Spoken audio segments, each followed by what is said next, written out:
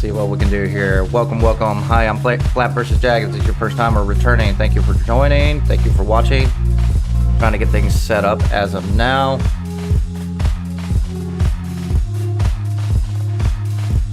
We'll get started in 1 second.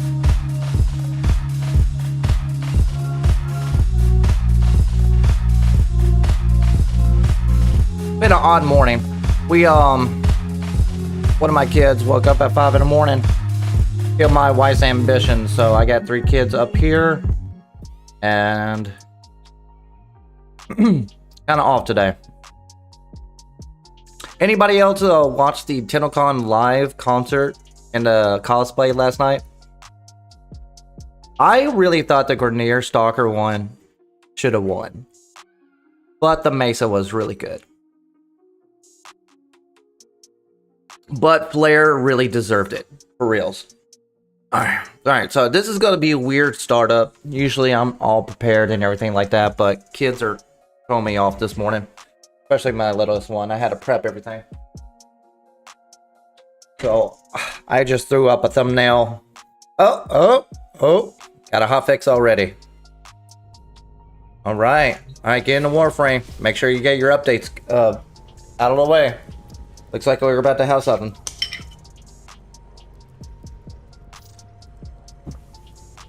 We're excited to share a love of the game with you and reveal what's next to Warframe. We hope you enjoy the show and cannot wait to see your reactions to all what we got in store for you. Tune in for the Twitch Warframe at 11 a.m. to kick off the TennoCon. Now we're going to watch the Soulframe one. Yesterday I was watching on Twitch. I do not have Prime or anything like that, so I'm not going to deal with those ads today. So we're going to watch on YouTube today.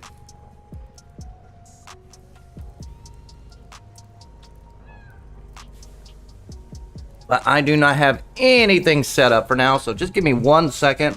I'll start responding. I haven't had breakfast. I haven't had one sip of my coffee yet. Remain in your missions until this is complete. Let me go in my squad. If I can read this. Oh, I'm missing a lot. Alright, so it says here, day of the TennoCon 2025 officially here. The TennoCon concert is a tough act to follow, but we have a day of full panels and reveals ready for you before the festivities really get started. We have this update to deploy. Excuse me. What's fixes and some behind the scenes stuff for today's events. Relay. Lita, quiet. We got a full day of events, whether you are attending in person or watching from home. Learn about what's happening today, including schedule, giveaways, and drops, and so much more over Warframe.com. It's also not too late to pick up a digital pack to access the special Baro. Now, if you do get the Baro, just make sure you got plenty of ducats. You do have a week of that relay, so you got time. So don't feel bad about that. I'm not going to get it because I don't need anything but Baro. I would get it for the Sayandana, if anything. We're excited to share our love for the game. And okay, I already read that part. Alright, so it's deploying now. Alright, let me check off my stuff. Chat, do me a favor. Tell me if the stream is good, audio is good. Get off the star chart to get away from that aura. Like we're going to get started for today. And this is the first time you're watching me. Thank you. I really appreciate it. This journey on YouTube is interesting at most. I want to be an entertainer more than a guide, lure driver, or anything like that. I've learned my lessons and I know what drives me most and what passion I want to go into. And I hope anybody here can join me on that journey, whether you subscribe, watch my stuff, or join me in game. I wanted to be a community. I've always wanted to be a community. Alright, let's see here. Let me set up my OBS to whatever we have here. Your channel. No. I think it didn't update. There we go. Got you set up. Let me turn off monitor. Oop. And we're good to go there. So I'm gonna watch the TennoCon live here on YouTube because it was having ads yesterday. I don't have like a Prime version of Twitch, so, and I don't plan to. Fuck Twitch. So we still got a few more minutes, so give me a minute. I'll update my Warframe. See where we go from there. Like I said, it's just a weird morning.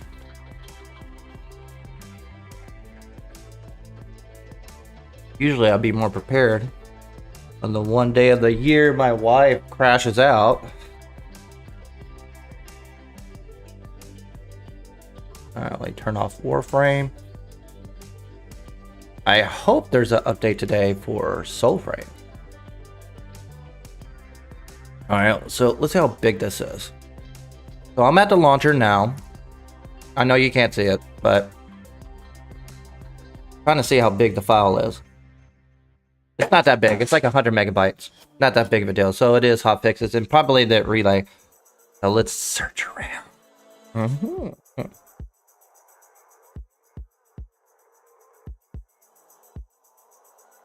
Oh, second sip. All right. All right. That bloop bloop from Discord is from the update on the fixes. We talked about that. Check that out real quick while we got it up here. So here's the notes.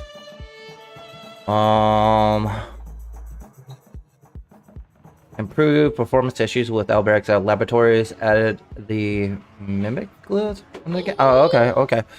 Changes on the hover, the tip junction to complete the advanced movement tutorial. And they codex. So this is a tiny one.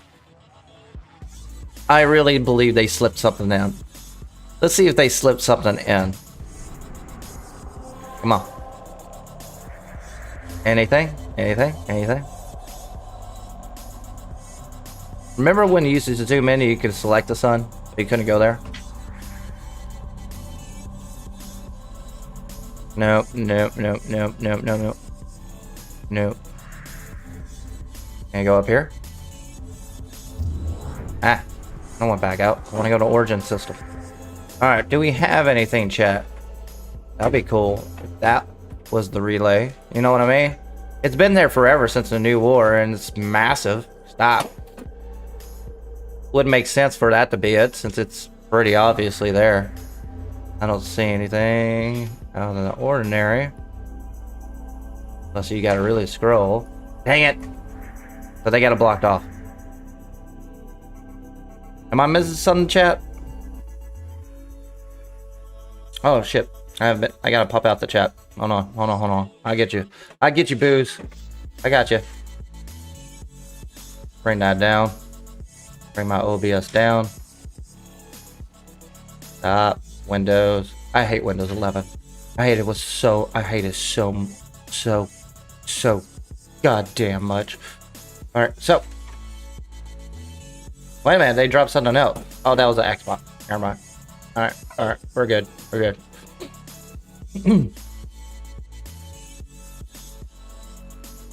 Yeah, they always fun to read. All right, what country are you from, sir? I am from the United States. What country are you from? U.S. here. Just more coffee. Oh, it's 2 o'clock at you at night. Oof. You have a lot of love. Props to you, for reals. Thank you for staying up for this. Now, my question for you. Let's see here. Let's make a bet right now. I like the interaction for now. Do you think... where's my notes? Select.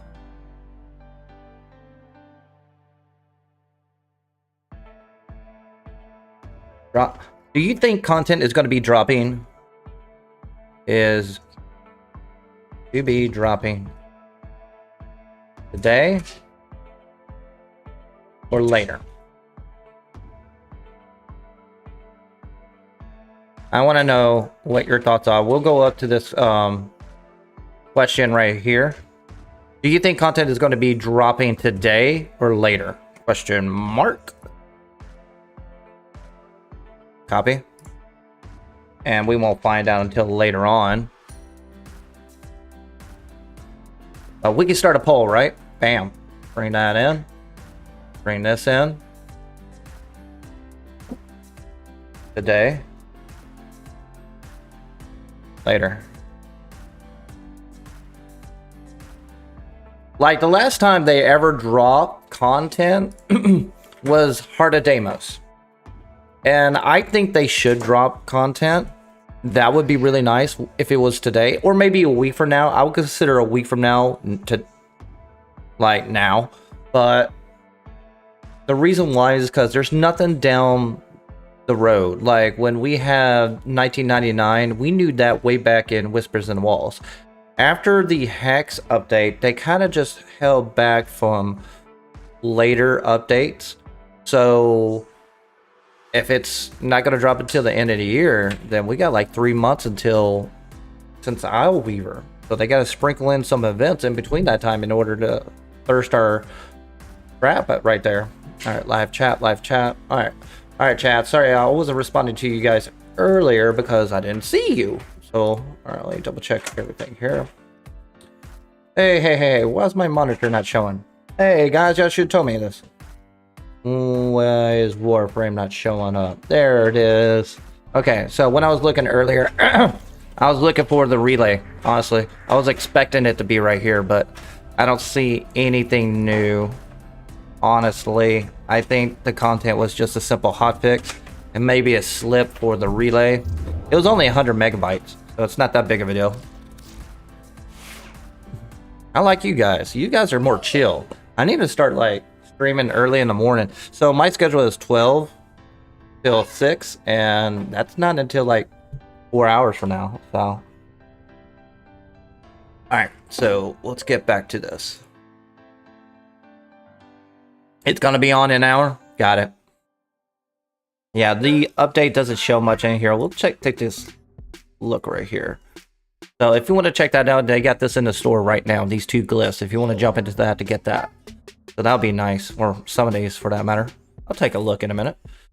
All right, we'll double check here, see if they live. I am not watching it on Twitch. All right, chat, did you guys watch the concert? I'll be honest with you, I bounced. I was like, oh, see, I like concerts, but I like being at concerts. I don't like watching concerts. But I watched the concert. I was like, holy shit, I should have streamed this. This is really good. It was way better than I was expecting. All right, let me see the response here. I know about.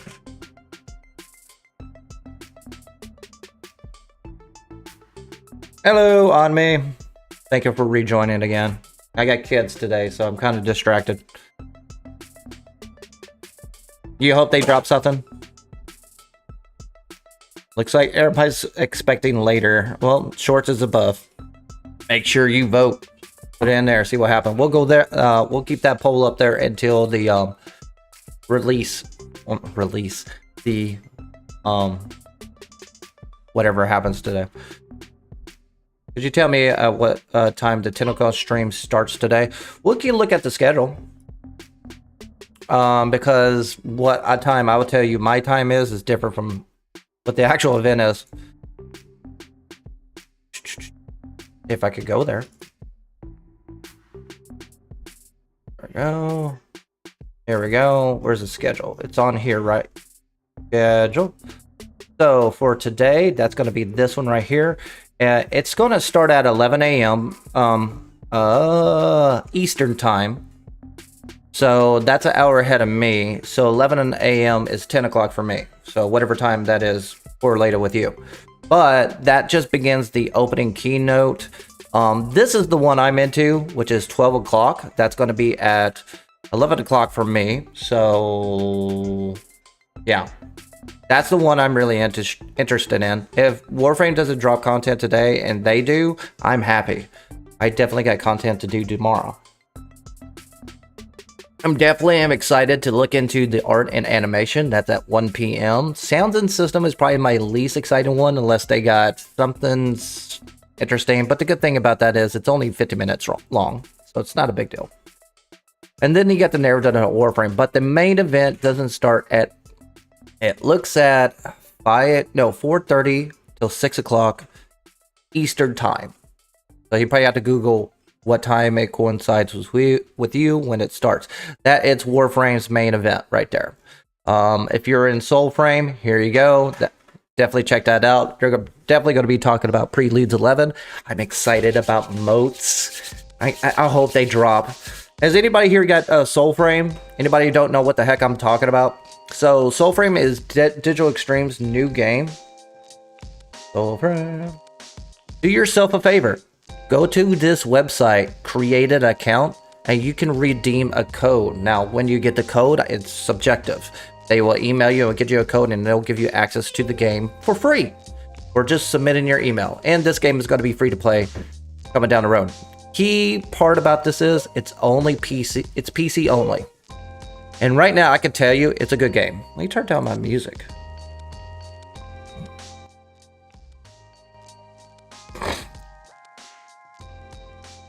I got Soulframe, but I didn't play it for months. I go back to it. It's a lot better. The biggest grind is still the factions, but they made faction grind a lot easier gameplay. And I don't know what update you are at, like from update 8 or Preludes 8 to 9, they open up the entire island.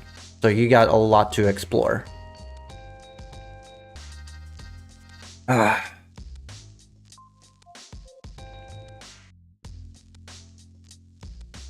Oh, picking about the audio. Well, there was feedback at the very beginning. Oh, or you're talking about the audio for the actual, like, television? It might have difficulties. Hello, I'm a new player. I don't know the concept of TennoCon. How do we get the drops like the quest in the game and watching the stream? So you have to watch it on Twitch for 30 minutes, but you have to link your account. So just make sure that you go to warframe.com. On the top right corner, you have to log into your account. Showing my email. Once you go here, you have to make sure that you link your account with Twitch to your account on Warframe. But you're not going to get the rewards until basically you watch it for 30 minutes. They'll drop it onto your website and then you claim it there. That's how you do it.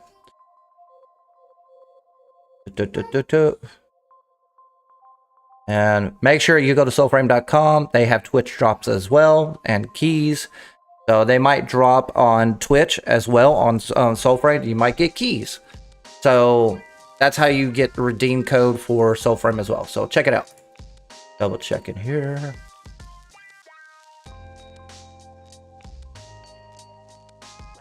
TennoCon Friday at 8. What? TennoCon day 1? Oh. That's the whole day. Got it. Sup, Mike? Thanks for returning. I appreciate you, all my returners. I love my base. So right now we got an hour. I just got time to kill. Update drop. So I need to find out if there's anything I need to complete. Let me double check it, and then if not, I'll build up a squad and we can see if we can just do something from there. Matey, no rubbish stolen. Perish the thought. Spoils of war. Got it. Suit yourself. Go to Dormizone, see if the Pretus has anything. I'm kind of distracted today because, yes, I'm hearing this, but I'm hearing this screaming in the background of a crazy wild child. Mama Bear dropped the ball this morning.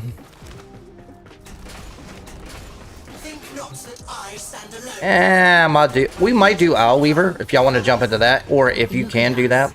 Chatting like old. Do you hear? Yeah, might as well get it. Let's see what happens. All right, companion. Nah.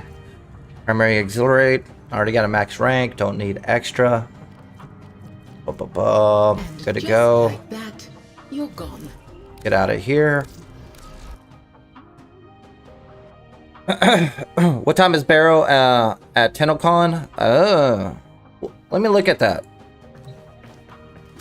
Also, I need to check out the market anyways. Okay, here's the stuff. So it's 90 plat for all of them. I would get the register loser, honestly. Or, ooh, Outrigor. Nice. So if you didn't get on the Twitch drop, you can buy it.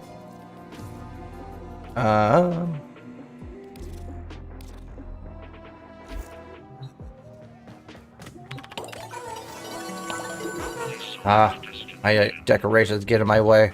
Screw it. See here. No, no. I don't think it's gonna be here. So check out the website. I need to bring up my stream, make sure I'm not showing things. Let's see here. Where is it? There it is. All right, let's take a look here. We'll keep this up because I have a feeling that's going to be a reoccurring question. Go to Warframe. So there's a digital pack. Digital. Go back here. TennoCon Relay experience. Goes TennoCon. Where is the? I mean, I seen it. I just don't know where it is. Where is it? Chat. Don't dumbass me where it's at.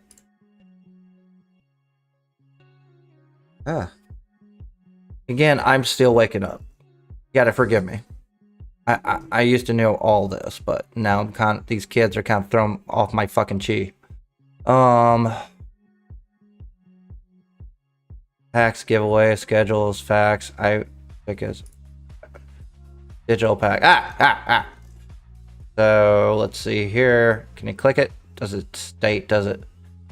Oh, okay. With access with the Baro TennoCon 2025 Relay, you can trade ducats for every item a Baro has ever sold. It will be open from July 19th, which is today, at 11 a.m. Eastern time. For me, so that's basically an hour and a half from now. That's when it starts. But you got it till July 26th. Farm ducats. If you want to farm ducats with me, we could do that in a minute. Let me check all of my stores first. And you got it till July 26th, 11 a.m. at that time. So basically to 25th, depending on what time in the world you are at. The TennoCon 2025 digital pack may only be purchased once per account. It is available for a limited time. Honestly, I don't need it. I would get it for this, and that's it. I don't know if there's anything in the Relay I need, or just stock up on stuff like Prime mods to sell later, but I got plenty already. They don't sell that well anyways, so I don't really care about getting it for that. You're actually wasting your money, so get it if you got plenty of ducats, or start if you think you got enough relics to get it. I mean, enough relics to farm what you need or want. That is perfect. Or you're just that person who's got extra money and just wants that Sayadana. You do you. I don't care. So, all right, back to stores.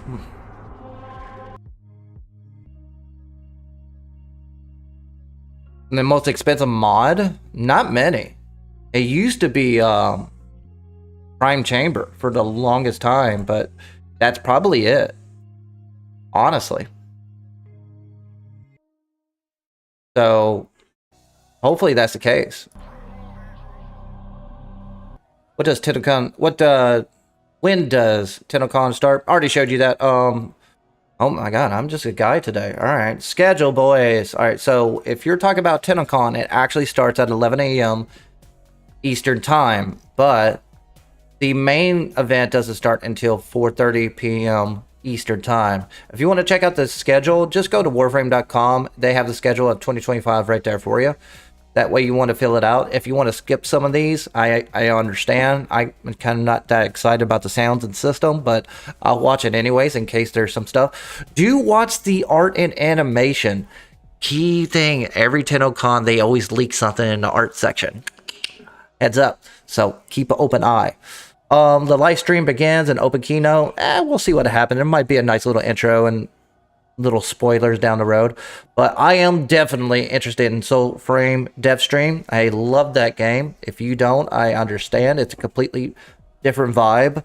But the narrative of Warframe, I don't know what that's about. Let's find out. Just has the people who are hosting and participants. So maybe they're talking about the future, their plans. That'll be interesting. I will be interested in that if they got like a history, a now, and a future coming in play. And then the big reveal will happen at 4:30. So make sure that you log in at that time. Also, keep in mind, get in Warframe if you can, because there is going to be a unique relay happening today. I have a sneak peek. All right, well, I got you guys hanging tight. Do you think the content is going to be dropping today or later? 43% says today, 57% say later. While on shorts, they say, do you think your content is going to be dropping today or later? 45% say today, 55% say later. Woof. Woof. Oh, no. I will say this. It would suck if they didn't drop it within a week.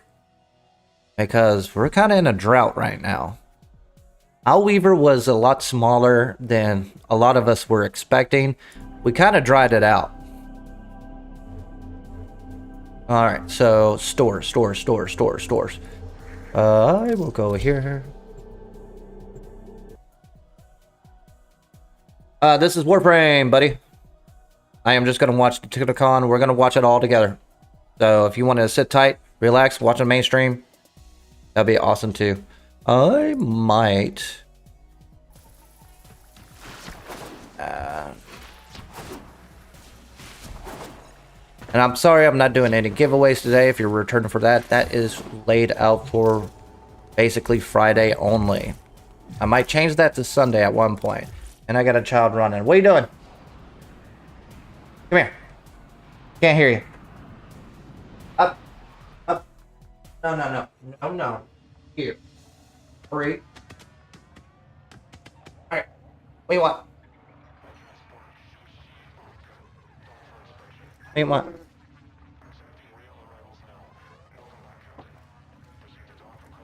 Those are not words. What do you want? You want banana? I can get behind that. Something. Know you because you're me. Alright, there you go. You're welcome, baby girl.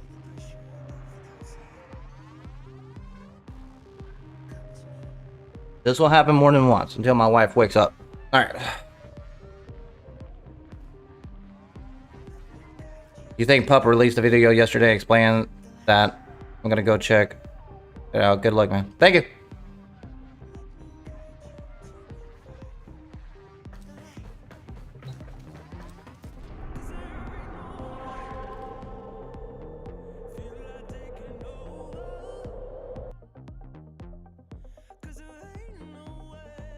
Hey-oh, thank you for NS.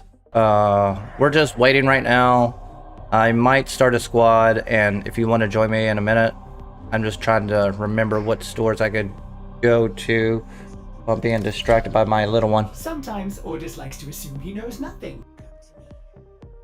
Is there any benefits to getting the Ember Heirloom, or is it just cosmetic? Oh no, it's not just cosmetics. It's true in-game. Like, that is all in-game right there, buddy. I know what it must have cost you to bring me these. But yeah, it's just cosmetics. And a lot of splooge! This ought to What type of special relay thing happening today? So, what? Dude, you are fucking up my cheek. What's up? What? You dropped it. Here.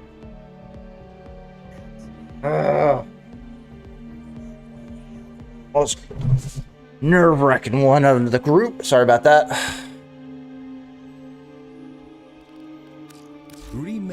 I had 3 of them. I had the right to cuss at my own child. So, okay, back to the question. Without a what type of special relay is happening today? There's going to be a special, unique towel relay. Whatever that entails. I can't even see myself. See here. Yeah, I'm good. I'm a little bit off, a little bit on shorts. Bring that up. And so there's going to be a unique relay happening today. Whether it's going to be on the Railjack system or is it going to be on the basically the Origin system, we don't know. I do not have like Warframe partnership. I'm in the thickness as you are. Yes, TennoCon is happening today. It's going to actually start in 30 minutes. The opening sequence will happen. I will showcase it on this stream too. It looks like I'm going to fill up a lot of questions while we go here. So, right now, I'm just waiting, checking out these stores. So, if there's anything I'm missing before the real event coming. Soulframe is going to happen in a couple of hours. So, I'm excited about that, for sure. So, someone really needs to get that stock. Right? Like, that was the best. I would admit, I felt that cosplay through and through. Mama Bear dropped the ball this morning. She's not helping at all. Thank you, dear. How the one fucking day of the year. They always do this. It aggravates me no end. Scurry back quick. Skippy hop. That means I give her shit for the rest of the day.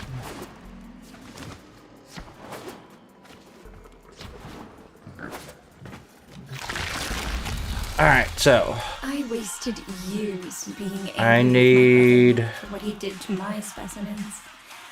Now I think they meant more to him than they ever did to me. just jamming with the song in the background.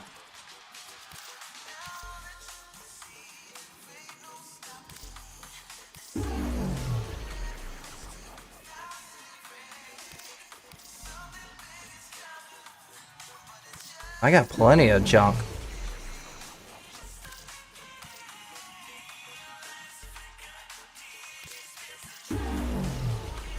Hey, Mom. Go with it. See you soon? Grandmother. There you are. See if that makes any difference. Shall we? Nope. Didn't make a damn difference. Ah. Oh, well. Goodbye, dear. I'll see what else I can unearth for you. I'm just trying to buy scenes for Capture. That's all I'm looking for. I got everything. John Warframe. Nice name. For Warframe. Nice.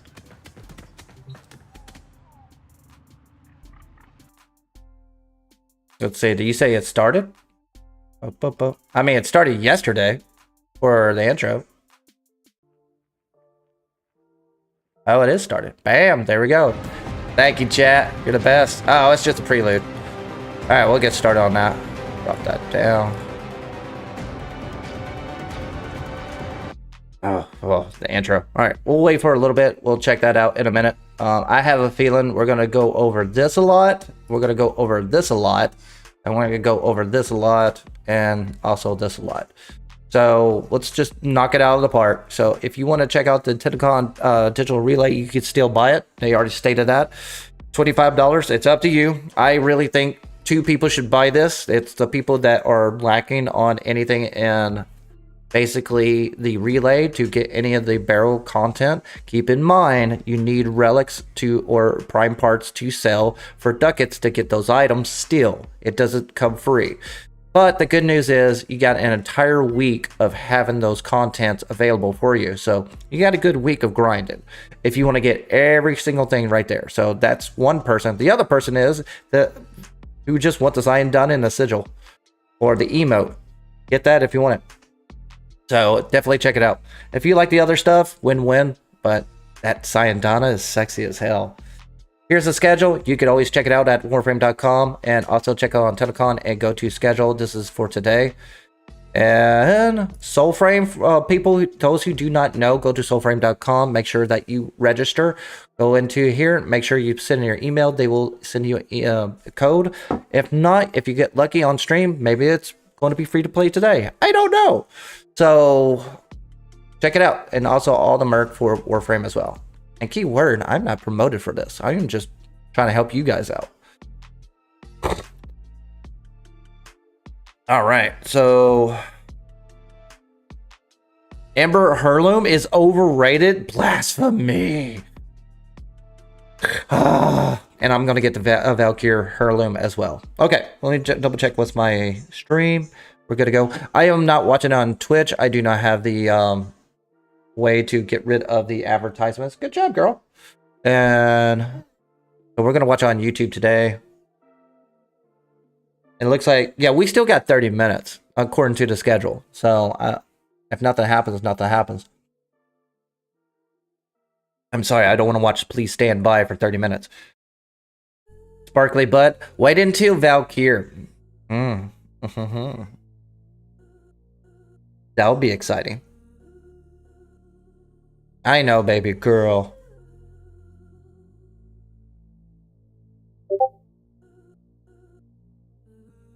Live stream. There we go. Emma, see you live stream. Okay, yeah, check it out on Twitch if you want to get the emblems and so forth. If you are linked with your account, so you can get the free glyphs and everything. Keep in mind you got to watch it for 30 minutes, and you'll get free stuff.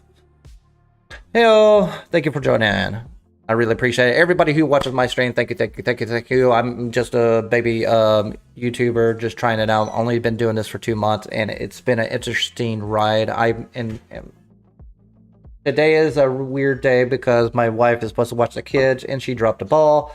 So I'm watching kids and streaming, and on the one day I want...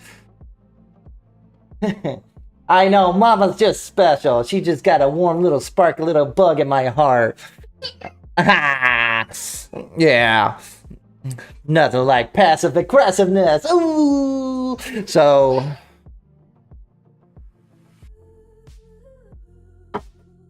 anyways, thank you for watching. If you want to sub me, like me, and all that good jazz, thank you, thank you, thank you. I really appreciate it. If you want to sub me, that's fine. I'm way past the marker. I need people watching my shit more than anything. I just got Gara Prime and Proteia Prime. Honest thoughts on those two Warframes. I'm not a big Gara fan, but I am a huge Proteia fan. I still haven't decked out a build. I know Gara is a good frame. Don't get me wrong. You have to build on her ability with her walls. But honestly, I like Proteia better. Straight up. Except for her fourth ability. I can show you my build. Here. If you want to copy and paste on my build, that's what YouTubers are for. Okay. We can go to Proteia, and this is what I've done. Basically, her kit is awesome. You can always remember, if you hold down the first button, you can... Shut up, Artist! So, if you hold down the first ability, you can get overshield, so stack up strength for that. Definitely want duration for the artillery. You do not need strength because the multiplier stacks up higher and higher and higher the longer it lasts. So it gets stronger regardless, so you don't need strength for that. Dispensary is their staple. I mean, who doesn't want energy, health, and also ammo for her entire squad? So that makes her a great support frame. And I replaced her fourth with Eclipse. Why? The only problem with Proteia is that she's kind of squishy, no matter what. So this not only adds damage ability to her weapons, but it also, in a pinch, if you slap on evade, it makes her basically less prominent to any damage whatsoever, and gives her a little bit more survivability. I tried everything. Arcane Blessing, more vitality, redirection, Arcane... what's the other one? I tried them all. All the Arcanes don't work for me, but that does. So, subsume that Mirage... Get Eclipse in there. You'll be fine. Don't do Nourish. She doesn't do well with Nourish. And 2, you don't need Nourish. You're just wasting it because why do the only benefit is Viral Procs. You got Dispensary anyways. So, and that's what I've done with Protea. But for Gara, I don't have, like I said, I don't main her very much. I can look at her. Yeah, I even leveled her up. That tells you how. Yeah, don't look at this.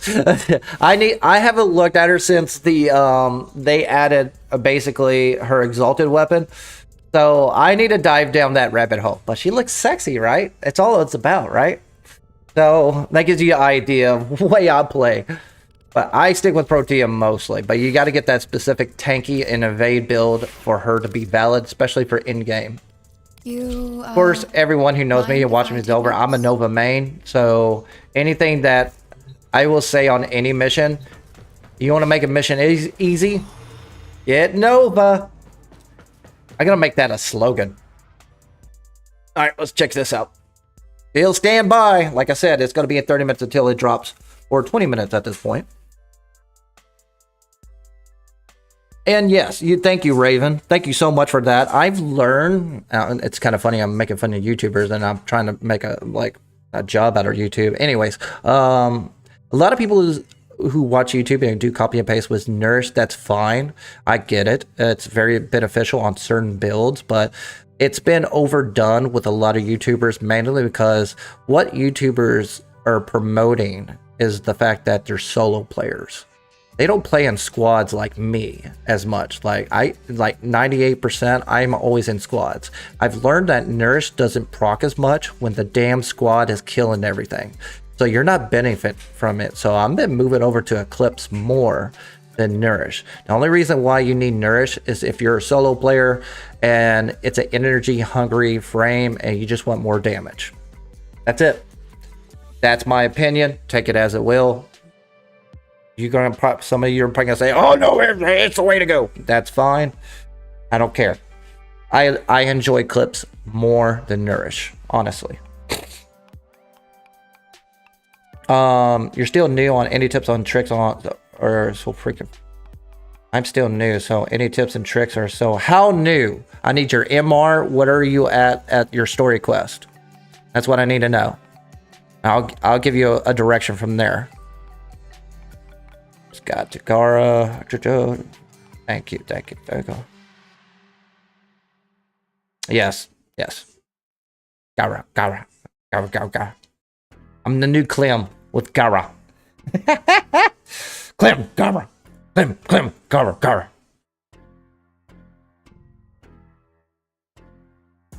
Alright, let me double check my stream, guys. Make sure everything is okay. Everybody's flocking to my shorts. It's kind of nice. You're 24? Oh, no. I'm talking about Sam. He needs tips and tricks. I need to know where you're at in story-wise. I don't care about where you're at in a starter chart. I just need where you're at story-wise and what's your MR. The only reason I need those two things is because I'll tell you what you need to complete story-wise and also what weapons to go after. Because they are MR locked. After MR 13, go wild. MR7 only just started the story after the second dream. Okay, you're pretty deep in. Can't remember what it's called. Okay, so second dream is basically halfway point. You need to basically work your way like beeline all the way to the new war. Get that out of the way. I call the new war unlocking the tutorial. And then you got the Zeramon, then you got well, you can't go back to Deviri. Stay away from Deviri unless you enjoy it. Zeramon, then you got Whispers in the Wall, and then you got the Hex. Then whatever's happened to basically today, we'll find out. We're gonna have a tile system after that. Well, here's the caveat about that, is that he does not unlock certain things if he doesn't go to the new war. So, and also the new war is pretty early. I mean, in order to complete the new war, you have to have Railjack, you have to have Necromex. That is 2 hurdles you have to do to get to new war. And that's the reason I always tell people, get the new war. Then your necromechs are out of the way, your Railjack is out of the way, and then you got all these side things. So you complete the second dream, so you know about schools now. And then you got the Kuva, or the War Within, and then basically you have all the factions available for you after the Kuva Fortress and so forth. So that unlocks a lot of things. Plus, after that point, you got the Kuva Liches and also the Sister Parvos. After the new war, you're good to go. After you complete the new war, again, go at your own pace. Do not rush it, but try to work your way to it. You can do all the nodes, all the side quests later at any time, even if you complete all the main story quests. That's the beauty about Warframe. You can always go back and do side stuff at any time. Not including the hard part, which is basically leveling up your Fortuna bounty, ranking, your Cetus ranking, and also your Deimos ranking, and all that stuff. So you got a lot of work ahead of you, not including Little Duck and stuff like that. So all your intrinsics and all the Deviri, you got a lot of stuff down the road. So if you like content grinding, Warframe's your game. They don't result. That's a good. Well, how he's going to get all the quests if he doesn't have access to everything? Think about it that way.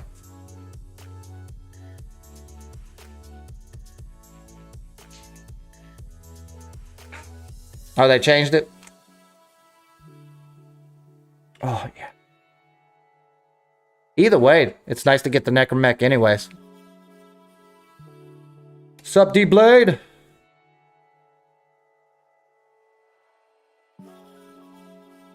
Yeah, they nerfed it, but still they need to complete it. So he's got a lot of work ahead of him. After the new war, go free. If you want to continue the main story quest, which I recommend because you will not have access to the Zeramon. Until then, you will not have access to the Whisper in the Walls or the Sanctum or the Hex. And then after that point, once you get to Zeramon, it kind of spikes on difficulty. I've noticed that a lot of new players have that benchmark. And that's the reason I always say the new war, because the new war unlocks everything except for certain basically tile sets later on. And then you can farm for all the mods. Then you can level up your schools, and that way you passively grow and get what you need to do. Or you could go back to, like, let's say, oh, I wanted to get Chroma, right? So I want to get all those other quests completed. Get the new war done, then go whatever direction you want to get. You want to beamline it for Steel Path? Be you.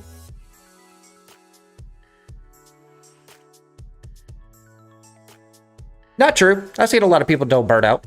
It all depends on the person. I mean, if he's made it to second dream, he's already surpassed a lot of people. You got to keep in mind, a lot of people who don't play this game at the very beginning don't last an hour.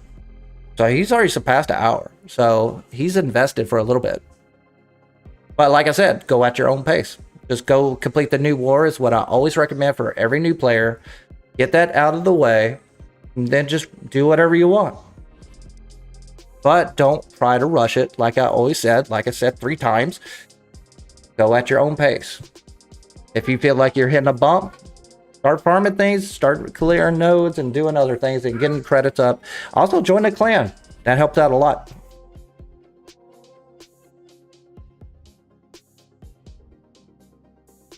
Yeah, definitely level up your Railjack a little bit. It kind of burns a little bit. That is a problem. This is a video I made a long time ago, and I wish that DE done a long time ago, which is replace all Archwing missions with Railjack missions, at least after Mars, because what they learn is that when they're farming for the equipment and also leveling up their weapons and getting all the mods, it's like a whole new island. And a lot of players are not expecting that. It's cool at first until they figure out the grind. And yeah, once you go to the new war, I have had so many players come up to me saying, like, it's tough going at it blind and not prepared on Railjack. That's for sure. And I wish they would replace all Archwing missions with Railjack missions. That way, new players will, 1, get into Railjacks earlier, 2, level up their intrinsics by the time they get to the new war, and their mods and their weapons. And it doesn't have to be a separate island. It could be on the origin system. I wish that is something, I don't understand that. It should have been in the Origin system to begin with. I mean, that's how they teased it way back in the day on TennoCon when they released it on Fortuna, when it went down to the Orvalis planet, and we could go into space afterwards. I made an entire video about that too.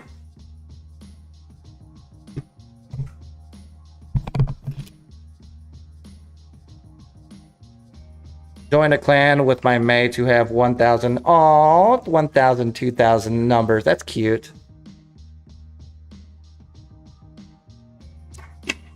You're a quarter of what I'm at. Combined. Actually, combined, y'all are at half. But good for you, man. Glad you joined a clan.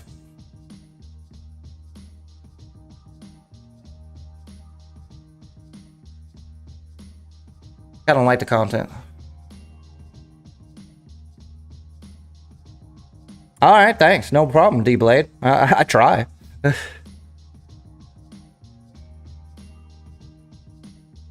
Oh, is it hitting hard? Are you talking my stream or the Warframe stream? Oh, of course, oh, that's Cetus.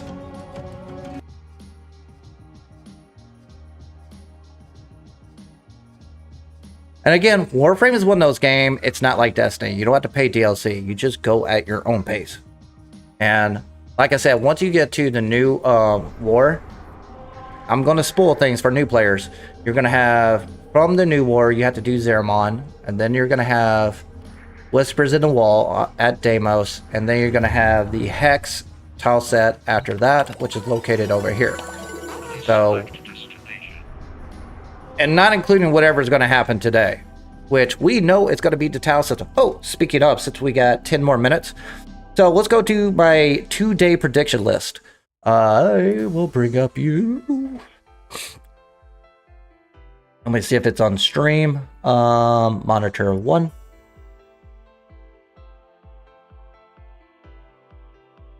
I need bring you up here. There we go. Monitor. Okay. So here's my prediction list. And let's see how close we're going to get to it. So obviously we're going to get to tile system on the latest update. My question is it going to be an island or a new tile set or a combo?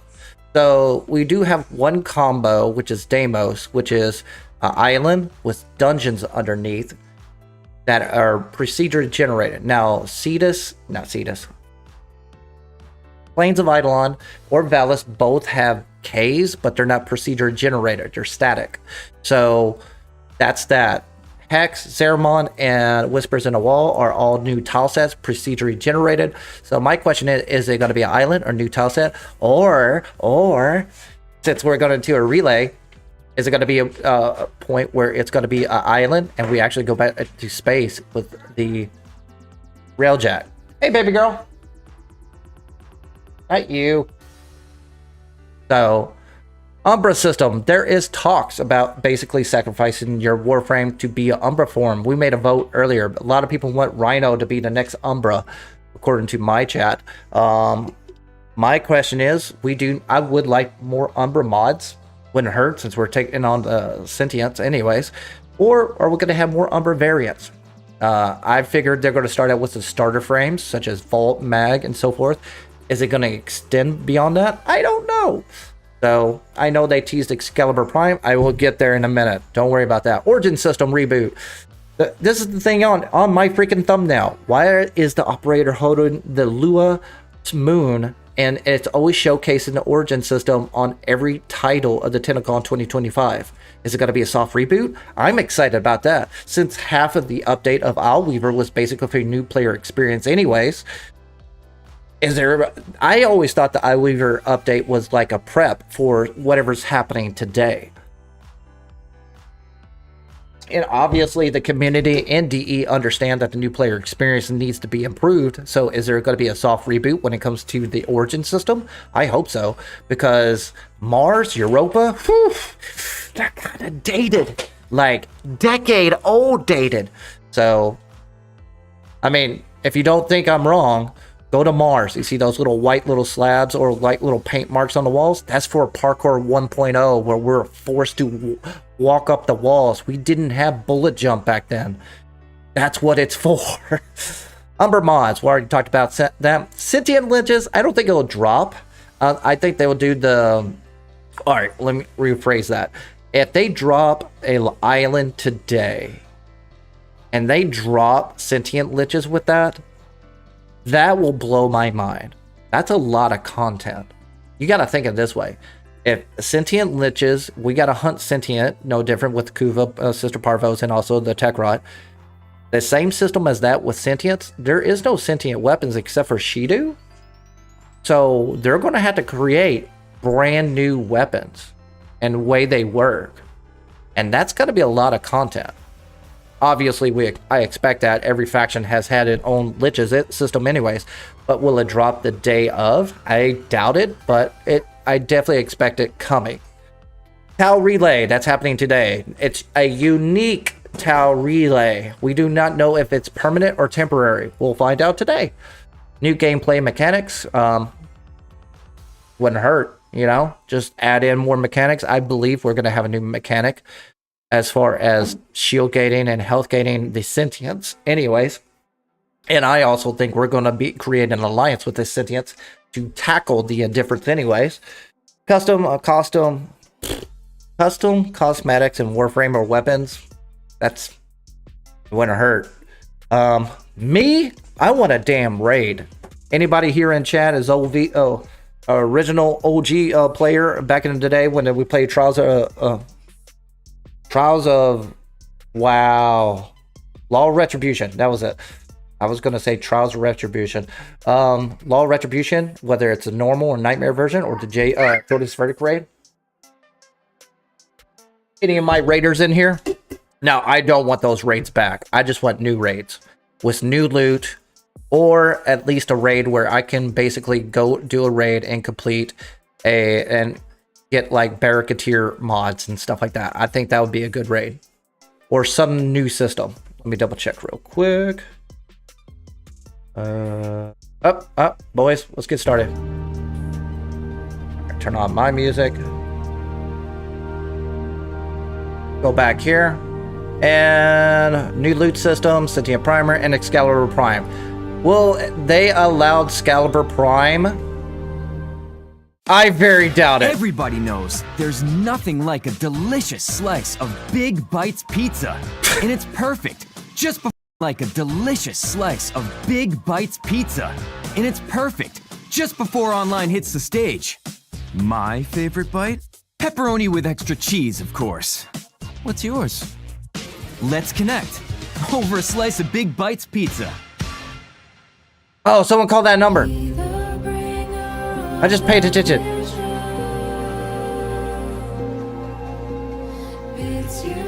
Hey, Sam. Welcome back.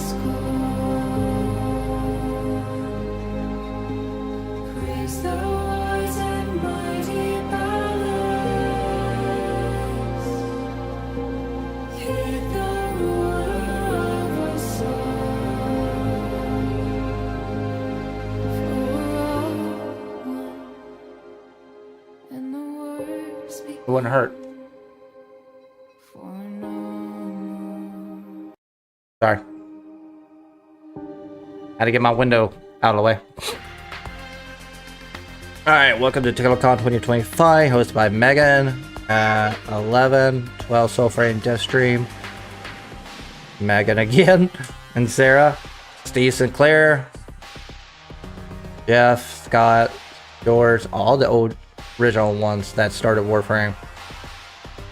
Anybody here who ever played Unreal Tournament, like the original one? Sounds narrative Warframe, so nothing really new. And Rebecca Ford, Steve Sinclair, Jeff, and Pablo at 4:30. Got it. So there's your schedule. If you want to skip some of these, I recommend everybody go to Soulframe, Devstream. Hopefully, Prelude's drop happens today. That'll be nice. We'll look into that.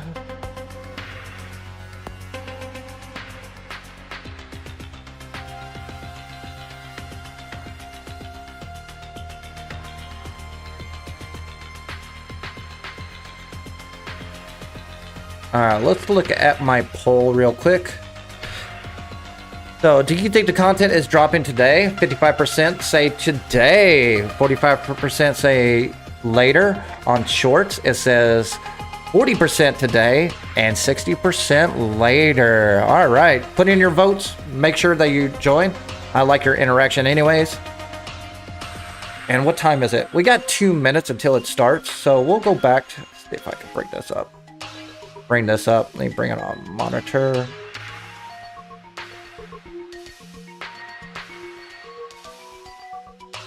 Where'd it go? Why'd it go all the way down? Sorry, trying to fix something here, but OBS is being OBS. So back to Excalibur Prime. Someone mentioned yesterday he might be turn this down real quick. Bring it all the way over.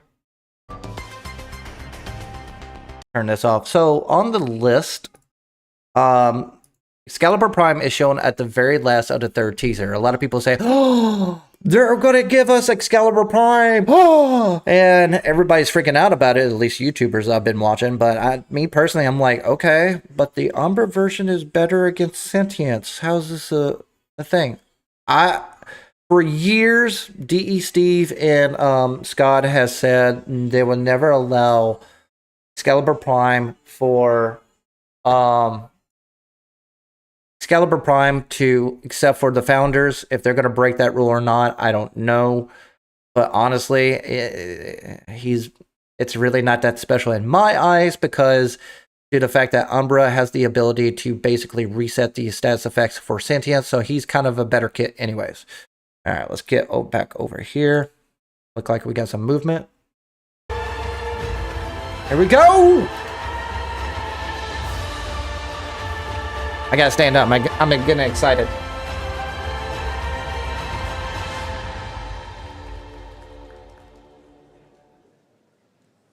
Hello, TennoCon. Hello.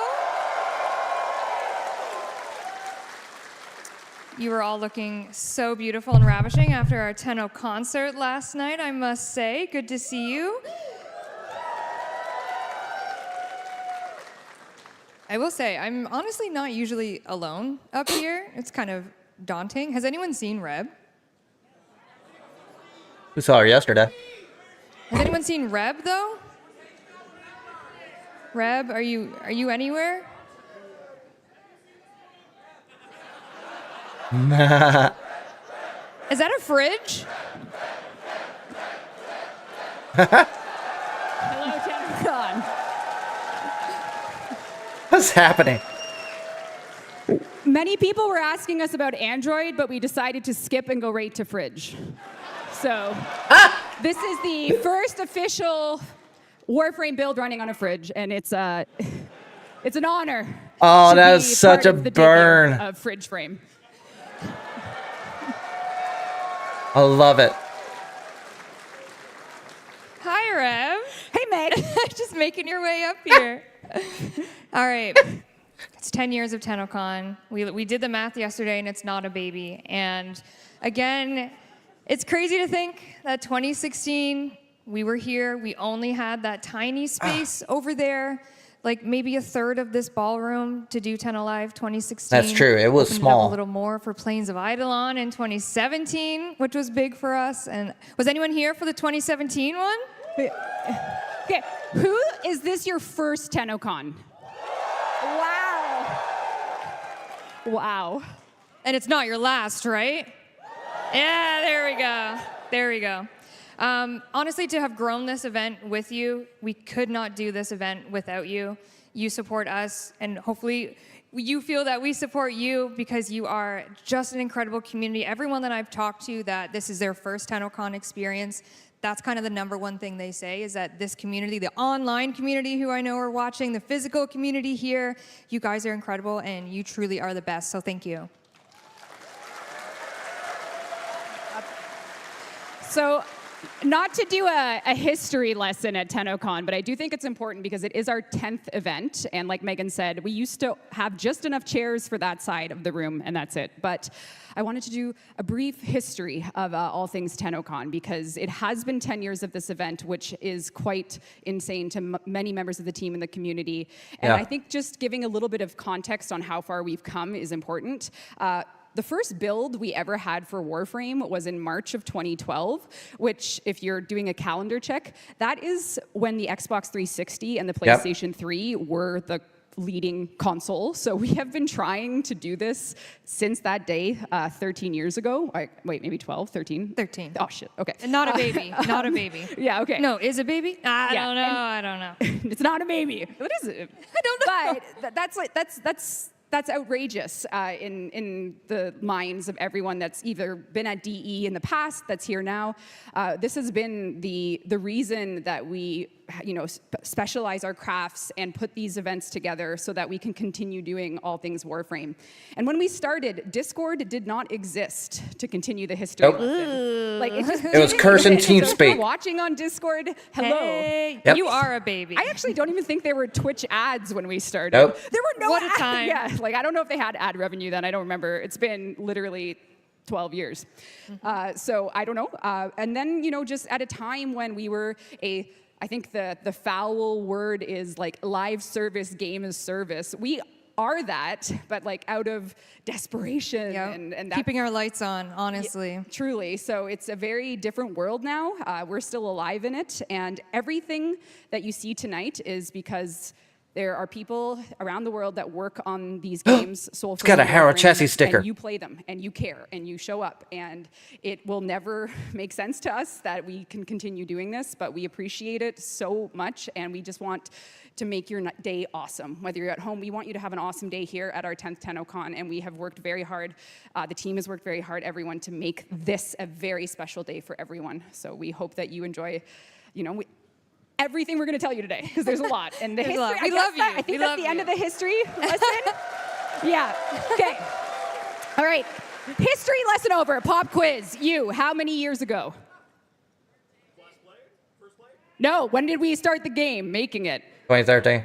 12. Close enough. Clyde, we'll take it. You Okay. passed. You passed. All right. I started in 2014. I'm joking. I'll be in the fridge. Find her in the fridge. All right, let's get into a little bit of housekeeping, shall we? For those who want access to a ASL and closed captioning stream, Nice. we do have that available at My daughter would love that. /Warframe transcription. Our team is right there, front of the stage, welcome. looking Oh, beautiful, she's too fast for looking me. ravishing. Oh, there she Love. is. Much love. They were also doing the Tenno concert last night, and I got to watch them jam out to that. So they are a talented bunch over there. And as well, 10 years of TennoCon. Fridge is the every main single year, character. Because of you all, we are able to do charity organizations. Move it over to the They give couch. Back to many, many organizations. This year, we are partnering with 2 of them. We're going to tell you about the first right now. The first is the Canadian Mental Health Association. And we actually have a very special video that was provided by CMHA, and I'd love to take a look at that now. In a world that measures worth by income, we measure it by humanity. Supportive housing means a future for people left behind. This is more than just a construction site. It is hope, potential, safety, warmth, and a place to call home. It is here that the Canadian Mental Health Association of Thames Valley Addiction and Mental Health Services has committed to building the first of 2 supportive housing buildings in London, Ontario. The goal is to safely house 115 people. Digital Extreme's donation of $100,000 literally will turn the lights on 2 That's not much. permanent It was a supportive variety of housing people. units, 2 homes. If you add it up. CMHA Thames Valley Addiction and Mental Health Services, every move we make is guided Megan by got our a dump vision truck. to provide critical mental health and addiction services, education, and advocacy to ignite hope and support change for all. By working together to provide the right tools and support, Londoners can reach their potential and thrive. On behalf of CMHA Thames Valley Addiction and Mental Health Services, we thank the team at Digital Extremes for this incredible donation And we thank all of you, the Tenno attendees, and congratulations on the 10-year anniversary of TennoCon. A fridge frame. Oh, that'd be awesome. Fridge frame. And we actually have Mandy from CMHA sitting over there. Mandy, I don't know if you want to stand up. I can barely see you. Welcome, Rashid. Thank you for talking. There she is. Oh, I want that Soulframe shirt. So Oh, I'm Mandy said it tired of being perfectly in the poor. video, I want but thanks to you merch. Here in London, Ontario, from the $100,000 donation that we're able to do because of you, we are going to build 2 homes for 2 families and support them through all of their, issues that they may have and just help them have a better life. So thank you for coming to our city and making our city better just by supporting us. So thank you for that.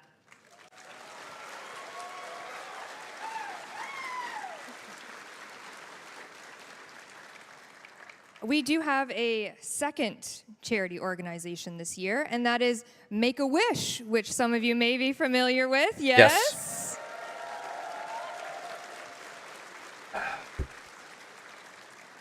So last year, we connected with James Conlon through Make-A-Wish, and he made his voice acting debut.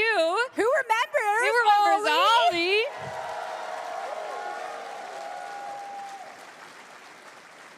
Voice acting Ollie in 1999, and we have something special this year with Make-A-Wish. So please welcome to the stage our special guest, Shauna from Make-A-Wish Canada, as well as the voice of Ollie, James Conlon, and his parents, Marianne and Paul. Welcome, Let's hear Rashid. it.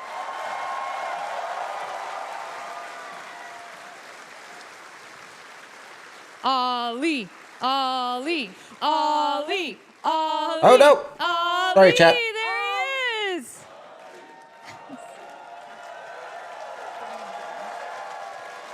Nice. Come on up, my Front friends. stage man. Front and center. There we go. I'm going to give the mic over to the wonderful Shauna from Make-A-Wish first. Everyone say hi. Thank you so much, Megan.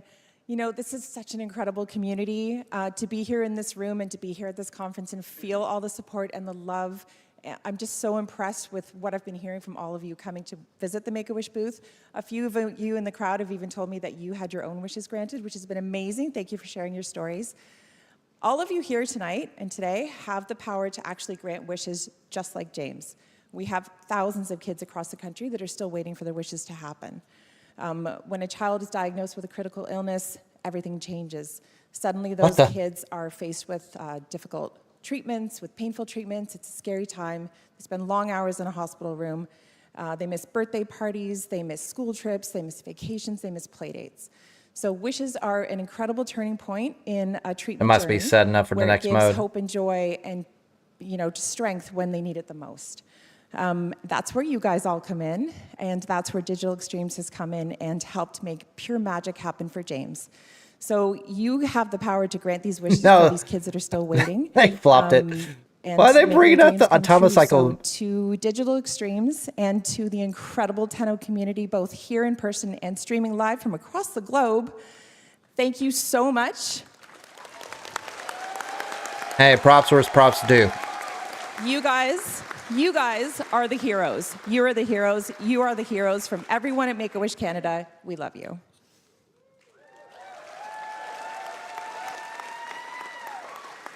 Rebecca wears the top with herself. Did you see how she did that with no notes? No, I threw it. Last year, through the generosity of Make-A-Wish... Now we just need a shirt with two team at fridges Digital kissing each Extremes, other. Our son James had his dream come true. Oh, He shit. became a voice actor. Oh, I thought you drew that. I said, that's good. He was welcomed with open arms, toured the DE office, met amazing voice talent, stepped into the recording booth and voiced Ollie, a character created just for him by Ronnie and Corey.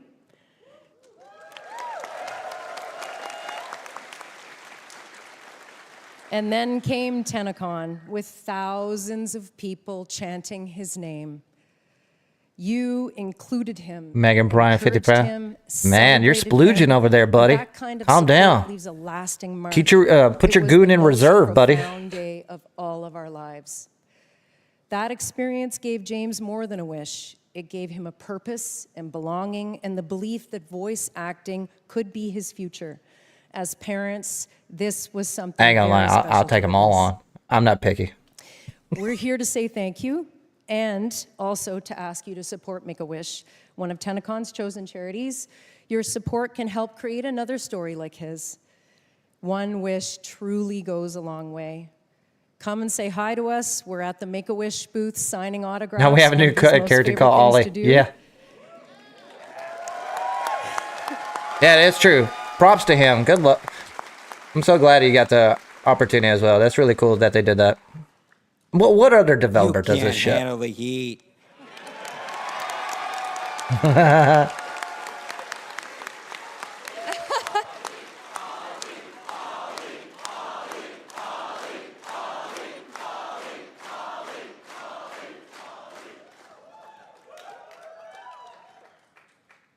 Thank you, Make-A-Wish, Kevin Lim, everyone at D, especially Corey and Ronnie, for making my life.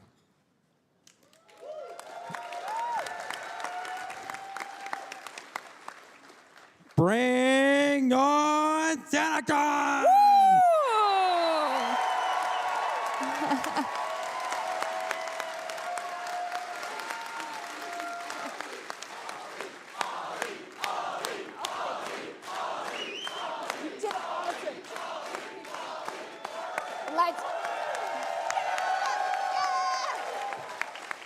Great job. Oh, thank you. Oh my God, thank you. Props. Woo. Autographs. Autographs in the Make-A-Wish booth today. As well, you can purchase Ollie floofs. They are for sale with our merch, and the net proceeds Sure. do go to Make-A-Wish. So if you'd like to donate through that way, you can get yourself a It's amazing talking about Ollie the floof at the merch store. So character. thank you for welcoming them onto the stage with us. Thank you, guys.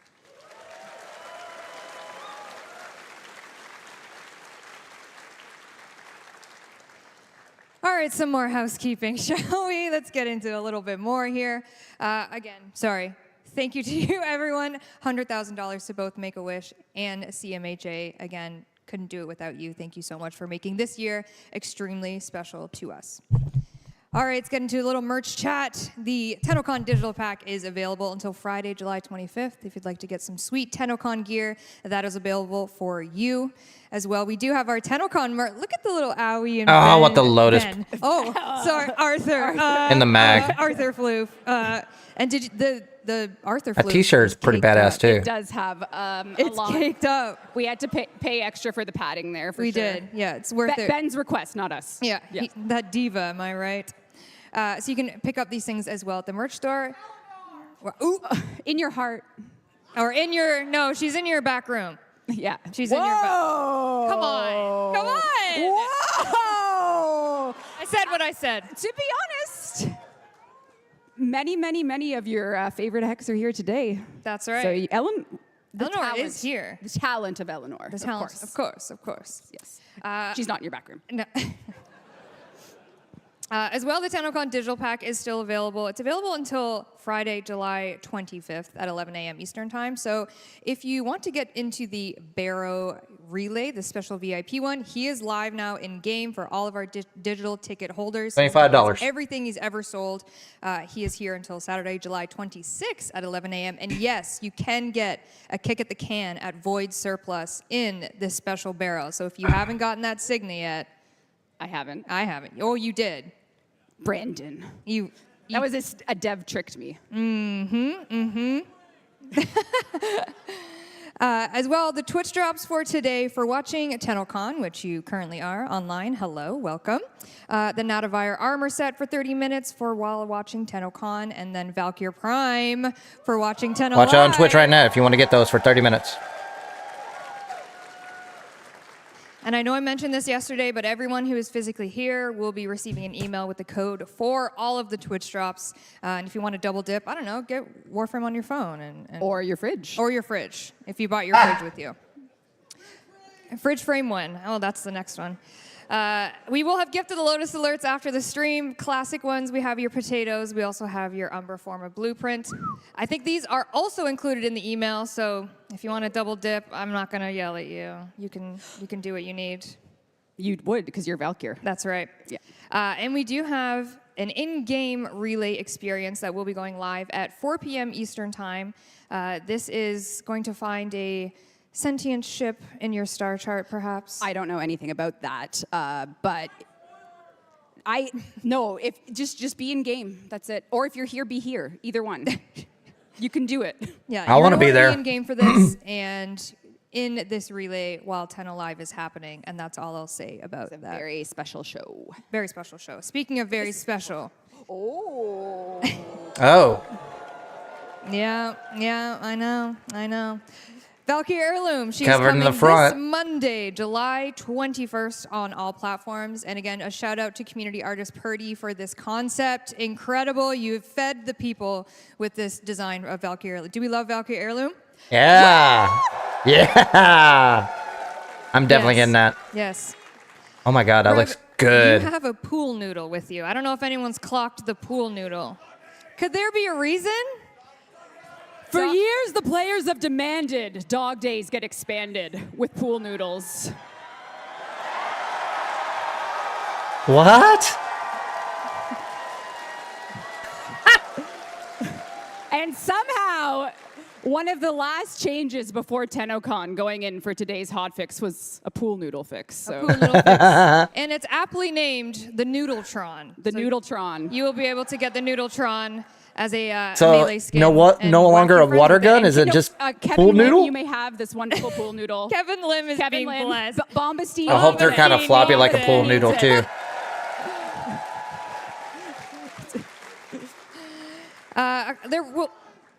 There will be some other new things in Dog Days as well. It starts August 6th, so you have a little bit of time. But we do have amazing new glyphs going in by Chicken Draws Dogs, a very familiar community artist. Yes. Nova. I get that Nova. That looks pretty good. Loki is Featuring invisible. the Blobs from last year. We didn't know about the Noodletron yet. We could have had it in there, but that was our bad. So August 6th, you will be getting Dog Days and the Noodletron. You can whack your friends. It'll be great. That is outrageous. Come on. And that's it. That's all. That's our reveal. Thanks for coming. That's Tenno Live. That's it. No, it's not it. Wait, you got more later. Don't worry. I just want to remind you of some amazing giveaways with some amazing partners we have. These are all you're not gonna giveaways through Gleam, but we do have some amazing. You're gonna get wait until Mesa gets a heirloom skin. I can see that. Here, if you would like to participate. Mason in that does online, need a as well. heirloom skin for sure. The secret lab chair with a proper which I gotta hat. say, Reb, you want to crank me back? What am I doing? Crank me back. Crank it? Yeah, crank me back. This button here. Ready? 3, 2, 1, go. Oh, yep, there it is. Okay. There it is. Look at that. Look at that. You could be so chill. You could be so chill. No, it's at 4:30. Anyways, the main event is at 4:30. Incredible. Wait, are we giving Eastern this one time. away? I don't think you want it after. Okay. I've been sitting on All it. right. That's for Omega Gaming. Guys, I run hot. Okay, that's it. That's all that meant. And then as well, the most comfortable footwear in the game, Crocs. We are doing a Crocs.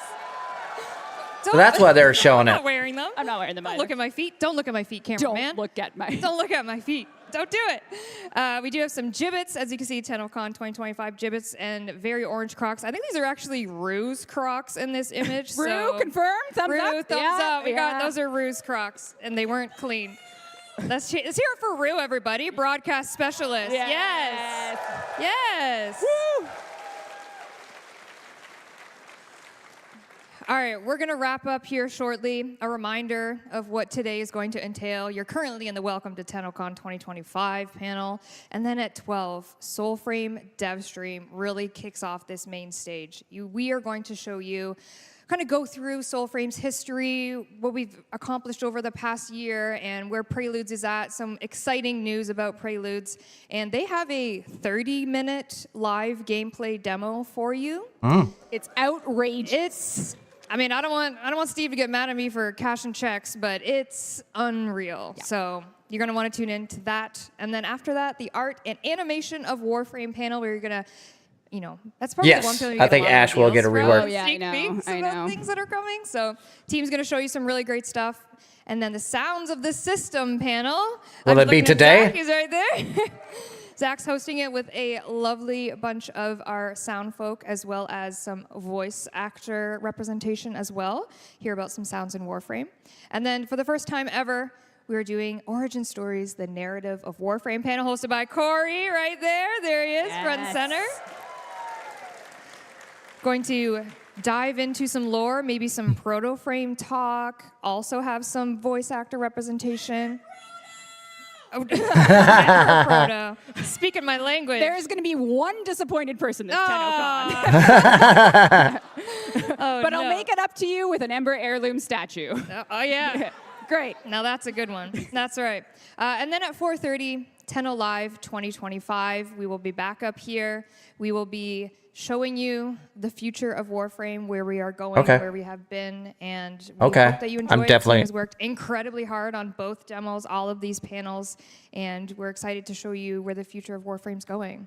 It's true, and I did rehearse my closing remarks, because there's 2 jobs on the line. What? Brad is signing this, so if I screw this up, it's going to be dangerous. As of this speaking point, there are 566 registered users on the Digital Extremes Slack, which are people that are, whether they're co-ops for our social media team, part of our culinary staff, every single person. There's 566 of them right now. There's many that came before, and there will be many that come after, but this day was brought to you by those individuals. So if you see any staff that are willing to, say hi, they are the team that makes this possible. We say it every year, but it becomes more and more true when we just have to keep everything going. We must, and it is our honor and our pleasure. And to everyone at Digital Extremes, past and now, thank you for anything and everything you've done. This is a day for community and devs alike. So thank you all. See you in the Soulframe dev stream. That's right. Next up, Soulframe at 12. Get a snack, get a drink, get a break, stretch your legs. We'll see you back 30 here minutes. for the Soulframe dev stream. Happy 10 years! Happy 10 years. Thank you. Happy 10 years!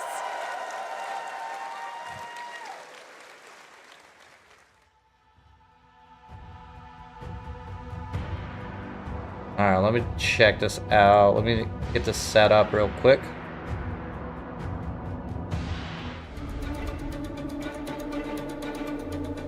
Make sure I don't miss anything. All right, turn this music down. All right, what do you guys think so far? That Hurlim skin for Valkyr? Oh yeah, oh yeah. I'm definitely gonna dive into that. See if that relay has popped up anywhere. Where are you? If you're anywhere. Nope. I guess they're gonna lock it down until whenever they get an option to do so. So, I'm going to take a small little nature break. I'll be right back.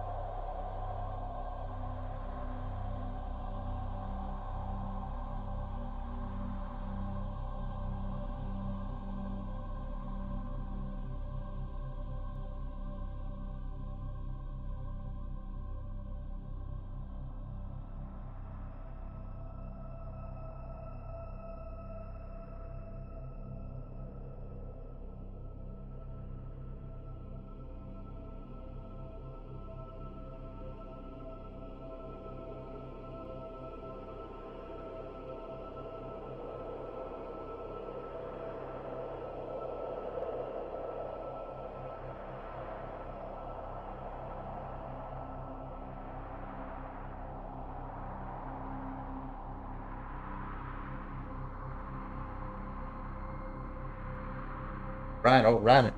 Alright. So, I'm back. Thank you, thank you, thank you. They did. They said the Valkyr Hurlem skin is going to be on Monday. I'm buying. Who else is going to buy the Valkyr skin? Anybody else? That's a trailer. We could drop back in here because the next stream is going to be 30 minutes from now. It's going to be basically the Soulframe stream. Anybody here do not have Soulframe or wants to know how to get Soulframe?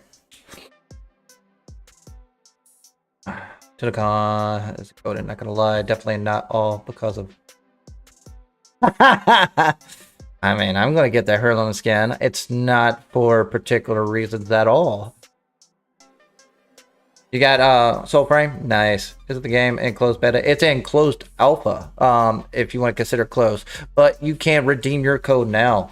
Meaning that in order to do that, let me break this down. I can play this in the background if I can bring it up. Make sure you go to the soulframe.com website and actually log in. You can create an account. Once you create an account, it'll ask you to basically redeem a code.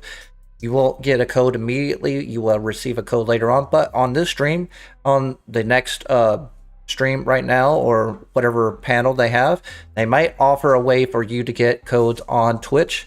Hopefully that's so. Get your chance to get a code there, and you get the access to the alpha. All you're requesting is your email account, and that's it. Not a bad deal in my opinion. Ooh. What we got? Easier than ever to get connected and stay connected. Let's stick with this. With only 4 compact discs, you can get all of internet at your fingertips. Create your very Anybody own ever remember AOL? Space to put your stuff. Netscape. Virtual message for you. Feeling overwhelmed? Don't worry. Here to help you is our virtual assistant Drippy. I do. All of your KOL needs. No need for waterworks. Drippy is here to help. KOL. Get connected. Stay Nice. connected.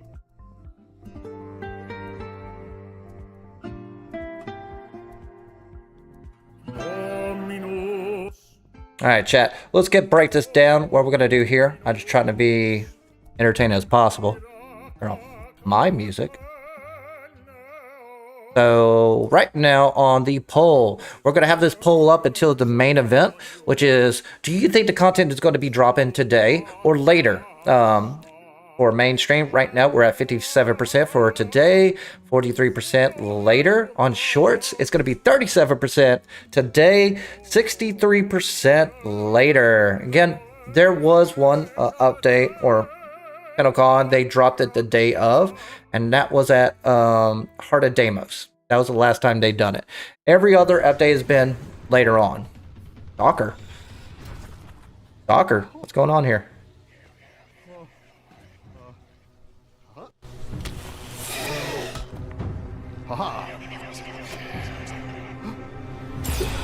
Is it buttered sided down? I might have to check that out in a second. We got time to kill. Again, we got butter sided down. Boop, boop.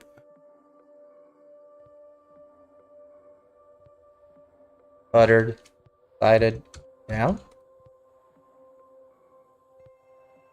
Check it out. Alright, checked it out. I don't see it.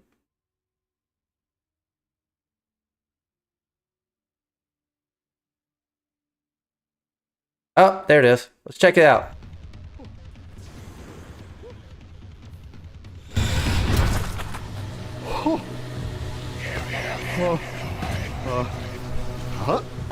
Potato.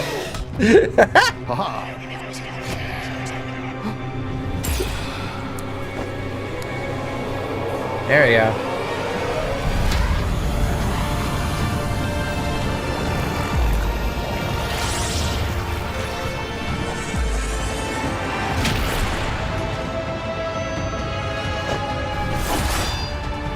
Okay.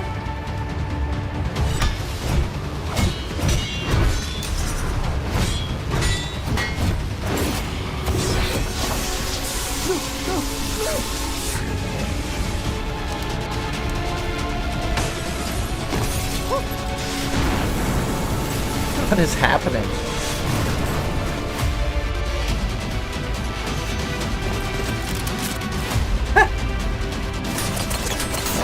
Oh, that's tight.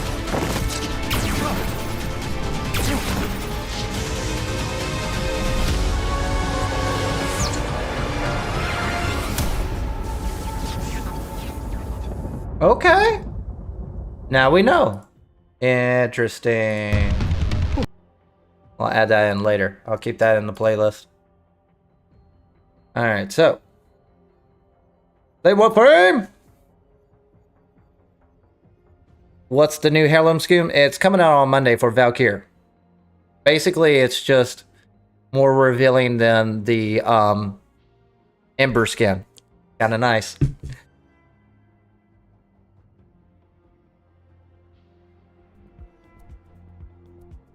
Alright, well, you catch up with chat. Isn't the game in closed beta? Yeah, we already talked about that. I tried getting in my code, never got it. Big sad. Yeah, it took me about 3 months until I got mine, but I think they fixed it since then. It's pumping out faster than before. I've been seeing some of my clan mates finally getting theirs really quickly, and they say it's like only a month for them, but they probably fixed it where it's in a couple of weeks. Hopefully you'll get some today.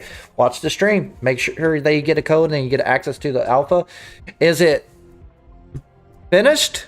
No. But is it fun? Yes. So as long as you like a Witcher 3 light MMO, you'll like Soulframe. That's the way I look at it. Alright, let's take a look here. What's new? Heirloom skin. Already answered that. Yeah, play Warframe. There we go. Alright, we're good to go from there. What's up with this?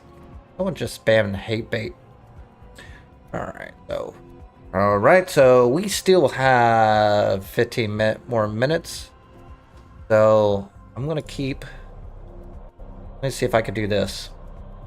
I'm gonna try to keep it on OBS. I'm gonna play a little bit.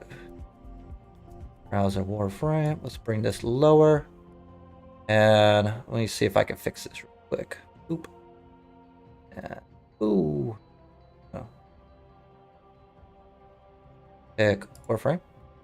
Okay. Not working. Hang on, crew. We're trying to make it where I can show everything.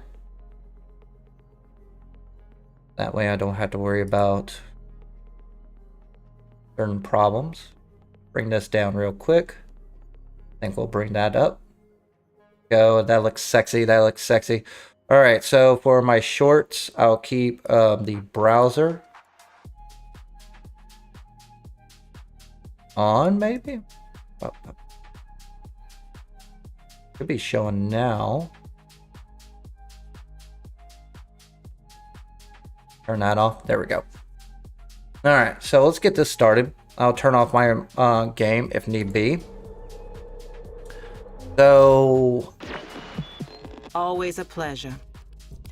Like I said, I got nothing much to do. Already don't. Oh, we got something new. Celebrate the 10 years of TennoCon. Day 2 of TennoCon 2025 is about to officially kick off. To and into Twitch Warframe. Okay, so yeah. All right. So while we wait for a few minutes. Let's see what else I need. Gosh, I got a lot of. Oh yeah, my login reward. So what can I do in 10 minutes? Let me knock out a Owl Weaver mission. Just whoa! Oh, there you go. Barracuteer is here. So if you got the TennoCon, make sure that you go into that, get to your TennoCon, and get all the goodies that you need to do. Also, you need ducats. So if you need to do relic runs, make sure you knock that out. Let's see here. I'll do exterminate real quick. Oop. Hope you know what you're doing. I need to do this quick.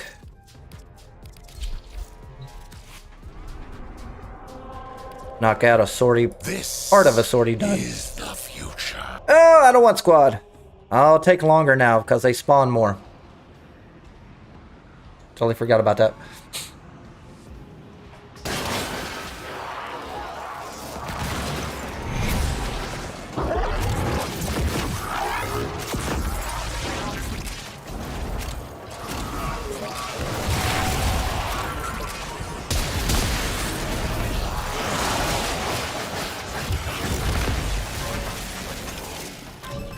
Press the button on the door.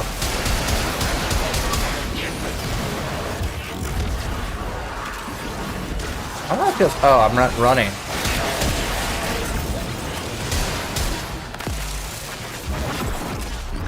Stay focused. There's a heavy unit. Ah, there's a vault. Vaults always screw up everything for me.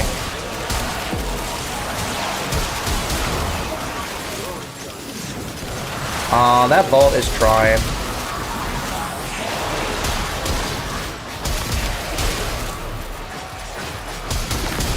The enemy is broken. Well done. Now get to extraction.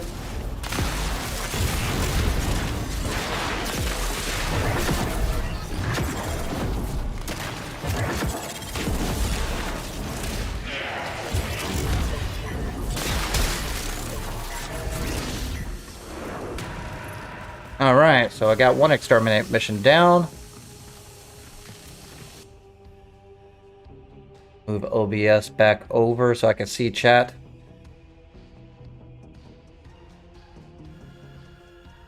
Just bought a house with a whole bunch of boosters. Nice. More the merrier. I played Witcher 3 when it was still new and it was dope then. Still dope now. That's true. Witcher 3 is pretty much a great game. And this a theme going on recently that older games are getting played more than newer games. At least on MMOs.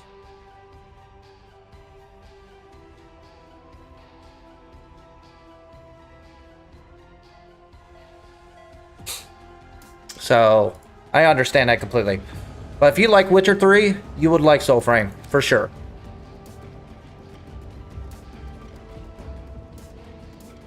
Yeah, well, my problem with Vault is that when I do relic runs, I go with Titania without Razor Wing, and oh my god, it throws me off every time. And I'm not saying Vault isn't bad, I'm just saying it just throws me off when all of a sudden he does his ability and I had to go faster. I'm like, alright, I gotta compensate for this now. This is the future. Let's see here, what could I do? Let's do Nova. You are now rocking with the Kaya Nova Velasco. Gotta go fast. Come on. Go fast. Go with that.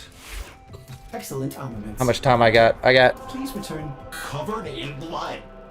Safe and Since it's a rescue mission, not a big deal. Everybody's like, go fast build. You'll find out. Yeah. If you want to see crazy speed, get a Wisp maxed out and Vault combined, and it's just go boop all the way to Orb Valis. Come at me, biatch.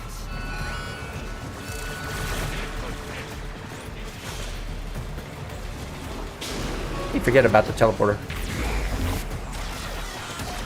Oh yeah, powers. Hardcore science really is the same thing as magic.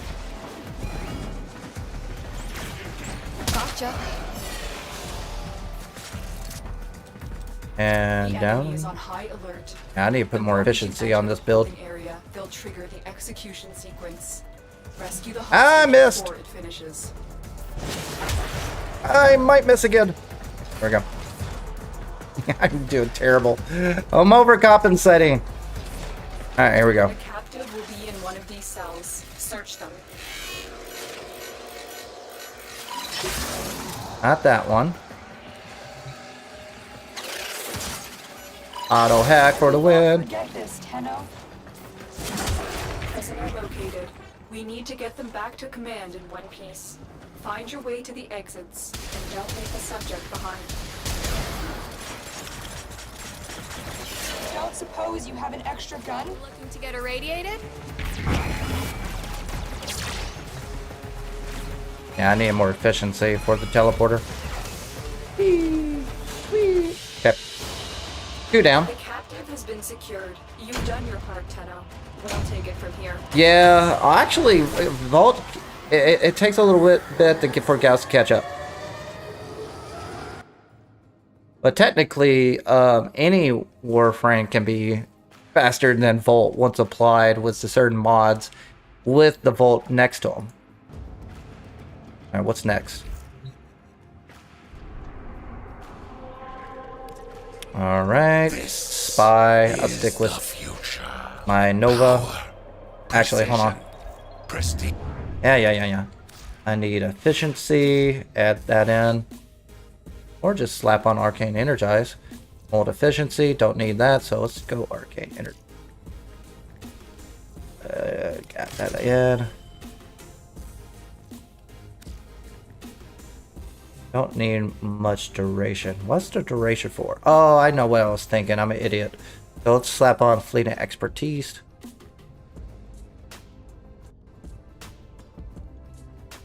For that. I don't need. Maybe I can work it out. Nope. What does that do? Sprint speed. Slap that back on. Constitution. We'll slap that on. Perfect. Operator, you have This Constitution just adds duration. I don't need that much duration. Alright, let's go. Let's see if I can do it in 15 minutes. And then we got the Soul Stream coming up. Talking about preludes at 11. And hopefully by then we'll find out if they drop the content for Soulframe. I'm definitely diving into that. I'm excited for Soulframe more than I am with Warframe, unless they drop bangers today. I could be wrong. Get it, get it. Oh, I'm so good. Ah, shit. Jupiter.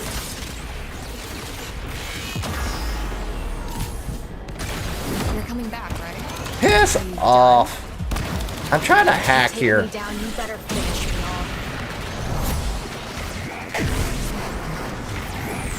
Put on some armor and I'm good to go. Be on the lookout for increased security measures.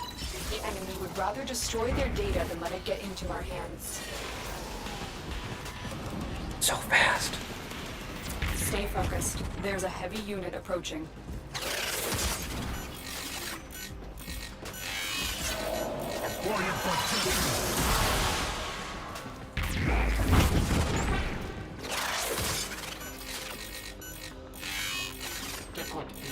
Ah. Nope. There we go. Solve that quick. Oh, I hacked that. I wonder if anybody's seen like someone hack a console. My missions with Novas like me. Oh, now you have. Looks like heavy activity ahead. Oh, come on, auto hack. I need time. And jump down. Boop, boop, boop, boop. Some energy. That efficiency helps out a lot.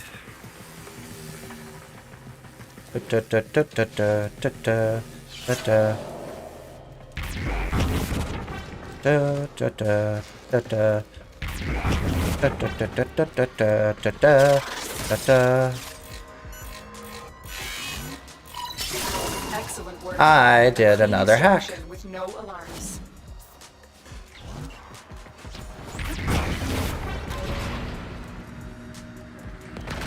Could I maybe run some tests on you sometime?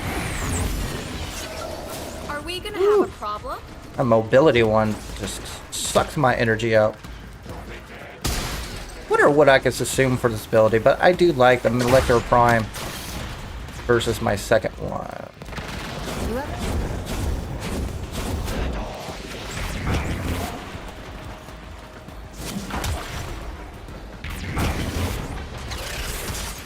Really?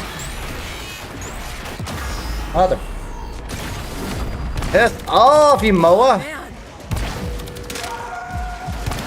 you see who got me? Yeah, I saw him get you. Now, hack the rest. There we go. Stay focused. There's a heavy unit approaching.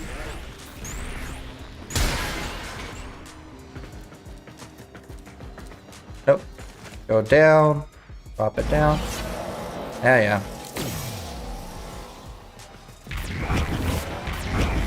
No, don't get up. Fuck it, idiot. Ah, get up! That's the reason I had Constitution. Let's get to cover.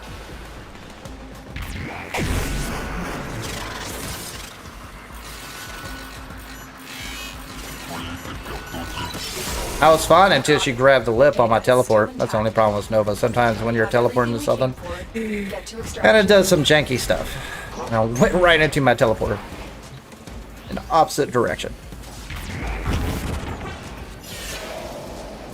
Running, running, running. Whoa. Going so fast, I'm floating.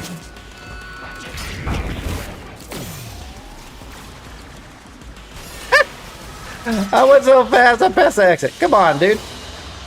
Mission complete. Excellent work, Tenno. What am I building?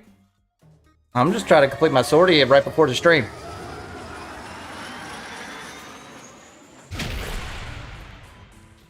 Give me a more specific question, Igris. Alright, I got a Riven mod out of that. Yay, me. Alright, well, make sure we're all the way over. We're good.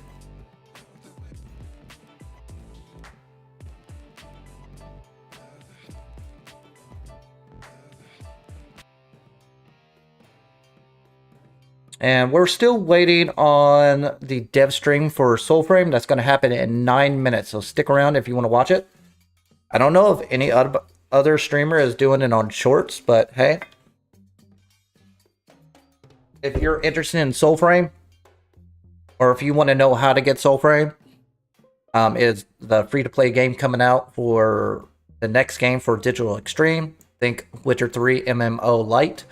It's fun. It's very arcadey. It's not like in-depth as of now, but it's going to have mechanics later on similar to Warframe. I think mods. Mods for Soulframe are called emotes. And I think that's dropping on the next update, which is Preludes 11. And I'm really excited about that. I think it's going to make it a lot more fun and interesting.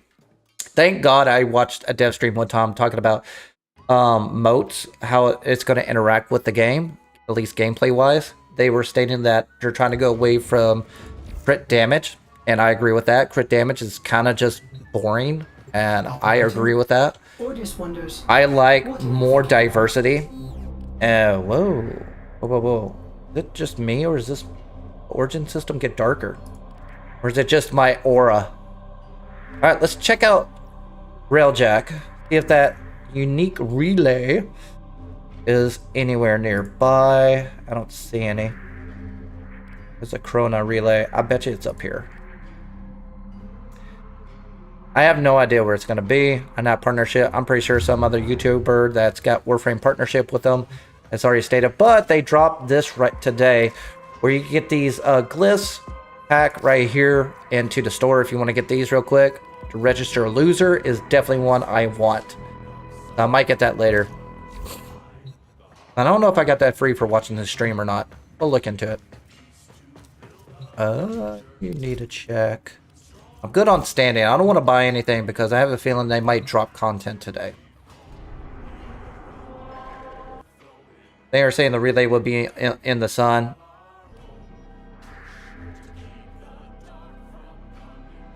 So it's going to be right here. Yeah, I remember this used to be a waypoint earlier. It was a bug and they fixed it later, so. Okay. Thank you, Duncan Moon Moon. Opinion shock augment. Isn't that the one that applies basically electricity on your abilities? That's unbelievably great for melee influence builds. I think I have that. Hi, I'm Kaya. I'll be your doomsday device today. Because my Vault, I don't really main Vault, but I do like him as a melee build. And he's absolutely great for melee influence. Here. Then that's it. Oh. Hold on. I heard the audio twitch out. Alright, I got 6 more minutes. We'll pay attention to this and I'll start answering questions. Alright, do me a favor. Vote.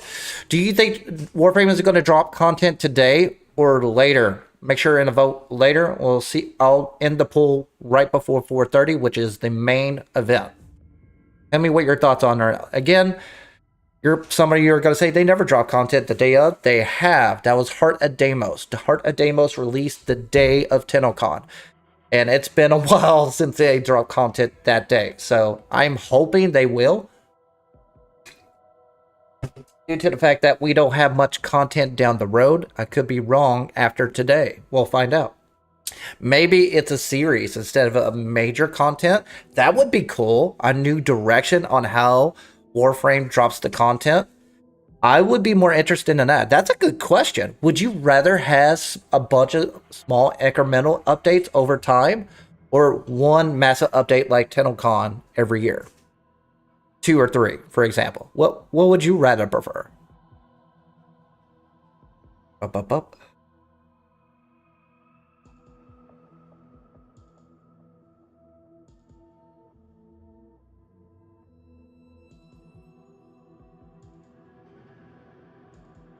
All right, give me 5 seconds. Soulframe. Hours before Soulframe in 4 minutes. Okay, on Soulframe, they already talked about in 4 minutes they're going to start Soulstream. So I'm not going to do anything, so I'm going to turn this up. All right, chat. What do you think is going to happen? You're saying the relay will be in. I need to look at augment.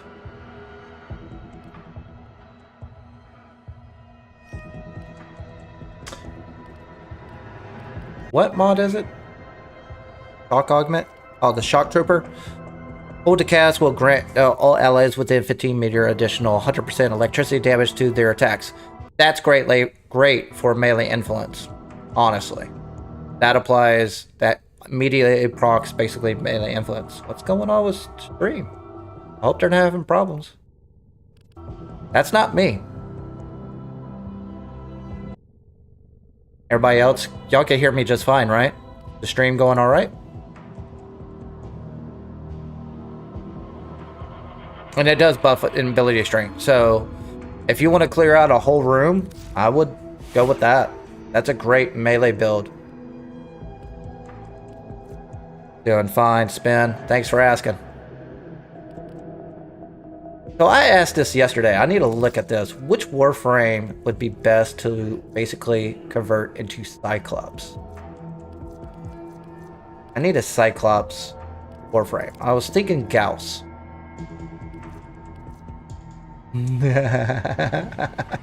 That's perfect for Gauss. I'm trying to think of what... Oh, even... I don't know.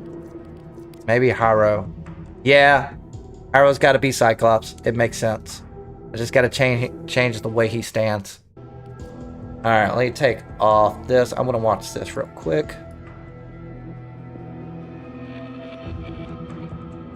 Thank you. Thank you for following my advice. Hope it helps out.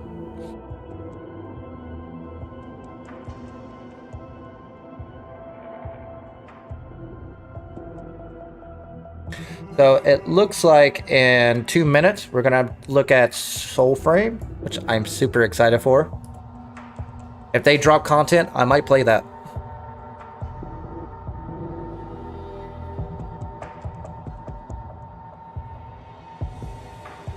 Oh, free tea. Thank you. In a show.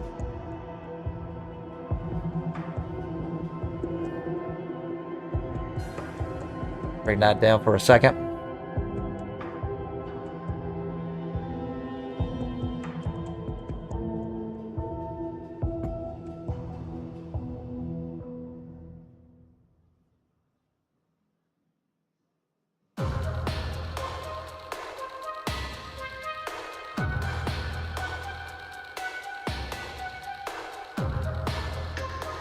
What, you see the Soulframe?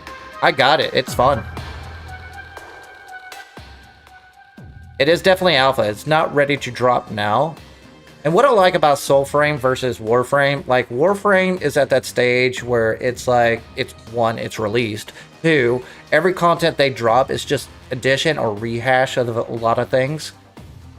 Soulframe updates, it's like completely different from the previous update. It's like, okay, now we got this entire dungeon to deal with. Now we got this entire faction to deal with. Now we got this entire island to deal with. Now we got this entire game mode to play with. It's completely different. It reminds me of the OG or the original when Warframe was an indie game. It was on the underdog before Planes of Eidolon made it mainstream. So it's bringing back old Warframe feels for real. All right, Soulframe. Here we go. What we got? What we got? Got a picture. What is it? Here we go, boys and girls. Here we go. Turn this sucker up.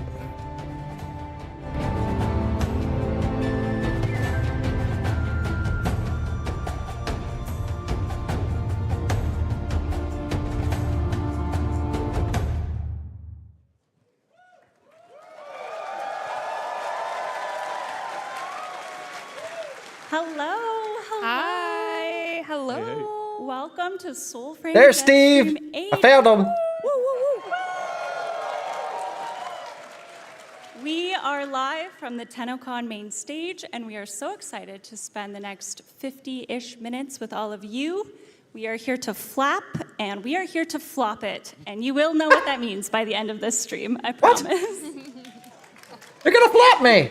They're gonna flop and flap me. We're going to be walking you through what the heck we've been up to since this time last year, and where we're headed next. We've got a live demo to show you. Woohoo! And it's, what, 2 minutes long? Just a quickie. It's a 30-minute demo. Yeah, what are you guys thinking over there doing? 32-minute demo? 30 minutes of So please, we gotta speed it up. gameplay. Gameplay. Live gameplay. But first... But we're going to stall until we But first, show that. let us introduce ourselves. And I'm going to start with that fine gentleman down there. Steve always dropping, dude. I'm the audio director. Woo! He's the original too. He's been around for a while. I'm Scott, and I'm the lead designer. Scott! I want a beer with him, for real. I love Scott. I'm Sydney, and I'm the narrative designer. Oh. And dressed as Verminia from the Enchanté. game. Oh, Verminia. Allons-y. I don't know. I'm Sarah. I am your community manager. And next to me... Hi, I'm Megan. I'm your community director. Hi. I'm just here for Bromius, that's all. I'm just here for the big bear. Aren't we all? Yeah. Hi everyone, thank you for coming. I'm Jeff, the creative director. Jeff. I love Jeff. I'm so proud of you for saying your Who's real this? It was so title hard for for me. once. It was so hard for me. A debate. Who's this man? I'm Steve. I'm the opening act for the Warframe band.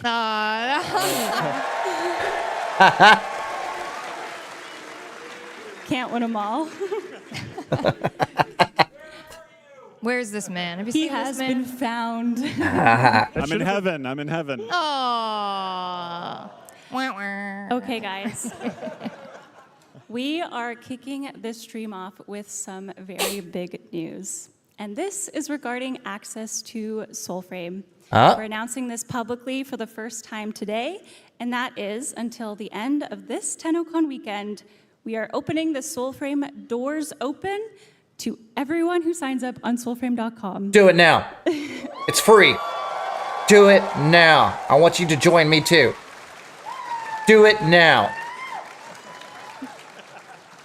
So yes, if you have ever signed up for soulframe.com, whether that was 1 year ago or today, you are automatically in as of right now. Some of you may have already noticed. You've already got notifications. I think it went out. Download it. Go, go, go. Do it. Yes. Do it. Yeah, turn off the stream Do it. and ignore it. No, just kidding. It's free. What are you going to lose? I ideally love if you stay and also watch the rest of the stream first, but this is permanent access to the game. It will only include those who have signed up on the website by midnight Eastern Standard Time tomorrow, at which time we will return to close invite-only access. That's right. Yeah. Come Free help game. build the game, everyone. Get it. We need you. We want you. Yes, please come break it. Come build preludes with Amazing. us. Thank you. Definitely. Yeah.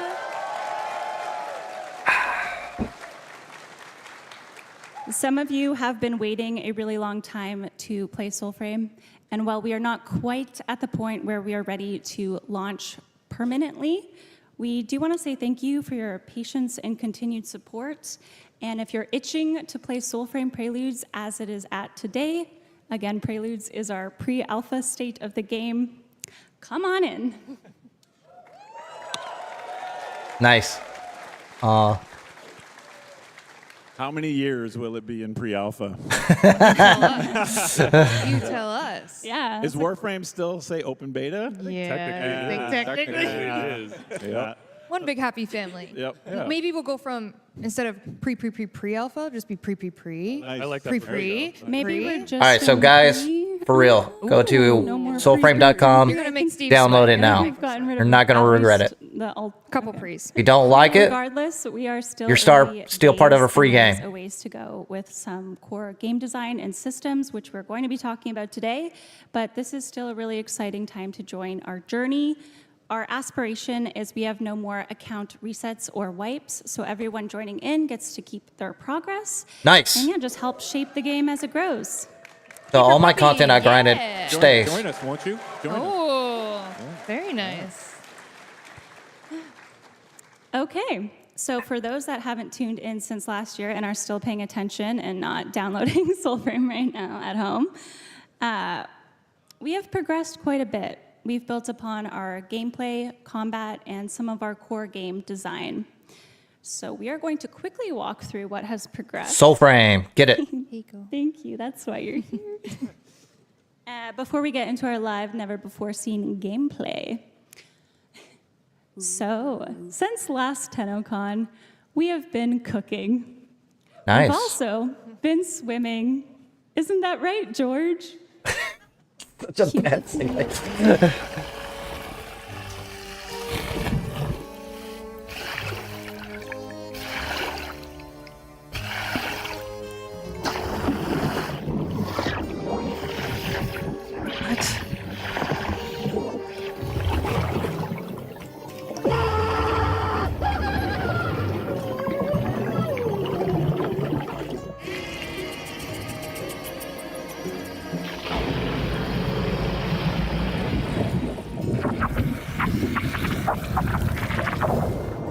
Interesting.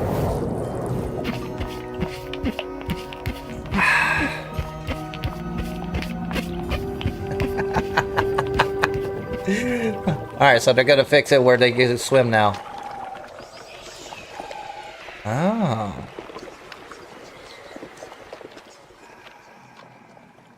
So yeah, that was our sound team in a pool. Yeah, that was. Yeah, two of our principal sound designers. Are they okay? Or They're okay. They Okay. survived. I love that Jeff is working while wrapped in a towel for some reason. Yeah. It just cracks He me couldn't up. put pants back on. You're just like, no, I'm good. It was a towel. hot day. Yeah, so that's fair. Jeff and Willem, and they're two of our principal sound designers on the team. And, you know, we needed some water sounds for the corrupted areas in the game. And why not, you know, go out and record in a pool and get the real thing. You know, we always like to customize our sounds, record unique stuff. Instead of using library, it's kind of like, you know, it's kind of like cooking instead of, you know, pre-cooked meal. It's like you get to add all of the individual ingredients that make it truly unique, and so we always try to do that. So, and who doesn't want to go swimming, right? Yeah. I love that. I mean, the sound of Warframe, right? It's just incredible. Absolutely. Yeah. It's just such a part of the experience, and we're carrying that through into the love of making Soulframe. Totally. Yeah, dedicated audio team, and we're gonna make it sound awesome. So. Okay. Now on to slightly less silly measures. Combat. Combat has come a long way. Improved Fights stagger are system feeling and smoother, smoother. more grounded, and more reactive. Movement and stagger has been overhauled with less clipping and sliding. Smite has been introduced, which is a critical hit that sucks the souls of your enemies.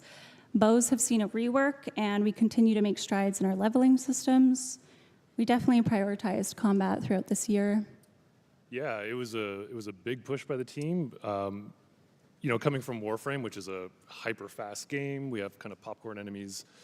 It took a lot of work on the design side to get that kind of combat feeling right, and also content Good side. deal. Glad you're in, Enemies buddy. Warframe don't have to react to you the way they need Don't to forget, if you react get to a story Soulframe based friend, game. Flap versus So there's Jack. just a ton of new animation systems that came in to kind of On enhance that Soulframe. acting and that reaction. In Warframe. And I know like the design team put a lot of Yeah, the design team spent a lot of time really breaking it down, like frame by frame, making sure the combat feels connected and grounded and solid. They went through a lot of iteration on making sure when you swing your sword that makes contact and the effects go the right way and the AI goes. Yep. Yeah, there's a lot of legacy bugs that we had that were not addressed, and when we have a slower pace of combat, those things are more evident. So, yeah.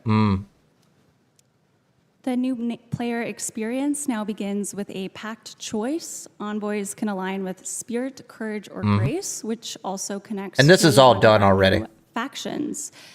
Our she-wolf Orengal has her own fable, and that is how you acquire your very own puppy, obviously a very high priority. Who here has a puppy? Yes. Yes. puppies. Look at all the puppies. There's the puppies. Oh. Time-limited content has been added, with the most recent being the Festival of the Circade. Sydney, this was a spooky event. I was very scared. It was scary. It took place in the haunted crypt of the Jotar clan. We know the Fire King Fen Jotar. He's one of our ancestors. And this one we had to track down the Circade. There was lots of puzzles and things to find. The whole community had to work together. We expected it to take like 2 weeks. Nope, it took a like day. 2 hours. You guys Yeah. did it Classic. overnight. Took a day. Classic. So next time is You gonna guys be knocked it out of the park, for reals. Ooh, Good get luck ready. with that. Midrath has been expanded.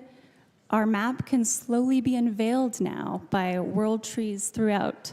You can also leave messages for fellow envoys on said trees. They're funny, And too. For those of you who think I'm not watching those, I am.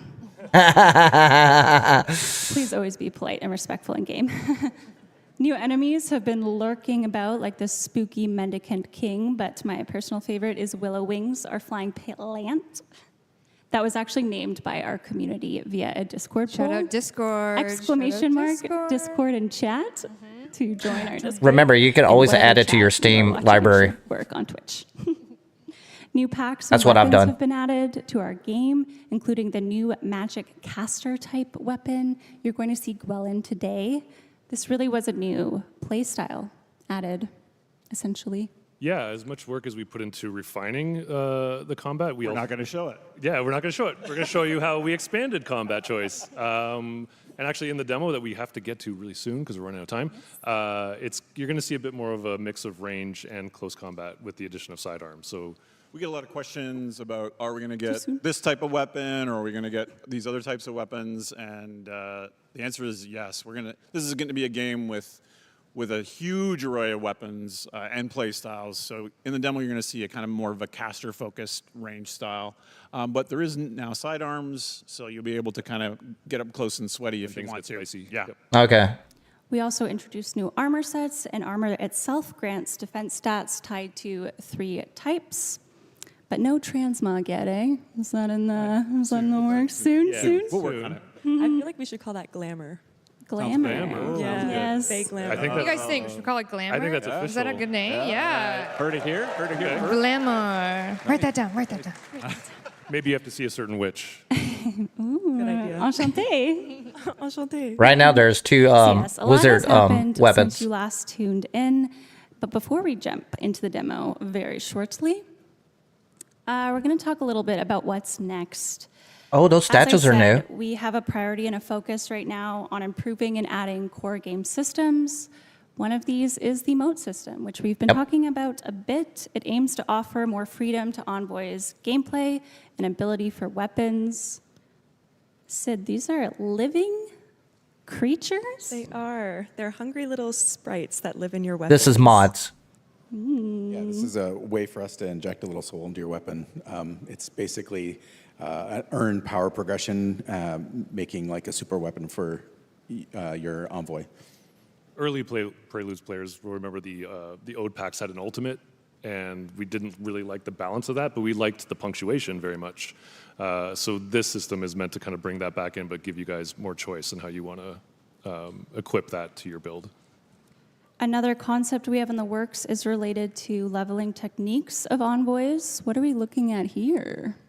Right. This is everyone makes their own kind of martial arts manual. We're sort of inspired by the feudal arts, sword fighting arts, and so rather than kind of a fixed skill tree, which unfortunately caps out very quickly, you'll be able to learn these techniques from ancestors and quests in the world and collect them, and then you write them into your own personal martial arts manual. So that's going to be, I think, going to be really important for customization. Again, the motes and all of these sorts of things. My envoy is different and fights different, and my weapons are different than yours. Just embracing customization and choice. Yes. Speaking of customization, character customization is very early in this pre-alpha state as well, which we have another asset for. Very early, but we have lots of stuff coming. Like Nice. Lots of stuff in the pipeline. We have new armor, new packs that are in production. I think we have more base player customization with what's the hairstyles coming very soon. Ooh. And then I think there's I like the even curly more hair. beyond that with like further customization for players. Nice. Yeah, cool. We have some of the spicy new weapons Crossbow. as well.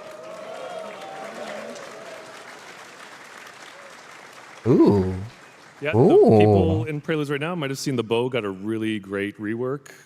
So we just loved it so much. We're just going to kind of keep encouraging and put more content in to build that around. So, and more sidearms as well. Face sword. Nice. Is that being used today? It was going to. Oh, okay. And we made a pivot. Oh, okay. Yeah. And who uses these? Feathers? Certain angry little cabbages. Ever want to So- kill someone with a leaf? Now is your chance. Oh, that's an Arca. Yes, our beloved Sprout folk in game. You're going to see them very shortly, and they're not doing too well. But they also need somewhere to live. Oh, very Jeff cute. told me this one maybe wasn't necessary. I was just going to say that reaction just proved your point. So you win. Hell yeah. So cute, but not quite as cute as... Yes. What? You got a frog animal? This is a new omen beast that you will one day meet, but it is not the one you will meet today. Yes. Speaking of which... Yes, Romeus. I think we should turn now to what you may be most excited to see, and that is a demo of our new Fable. Story of Bromus. Fables are main stories. Yeah, I think just we're going to jump in real quick because we're out of time, but just a huge thanks to the team. The team killed it on this. We have a lot of very creative, passionate people. Please let them know you appreciate it. Fantastic. And yeah, if you are in Preludes and you don't want spoilers, you actually might want to just download it instead, because this is a very condensed version of the Tale of Bromius. Landon and Joey from our team are going to be playing this on our live dev build right now. Over to you guys. Let's go. Thank you, everyone. Good luck Thank you. with it. Thank you. Hope you enjoy. Thank you all. Please enjoy. Thank you. What?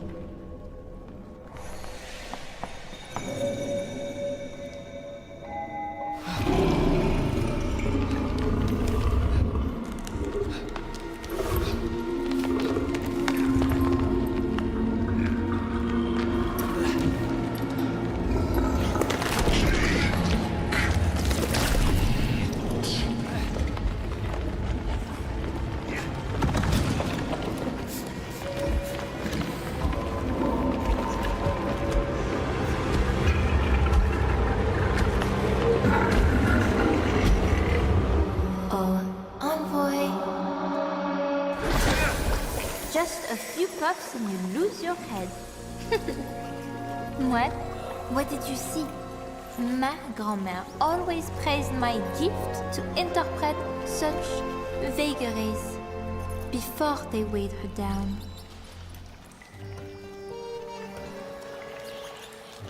Yes, you fear the beast within.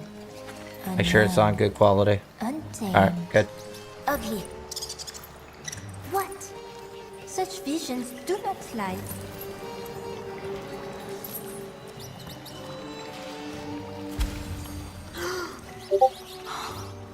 It is worse than I thought. Forgive me, envoy.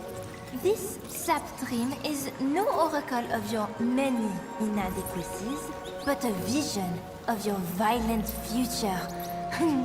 Sounds delicious, no? She's so twisted. Allons-y. To Weapon Wood.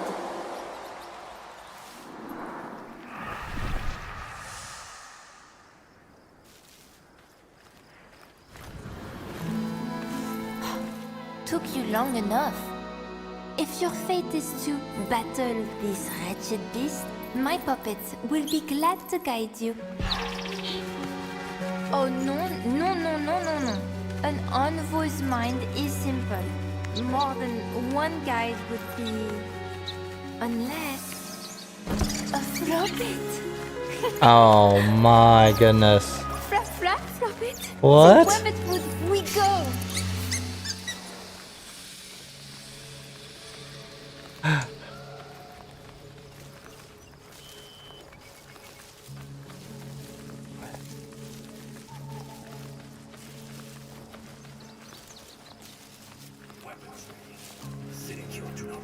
Oh, I know where they're at. This is way more dense.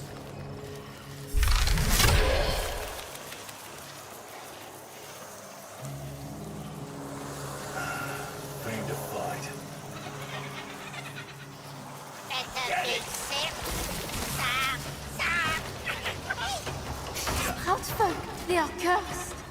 Even more than usual.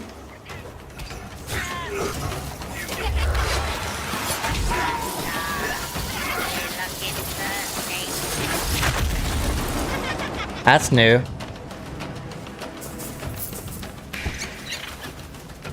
Freaking rat bird.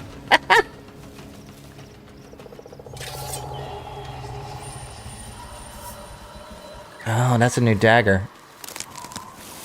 Wish, stuck, silent now, but for the wind.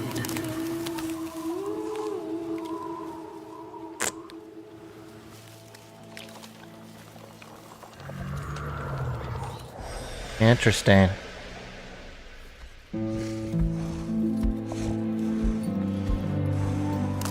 The sap of elder voicing trees, once granted drinkers future dreams.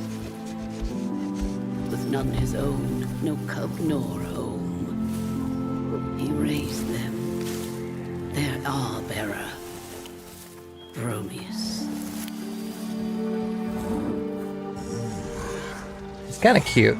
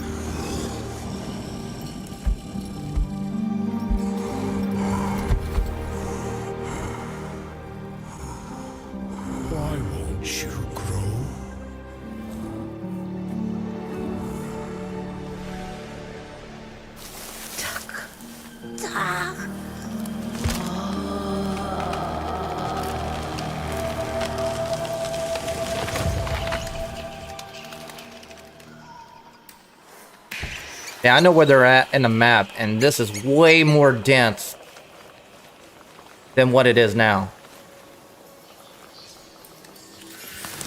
Wow.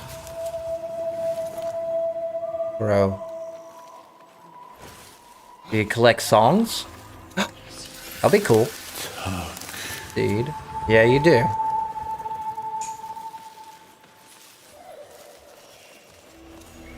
God, this game is so beautiful.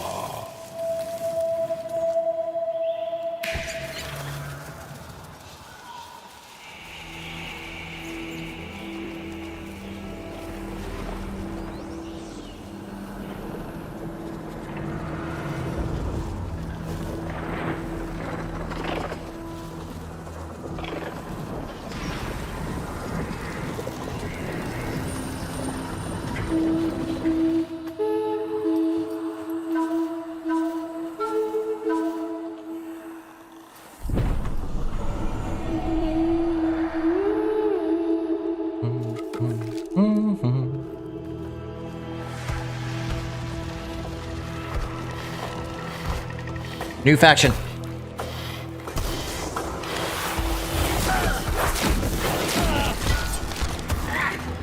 Look, human, my legs are big too. To block your attacks.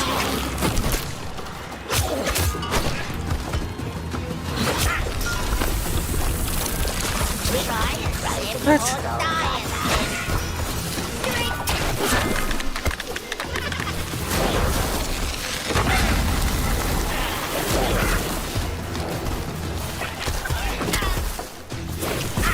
Does it kill the main guy? Does it kill the little guys? Nope. They run. Get over here.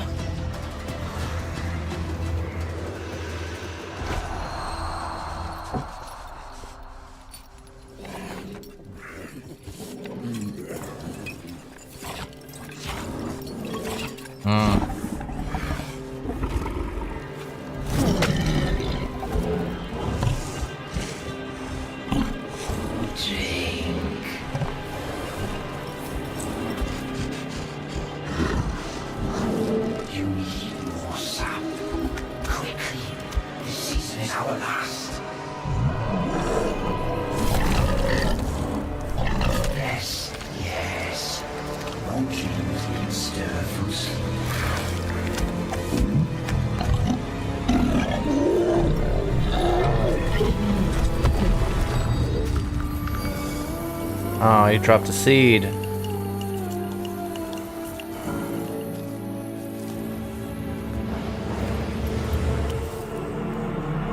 Mine.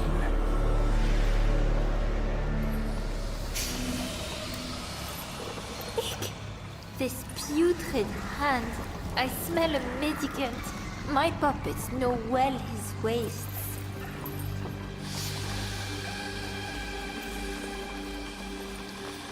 Oh, I thought you had a battle in there. Oh, dungeon. I saw it. See, I know where they're at on the map, and this is completely different what it is now.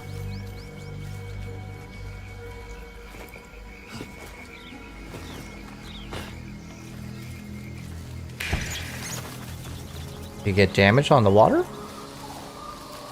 Such wretched odor. Oh, my poor nose. This Odin sludge seeps deep, you know, rousing bodies best left buried. We are close.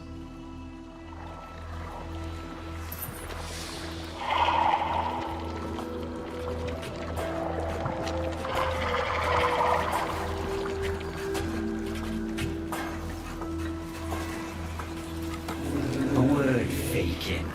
What have tree roots, corpses, bears, and seeds in common? All are rotting beneath your feet.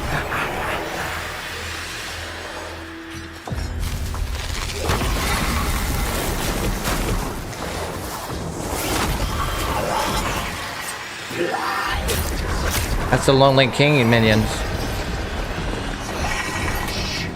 Nice. Nice. Ping.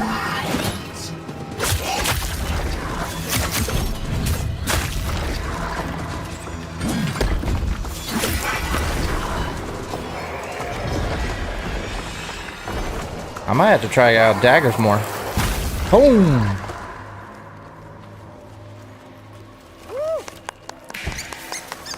The freaking mouse bird! Slugs.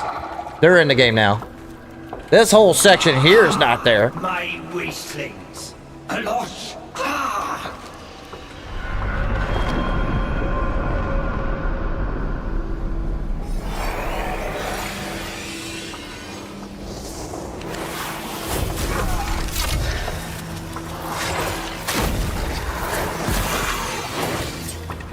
Oh snap.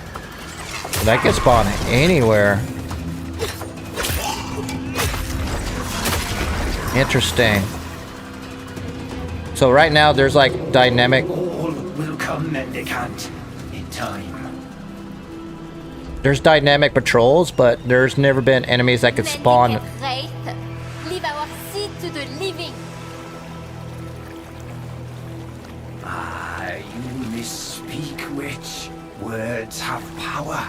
He lives now, my precious seed. Reborn, mendicant.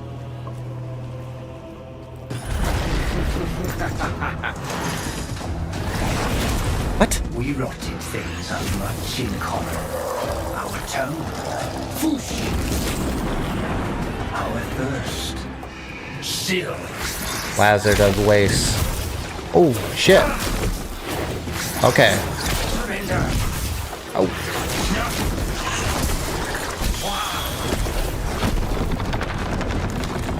Shit.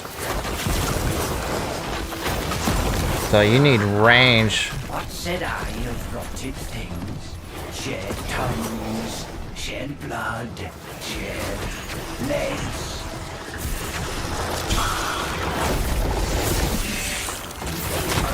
Crabs?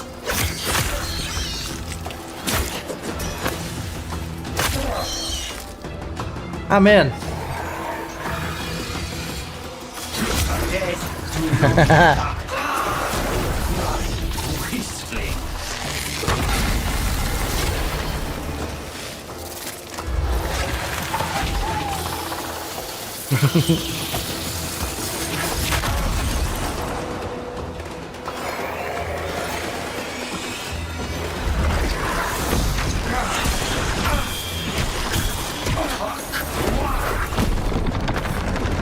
That's crazy.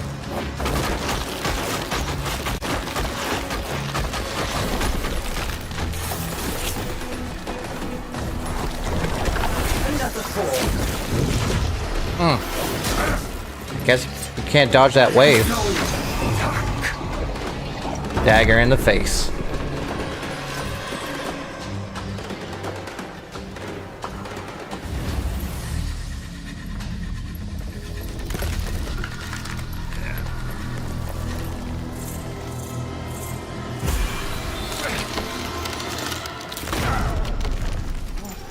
Ancient roots from which you've grown, voicing seed. Take us home.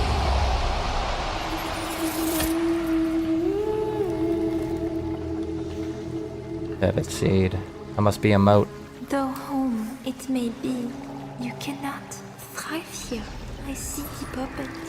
This spoiled soil will turn you mendicant once more. We must go below, face the rot at its roots.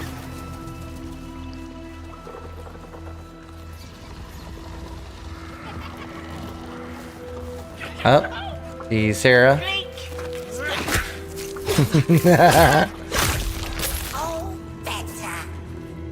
How you turn into a seed? This is new.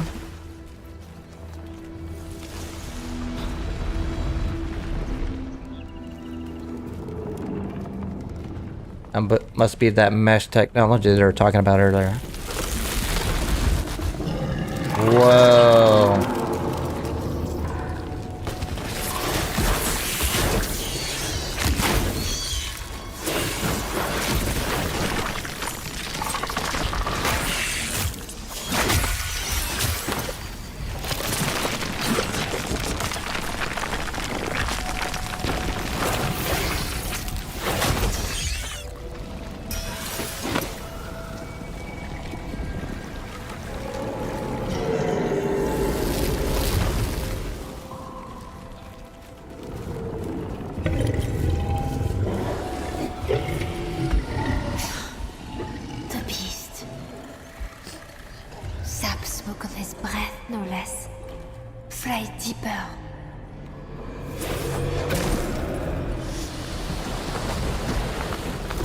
What?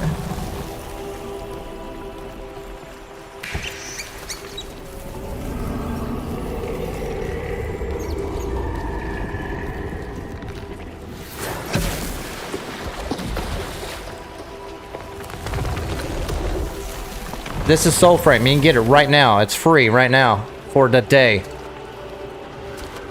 Go to soulframe.com to get it. This is the upcoming release.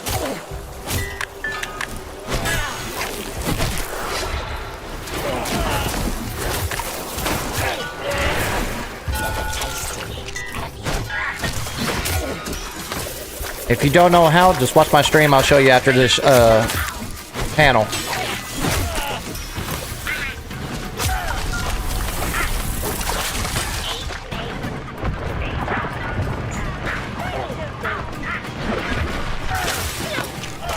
Oh, yeah, on the fire.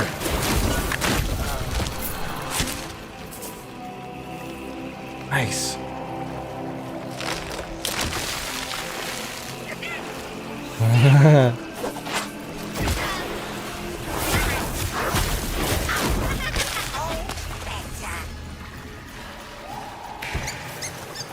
Yeah, Steve cooked. I'm telling you, man. Every update Soulframe releases, it's like, what?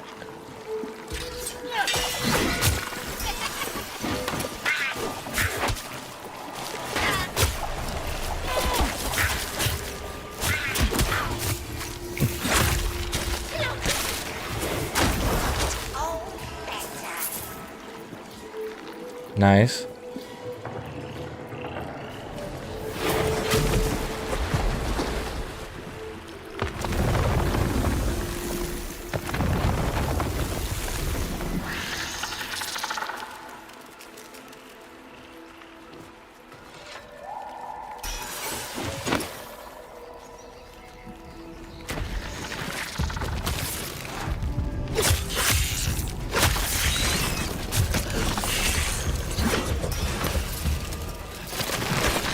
Oh, missed.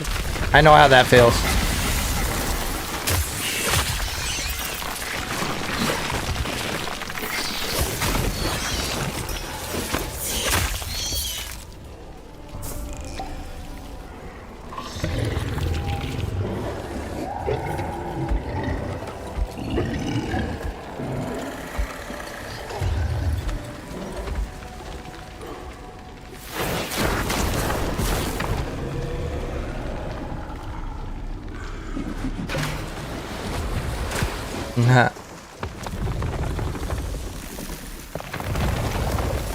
Nice.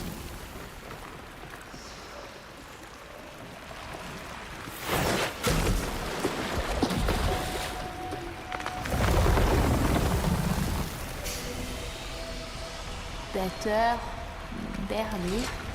But our little seed needs the finest of soil. Allez, allez!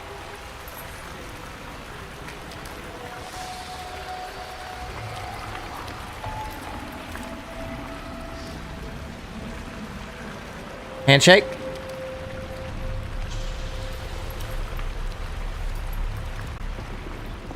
Oh, it's single player, so it's just like Warframe. You have to do the story solo.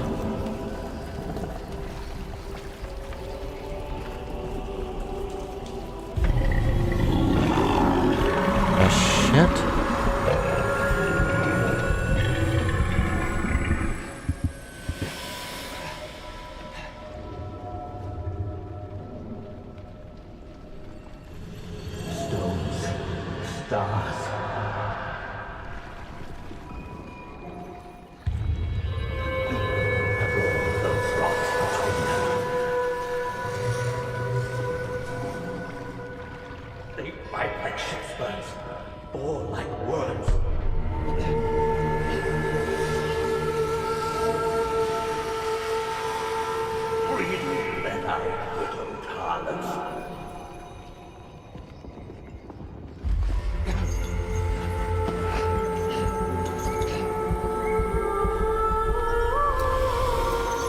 Sky Castle?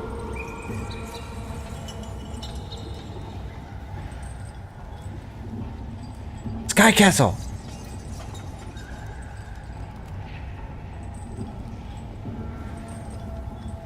So you're a worker back then?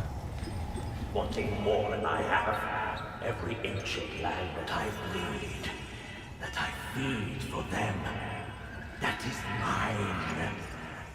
Mine. Dude, this is giving me like Hellraiser vibes.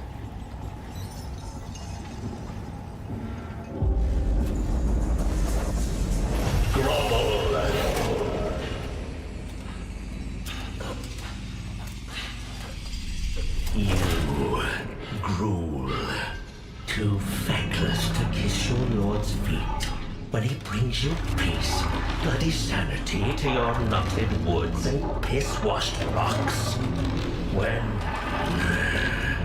When he stands in your presence.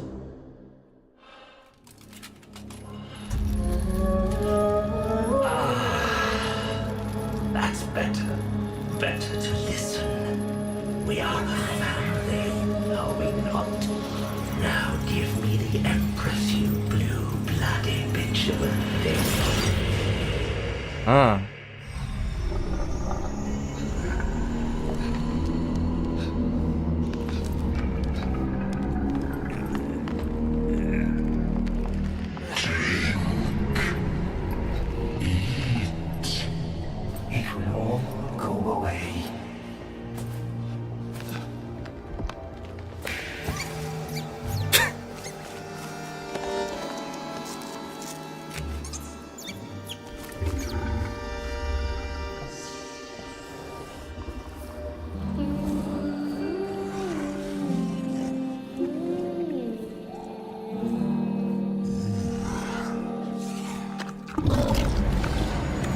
Oh no.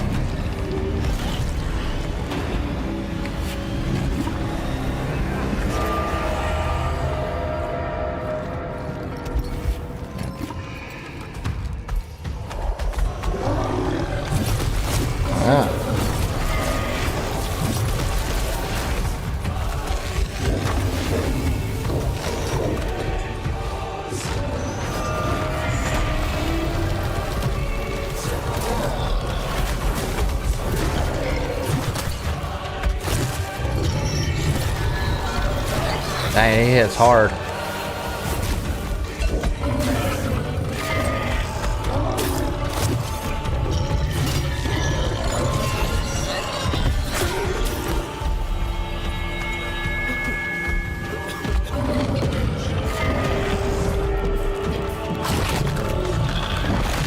What?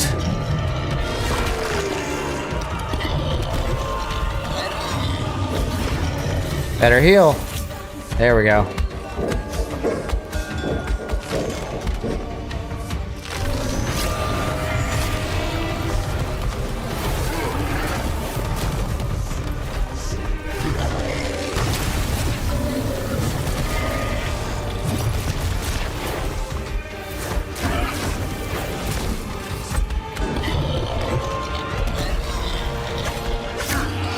Get that bell. Get that bell.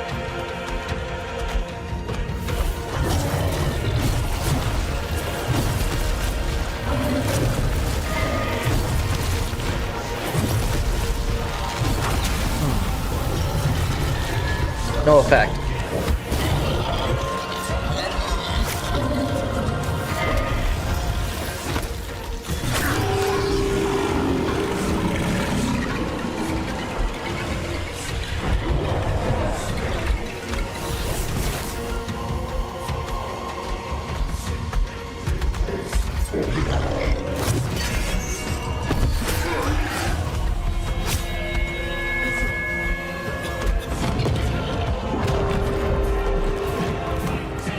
That looks like...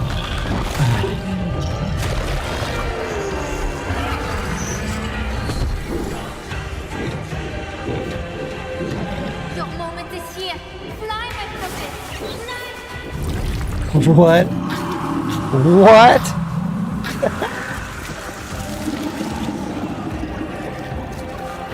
Get that seed.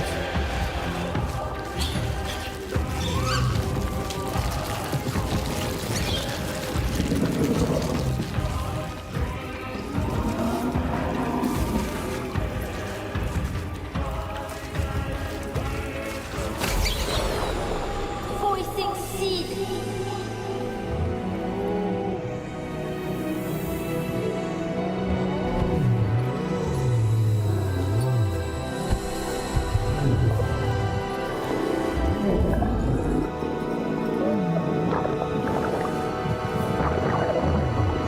Goes out the back.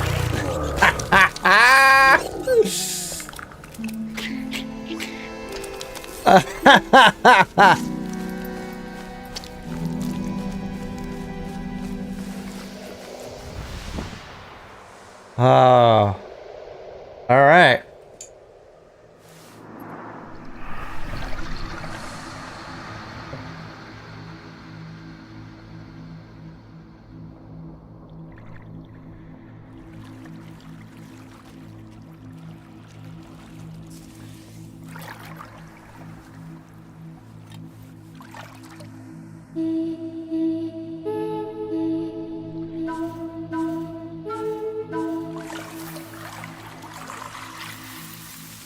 Seasons change as we spring up and red.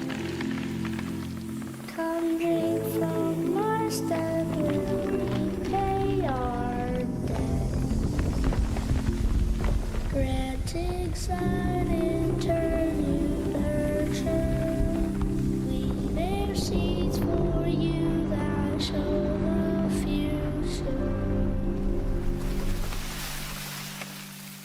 Sip and croon and be our voice. For what comes next, there is no choice. With the song of growth we start again. A seed. Everywhere, a seed. Speaks of people that live your life. Come shepherds, hear our voice in peace. God for us uplifting trees.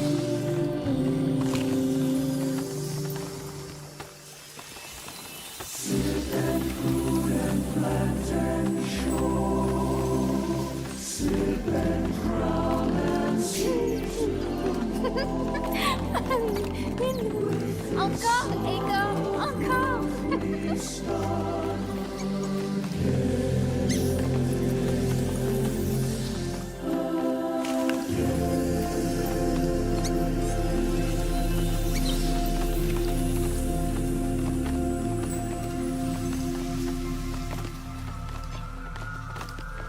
Old friend.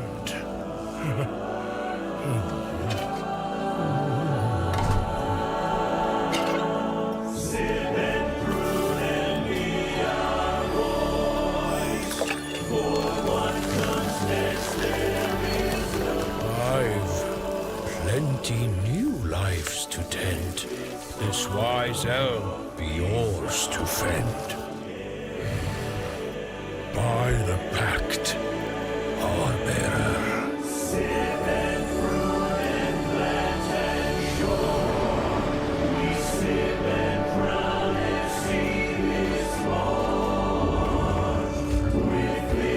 Oh, that's badass.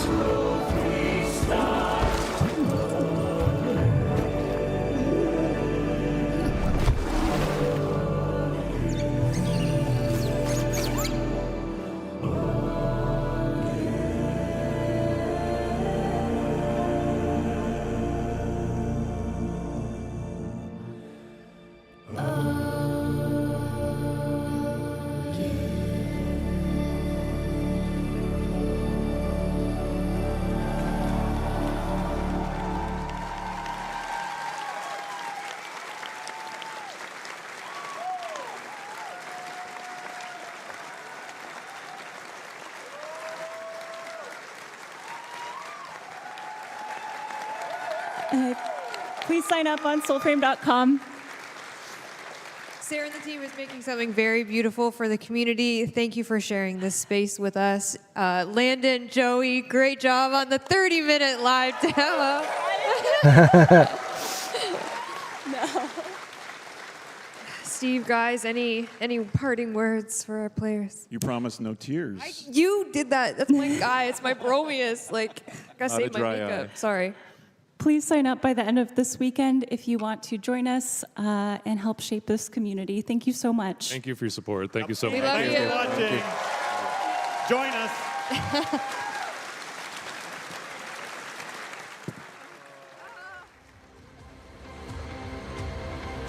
All right, art animation next. That was a banger. Oh, in 10 minutes. For those who are still watching, if you want to join in right now, just go to soulframe.com. This is create your account, sign in here, and you can get it free as of this stream. That's really cool. In 1 second, everyone. Be right back. I'm gonna take a break myself.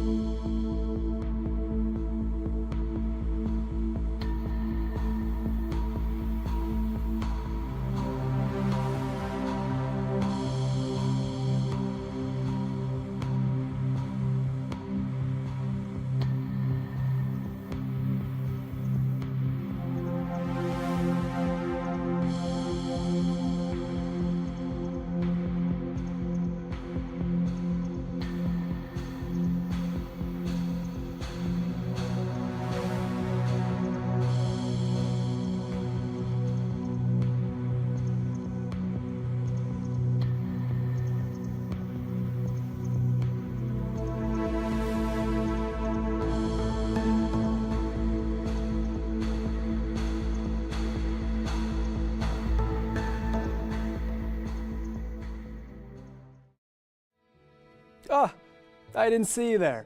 Salutations, Tenno. My name is Zach, delighted to meet you. I've returned for day 2 of TennoCon, and I'm here to keep you well informed on the Twitch drops that you are able to obtain. Not everyone can be as dashing as me, but fear not, we are here to assist. By watching TennoCon for 30 minutes between 11 a.m. and 4:30 p.m. Eastern Time, you'll receive the Noctivire armor set. You may even outfashion myself. Actually, probably not. Upon the start of Tenno Live at 4:30 p.m. Eastern Time, watch for an additional 30 minutes and receive Valkyr Prime absolutely free. The only thing finer than a free Prime is a tall glass of the sweetest apple juice. Ah, perfection. Often I receive inquiries regarding said Twitch drops, and no, placing an exclamation mark in front of a random word does nothing. Stop doing that, Clem100_Destroyer69. I won't ask again.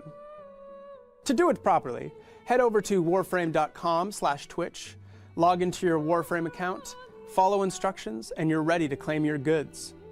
Observing today's show on Steam? Ensure you are logged into your Steam account before watching, and you'll be rewarded with item tokens in your Steam inventory. Once you claim those tokens, log into your Warframe account and adorn yourself with all your new items that make you feel alive again. Now then, run along and get back to enjoying today's show, Tenno. I've got important business to attend to.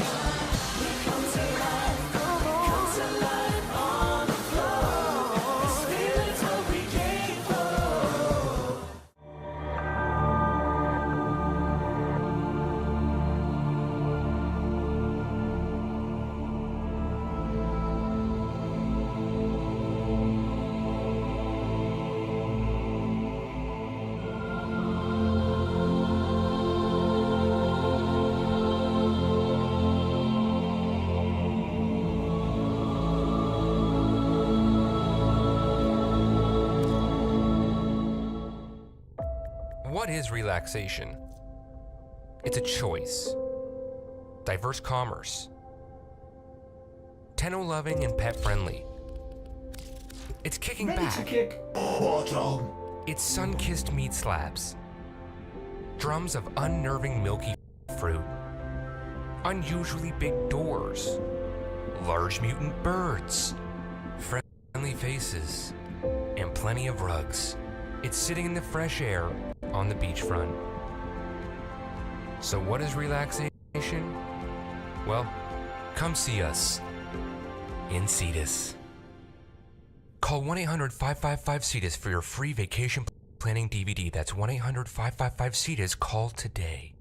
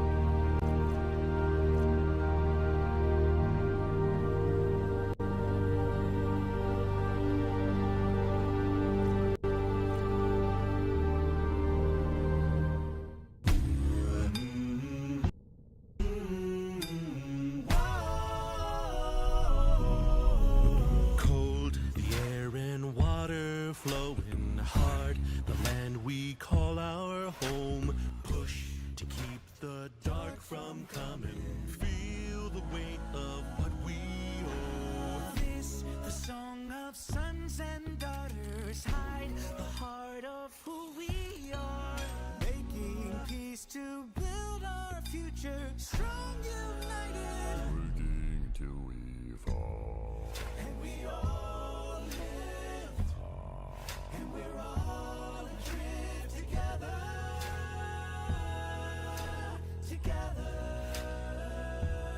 Whoa. Through the cold mist, till we're live. No, I forgot to turn the mic back on. On your Relay, we just watched that recently. You can watch that video right now.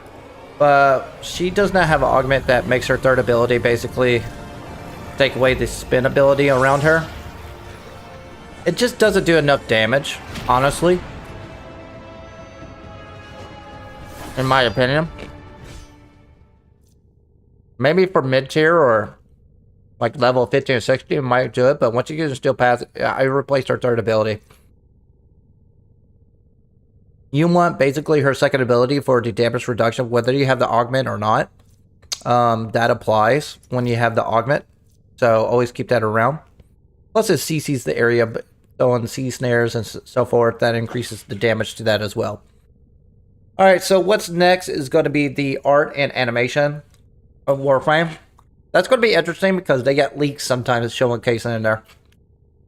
Also, you get to see new stuff you've never seen before. On a 14, you want to keep on your Relay as well.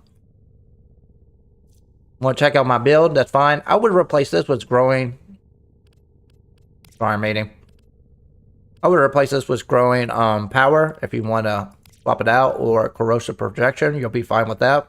Heck, Dreaming Mod, or if you're a new player, Dreamer's Bond, and also Pistol Amp is not a bad choice either for her, because with your Relay, you want to focus on your secondaries, honestly.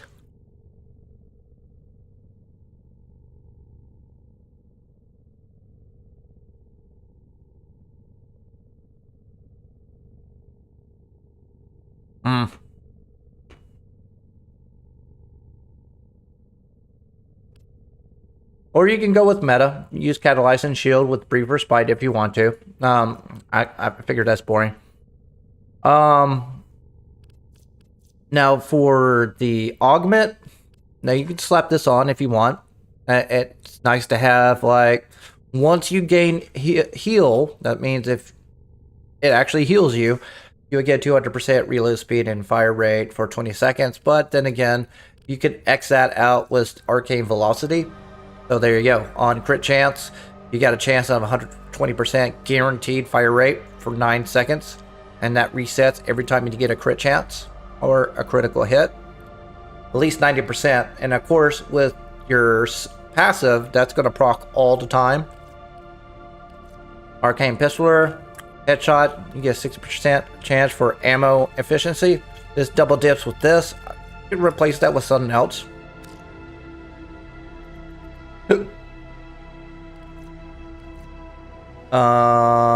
Like 60% on reload, and you get 60% chance on a 50 damage on awakening, or you can go merciless. Well, not merciless, but you can go. Another one that's really good is Arcane Avenger with her. I would actually swap that out. On damage, when you get hit on anything, shield, armor, or health, you will get a 21% chance of crit chance for 12 seconds. That double dips with that passive ability and so forth. So you can make your whatever you want. I'm really not a fan of weak point critical chance. It's nice, but I think it's not necessary. So it's up to you what playstyle, what feels better for you. Again, go for feels, not for meta and numbers. See what works for you best. Usually that takes a little playtesting, not in Simicron, but in the actual game. I have them all. I have been collecting Arcane since the raids, which is, I think, 2015 and before.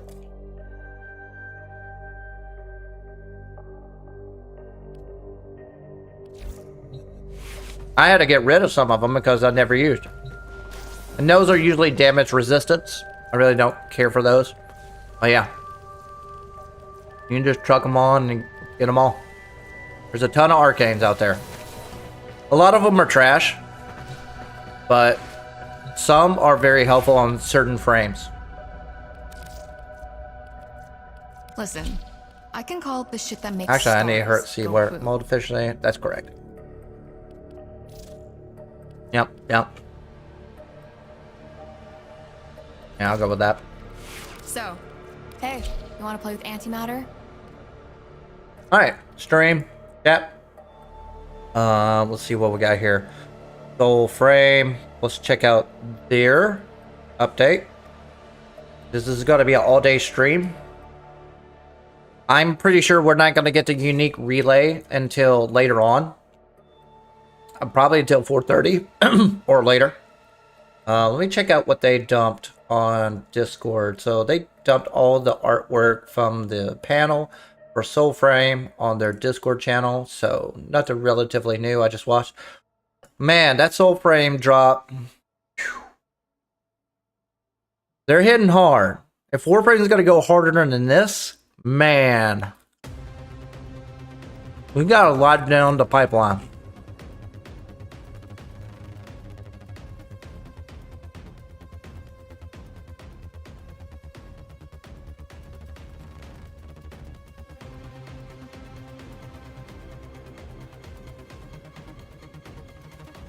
Our crew.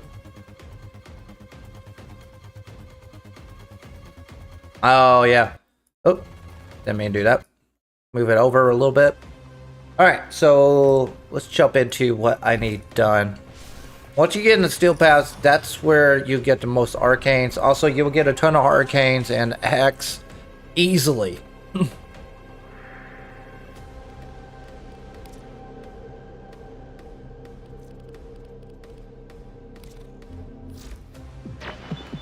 Now you might be wondering if I'm holding back on y'all. Dreamers.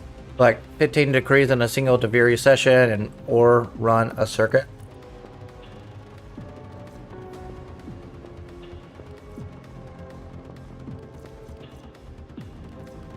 Well, how much do I got?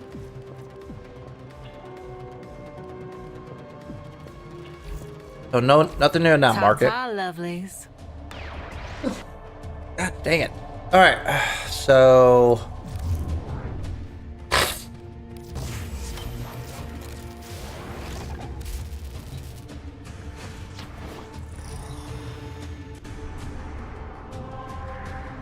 what else?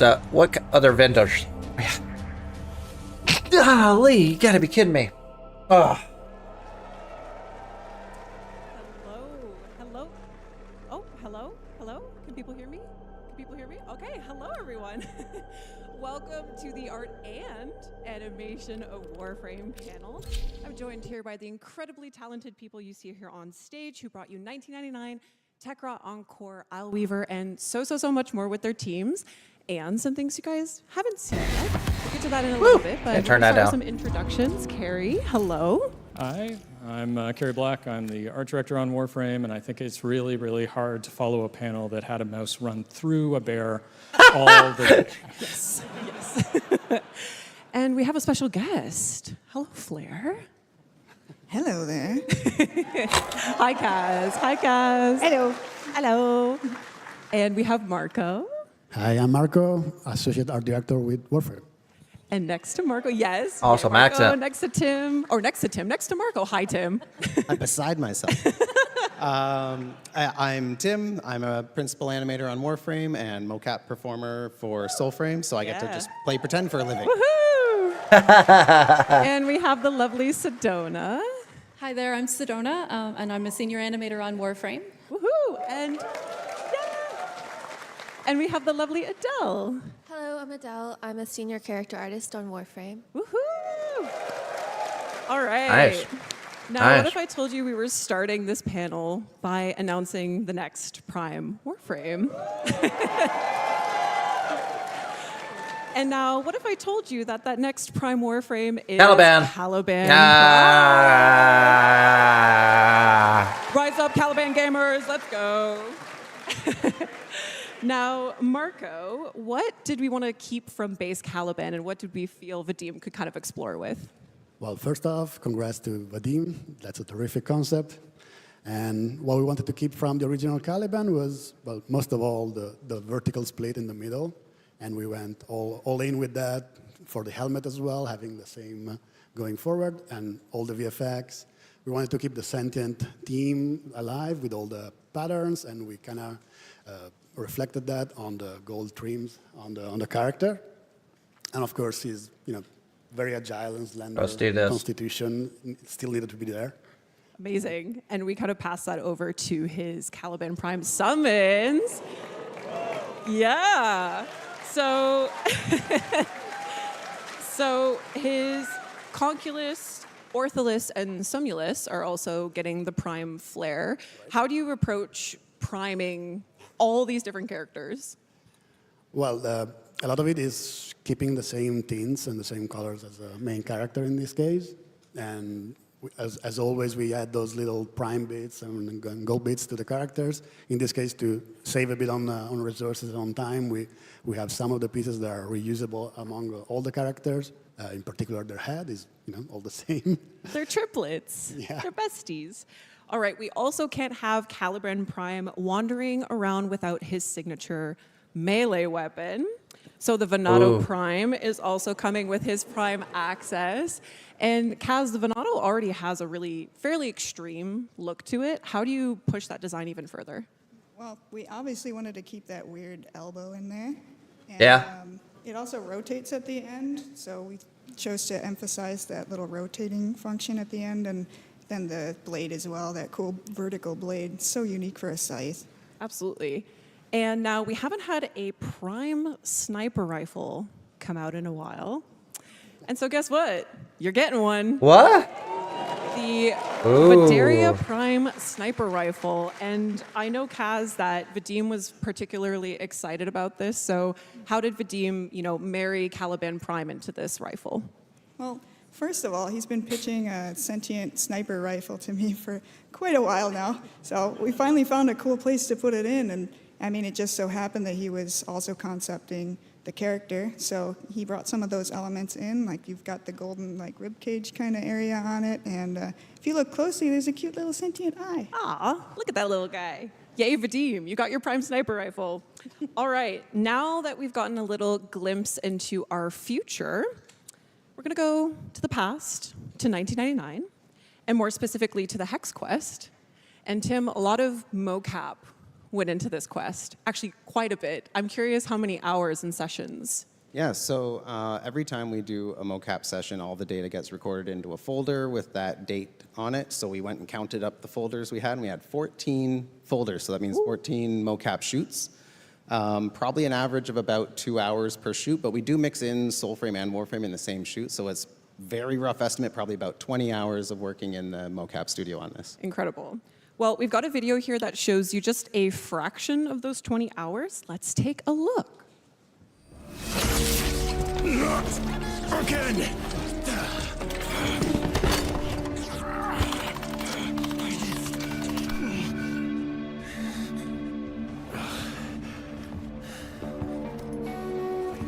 Bastard!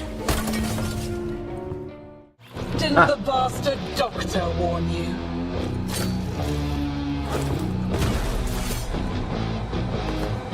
I've an order.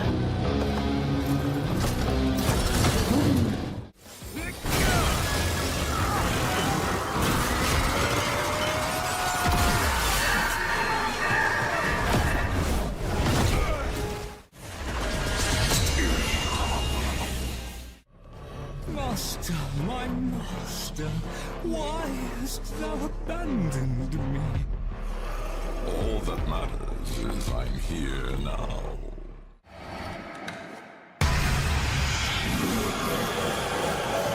Ah.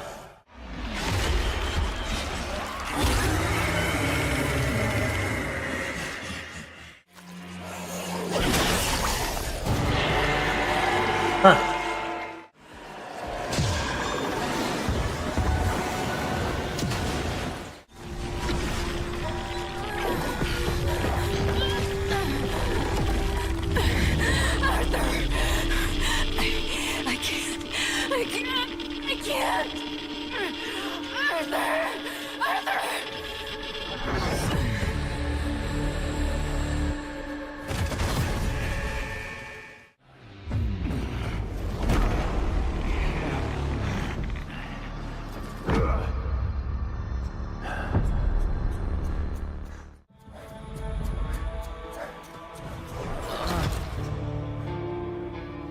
I was too slow.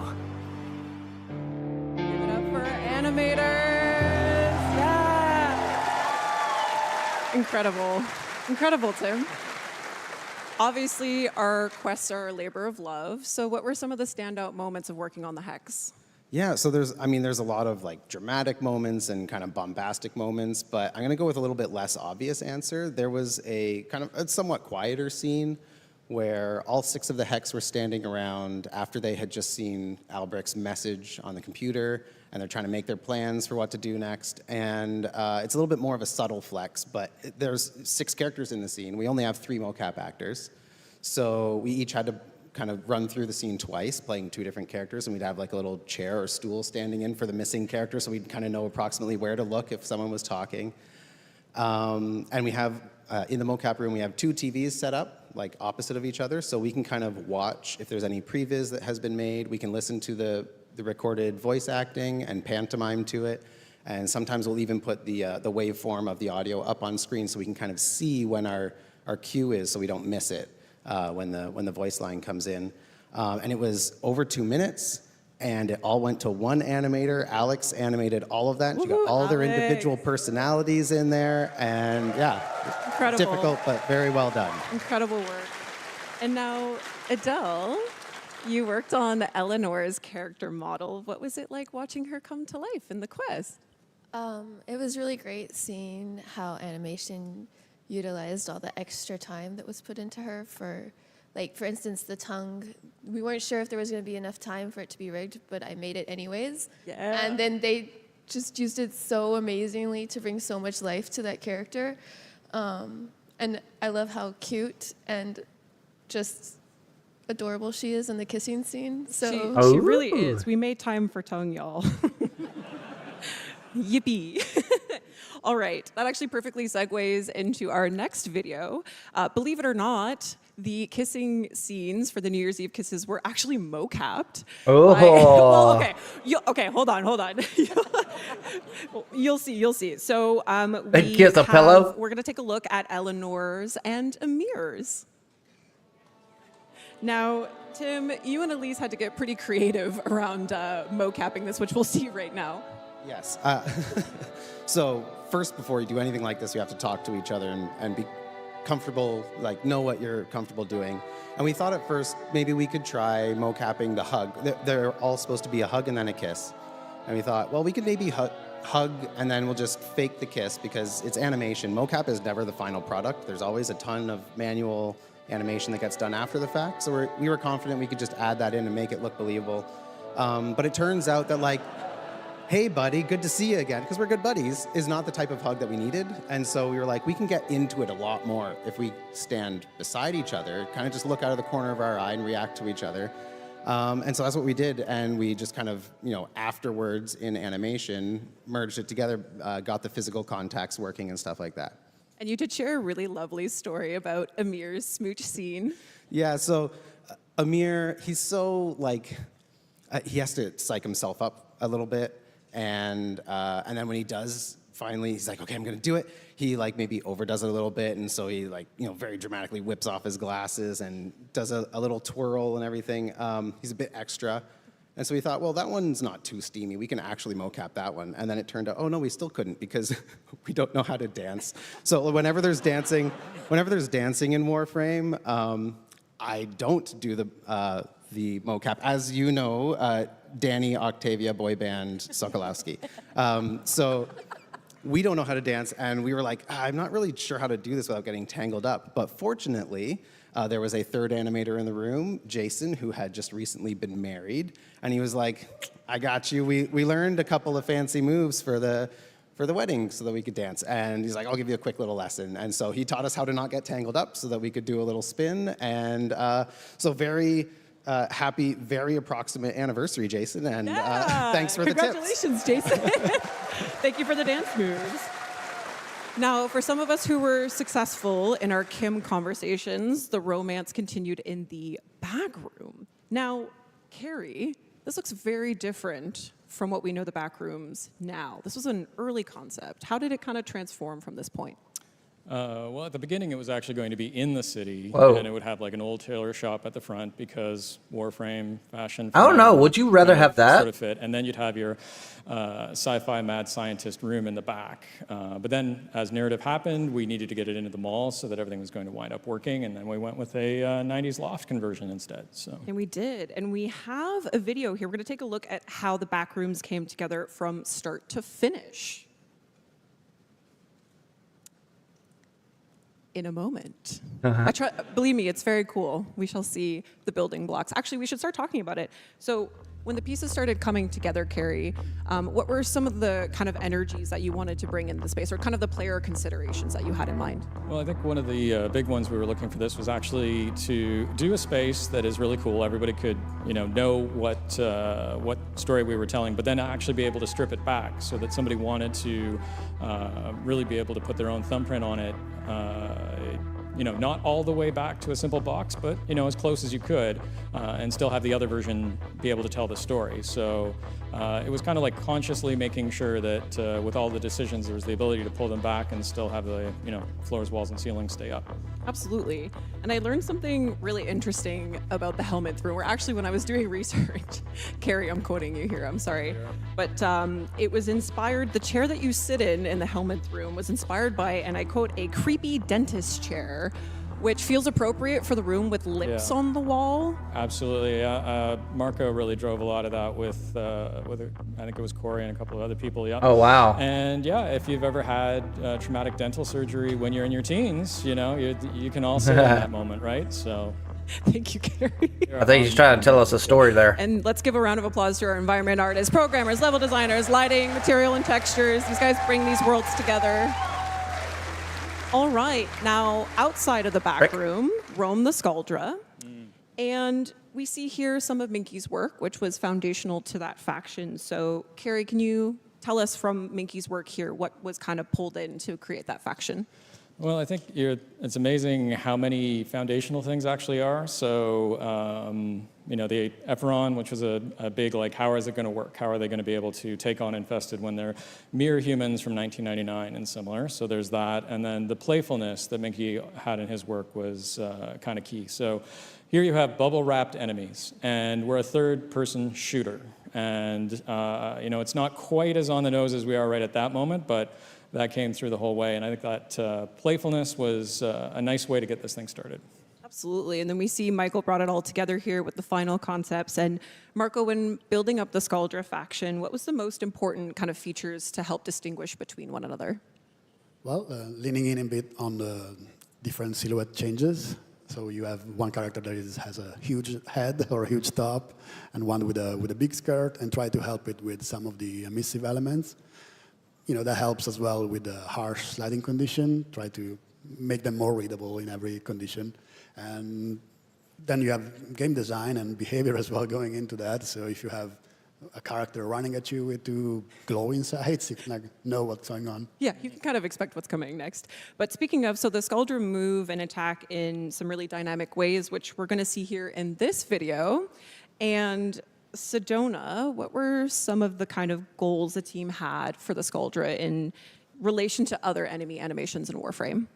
Yeah, so just to preface, I have been working on enemies since the Murmur alongside Scott Johnson, and the Murmur were like crazy hard, and because we didn't have anything to work off of. And so when we got over to the Scaldra, one of the things we said is we need to not go that crazy again. We should use some of the 10 years of existing gameplay animation to try and make our lives a little easier. So working with that, we started making just like focusing on the idols and maybe a couple locomotion changes, but then the personalities of them got like crazier and crazier. And so we did end up making more work for ourselves in the end, but like I think they ended up coming out super charming. Absolutely. And speaking of charming, I know, speaking to Scott as well, obviously very talented animator, and he carried so much of that over into the H09 Fervon tank animations, and we're going to take a look at those as well. And Sedona, I know you have a particular affinity for the tank. Yes. Watching Scott work with like vehicles in general, like he's usually the vehicle guy, and we have a term that we use when we're giving notes, and one of the things is like give it a little Scott wiggle or Scott shake, because he adds it to everything. And so he of course added it to like the Scaldra, and he added it to the tank. And when we were having anim reviews, like everyone was sitting there going, this is so cute. And I still agree with that. Like it's a very charming boss. And but yeah, talking to Scott, he said one of the things is like, he's like, I'm not working on a battle sim. I'm working on a weird sci-fi game. I'm going to have fun with this, and I'm so glad he did, because I think he came out great. Absolutely. I never thought I'd It is call really good. a tank One of the enduring most and fun charming, bosses but in the here game. we are. We also can't talk about the Scaldra without talking about Miss Major Nessie Rusalka. And yeah, yep. Oh, she was fully skinned Now, like a Carrie, soldier, how and does one once begin just to skinned it back. ideate such a bold, standout character? I'm going to be completely honest. This one you largely leave to Rebecca and Liger, because, me asking for a V-neck that is quite that V is a very difficult thing for me to ask for. So they drove a lot on that one. And then, of course, the iconic performance and the great sculpt by Scars and everybody else. It really came together.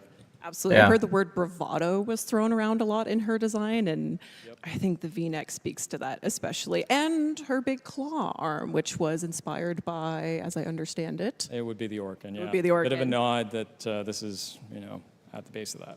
Absolutely. And again, shout out again to Michael Skyers for the incredible character model, Rusalka here, as we know and love her. Yeah, absolutely.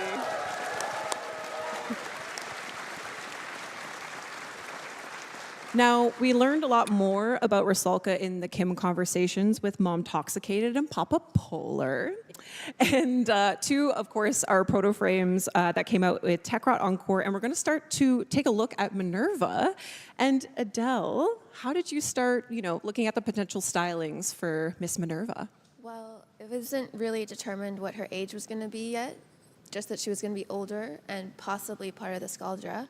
And so that's what you see in this slide here is 2 different age ranges and a more Scaldra-looking version of Sarin. And then we ended up going a little bit different. We have a video here showing Minerva's directional shift, which is kind of more similar to what we know Sarin as.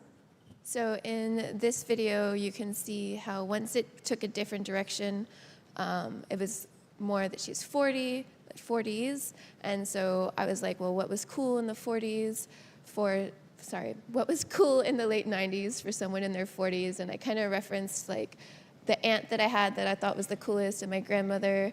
And there's this movie Barbed Wire that I thought was awesome when I was younger. So it's a lot of influences from that to make her Pamela Anderson. a really fierce, badass lady. You nailed it. It's only right to talk about, yeah, of course. We love Minerva. We love Minerva. Thank you, Adele. Now, it's only right to talk about Velimir next, our big, lovable polar bear that drives Minerva insane. And it's Liger's pride and joy. And Marco, with Protoframes, obviously there's the goal of kind of maintaining the aesthetic of the original Warframe. So how was this achieved with Velimir? A bit of an easy win with them. I have a huge winter coat, and that's pretty obvious.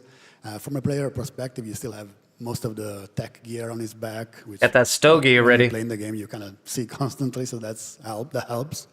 And the pretty straightforward palette with him. It's absolutely. Oh, how you stopped the tank from and healing? I understand You just killed the ads that surround it. Also affected some of his jewelry. Yeah, we had a pendant on the concept that Liger did that had a cross. So we wanted to, not force any religious connection there, and we were trying to find something else to go with it. And Adele had the good idea to have a reference to one of Minerva's pieces to go in there instead, and we went with that. That was great. So sweet. Now, our headlining Warframe and Protoframe in TechRot Encore was Temple. And this glam rock sentient guitar wielding superstar was actually your creation, Kaz, back in 2018. Yep. What was it like to have the opportunity to revisit this and actually have Temple come into the game? Yeah, so I think all of the artists have some little ideas for what kind of Warframe they want to make in the back of their heads, right? Right, guys? Everyone thinks about that stuff when you work on this game. So I was just thinking, what are my favorite themes? What have we not done yet before? Like, what would be the coolest thing that I could possibly do with all of my tastes? And I couldn't get like a rock star out of my head. Started out with like 80s rock and stuff. I've got like Slash from Guns N' Roses in there. I've got like the fringes and stuff. The one thing that didn't change from this concept would probably be the shoes. But this was the original concept. And then we have where it kind of transformed from there. So we're seeing obviously Temple and also Flair's, like Temple's Protoframe, Flair, and big shout out to Nathan who worked on the hair and the makeup as well. Really bringing the glam rock together there. And now, last but not least of our TechRot Encore crew is our temporal teenager and Nova Protoframe, Kaya. And Kaya is so interesting because she has the most visible infestation out of the other Protoframes, particularly on her arm. So, Adele, how was this achieved? Well, the character team had been wanting like an update on the skin shader since the earliest Hex, and the programmers worked really hard and made it happen. And Nathan did a lot of fielding and testing on getting that to look right. Actually, I like the white hair. programmers, and you see the amazing results in just how awesome Kaya looks. Absolutely. So. And it set the foundation down for character artists to kind of work from that point. Yeah, now we can use emissives and have metalness, and it's so much easier to blend between skin and Warframe, and it opens up so many possibilities to the types of skins and coloring we can do in the future. Fantastic. Shout out to our programmers and Nathan for that. Thank you so much. All right, there we have it, our TechRot Encore Protoframes. We're going to give a little round of applause for our character artists here as well who made them come to life. Now, a core part of Gemini skins, of course, is our Gemini emotes or transformation emotes. And we have a video here that we're going to show you a little bit of that process. And Tim, you had worked on Kaya's Gemini emote. And you mentioned that there was, her Kim story, narration worked on that. It actually inspired her emote. Yeah, so kind of at first glance, it looks like she's just kind of having like a fun, playful, cute interaction almost with the camera, where she's kind of like, striking a cute pose, pretending to take a picture, and then kind of like tossing it away like, yeah, let's keep it real. But like, for those of you who have taken the time to get to know her a little bit more, you might know her backstory, and what you might see is someone who's like taking their power back, and she's kind of giving you a warning. She's like, I'm keeping my eye on you, and if you try anything funny, I will kick you to the curb so fast your head will spin. And she's not having any of it, and she's just very cool, and I'm glad that she's feeling that way now. I agree. And I know, Sedona, you had also worked not only on the Hex emotes, but also the Tekrot Encore emotes. And what was the kind of process of creating the Encore emotes? So when emotes were first announced, like the Gemini emotes, seeing the one at like TennoCon at the beginning, we were like super excited to like get started with them. And Elise always did something like extremely extra with hers, and that sort of paved the way for us to kind of go, oh, well, maybe we'll do that too. And so we end up having like a lot of fun on them thanks to that. So with the Encore emotes, it was nice that we had like, we already knew we could push it.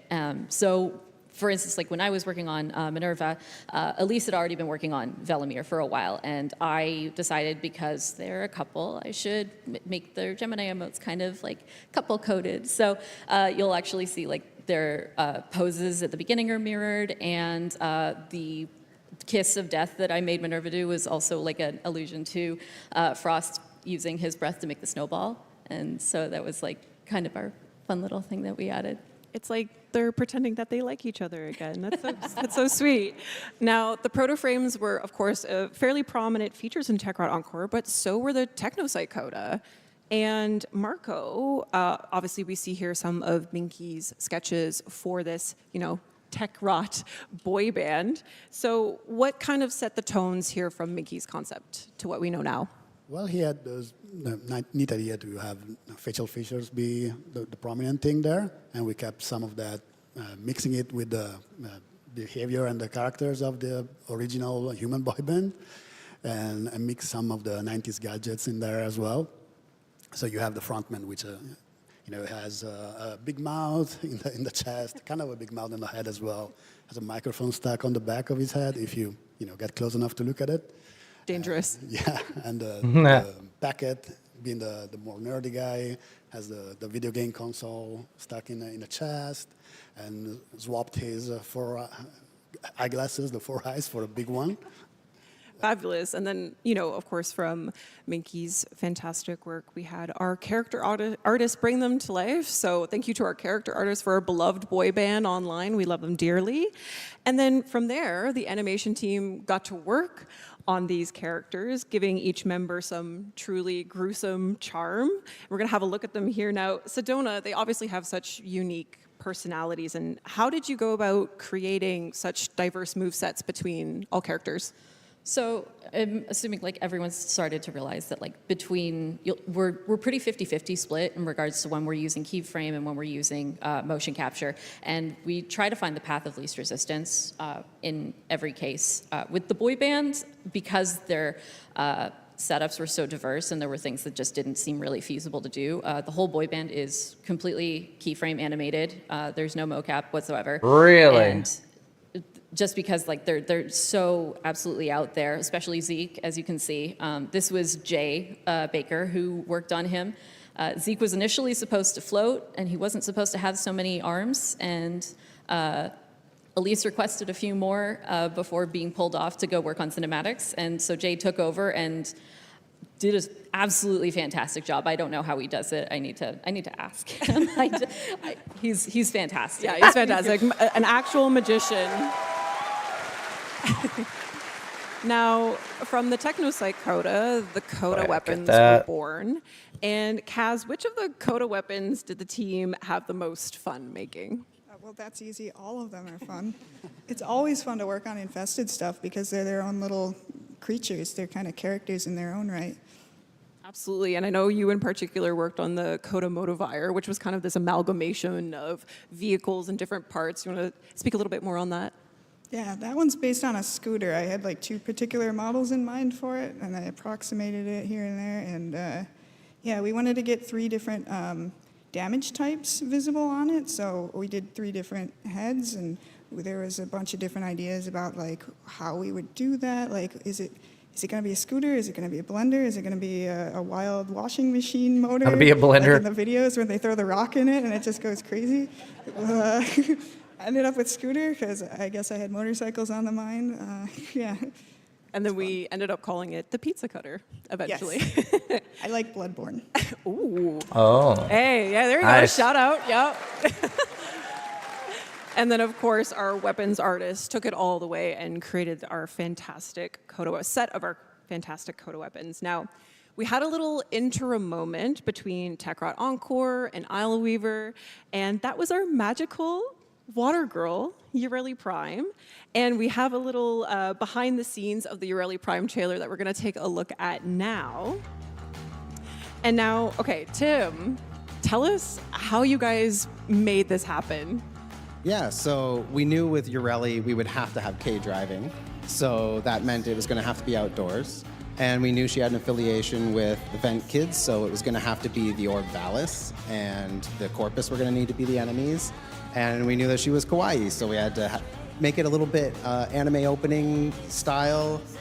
We got magical girl transformation, a little bit of like limited 2D animation, and like lower frame rates, which was a fun challenge. It's more work to do less frames, believe it or not. Our engine wants to smooth everything out to like 60 frames a second or higher, and we had to kind of like force it to obey our faked lower frame rate. And thank you to the tech anim department who had to re-rig all the cloth for us to be able to hand animate just for specific shots in the cinematic, because in game it's all run with cloth simulation that runs at real time, and so it wouldn't obey our fake lower frame rate, so we had to keyframe it. So of course this happened on the character with the most skirts, fins, little bows and tassels and a bell, and like so many little cloth bits to move around. But they nailed it, and thank you for doing all the extra work so that we could do the trailer that we wanted to make. And yeah, so our direction for this one was kind of like, if you guys remember Grendel and Goss, it was like, go big, but go completely different, which was challenging. But with Grendel and Goss, we did something we'd never done before, which was kind of combine two into one. And so my sort of counterpart in the video marketing side, other Tim Nanasi, he had the pitch of basically, what if every Prime trailer from now on was completely unique and different from all the Prime trailers that preceded it? We kind of already did that with Grendel and Goss. I think Ureli worked based on the comments I've seen. It was pretty different and out there. And I liked it. I've heard Tim's 10-second elevator pitch for the next one, and I think it's going to be totally different and amazing, so. Ooh, all right. All right, so after Ureli Prime, we jumped into Isle Weaver, and just a quick note, the next few slides will be showing images and videos of spider-like creatures, but we're going to talk about Araxia.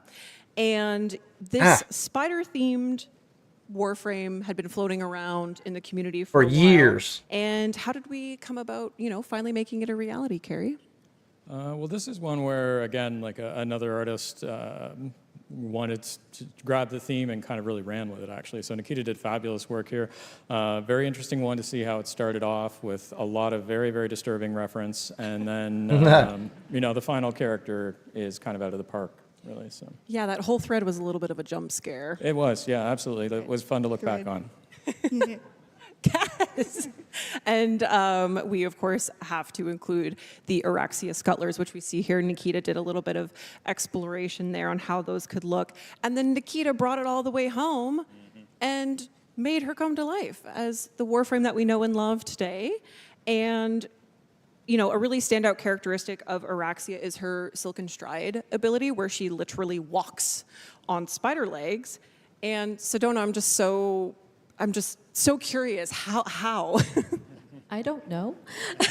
No, seriously, like with Warframes, usually like a lot of animations are shared between them, specifically with locomotion. You have like a set skeleton. This is what you work with. And Araxia kind of threw that all out the window. So she's got a whole new set of animations that we kind of had to like figure out how to make work and play nice on these spindly little legs. And this was, again, Scott Johnson and Jay Baker and Eric Stoible, who, again, it was a team effort. I don't think we could have done it without, everyone coming together for this. Also, yeah, kudos to Eric on the Scuttlers. He did such a good job. They're so cute. Wow, incredible. We also had a new enemy enter Duviri in Isleweaver, the Unseeing Herald. And, you know, another Minky concept. This is actually part of a bigger kind of murmur exploration that Minky had done. So what was kind of the deciding factor in bringing the Unseeing Herald into Isleweaver? Well, I was actually like talking with Pablo, and you know, he had an idea for an interesting character to try, which, you know, maybe someday we see, maybe we don't. But trying to get something that was ranged into the mix was kind of the gist of that. And then in the back corner, So it's a mouth attacking you? You know, this guy, which is, all right, well, we can do something with a mouth, and then it kind of kept going. Yeah, and it kept going into this. And Marco, how did we get from Minky sketches to what we see here?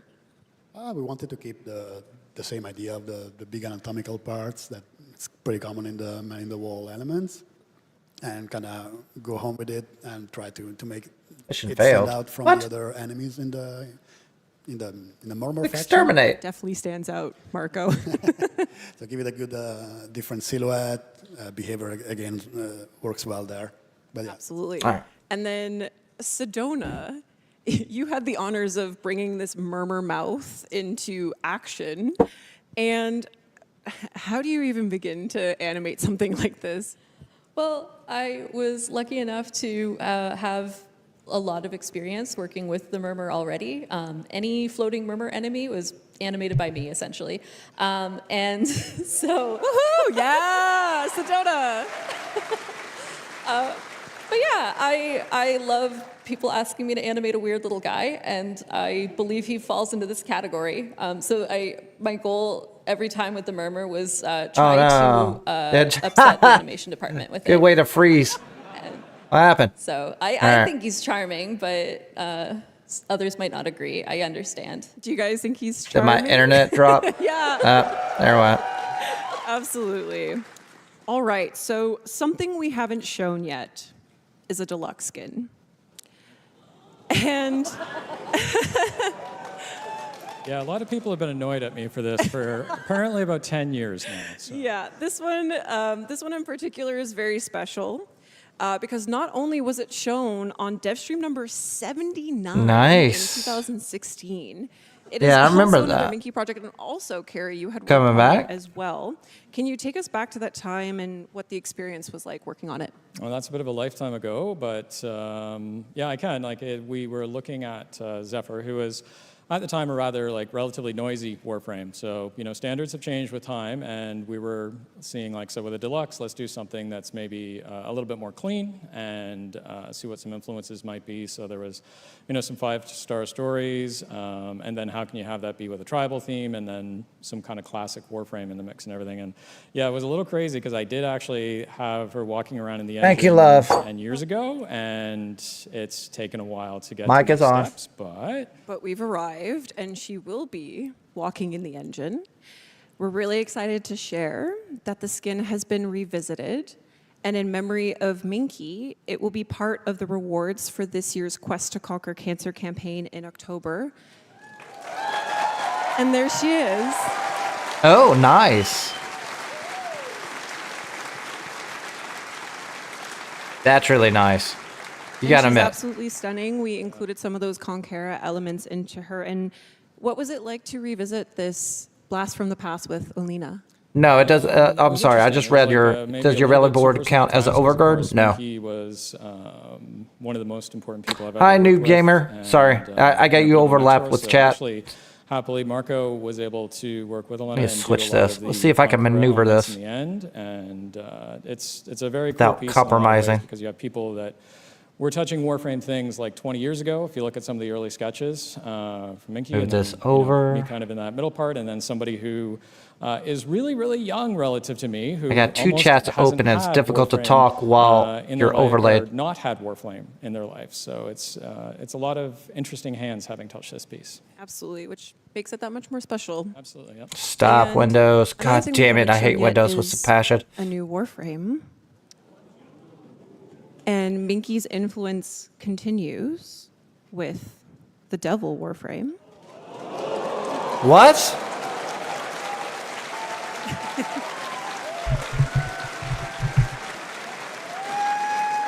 A devil Warframe? Yeah, this is obviously a layout of, you know, Mickey's exploration into this theme. And can you tell us a little bit more about how we kind of are entering the territory of a devil Warframe? Yeah, I guess actually right off the top, he wasn't apparently super comfortable with having his sketches often seen, which is something I didn't know until relatively recently, which is a bummer because there's a lot of them. But I mean, there's just so much energy in his pieces, and there's actually 2 pages of these. And yeah, Rebecca and I got to have conversations with him, you know, several times a year sort of thing, and have him do really big, impactful pitches. You know, like a Warframe was a part of it, but you know, a lot of the kickoff to get Possibility of Angel Warframe. Well, so, You might be right about that. Can't really say enough there, but yeah, I mean, it's just a you know, a great, exciting theme. A little ironic for like the nicest person that you could ever hope to meet to have this be their last Warframe, but it's really cool, and it's turned out super, super well. Yeah, and from that yeah, absolutely. Ooh, I got thunderstorms. I hope my internet don't go out. So the team landed on this particular sketch to continue on into this final concept piece by Sergey. That is badass. Sorry, Chroma, you need an update. Oh. And Marco, I know that the team wanted to maintain as much as Minky's original design as much as possible, and tell us a little bit more about the process of working with Sergey on this. Yeah, well, keeping the original sketch in mind was absolutely the priority there, and Sergey did a terrific job completing and the design, working around it, giving the back view, and the only little touches that we added was little TennoTech elements to it. Oh my God, that looks so the original delicious. Oh, is still there. And I can't wait. Edgelords are going to be happy as hell to have that. Yeah, maybe try to distance a bit. Technically, we already have an Angel one. I consider that Jade. The color of the flames or where the Mommy frame. From. And in general, the Constitution tried to keep that nimble devil look that was crucial to the original sketch. You claim those tokens, log into your Warframe account, and adorn yourself with all your new items that make you feel alive again.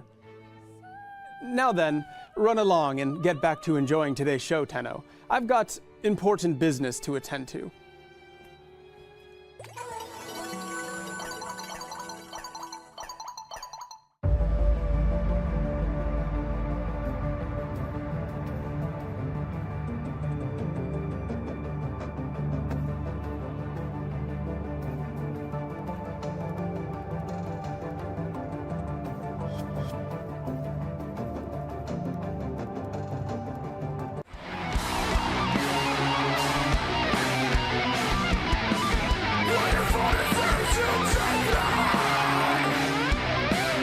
Sorry about that. I have technical difficulties. The storm knocked out the power. Let me turn this down. Okay. Technical difficulties. Power went out. I just got internet back up. I just need to see if everything is working. Chat, do me a favor. Tell me if everything is running.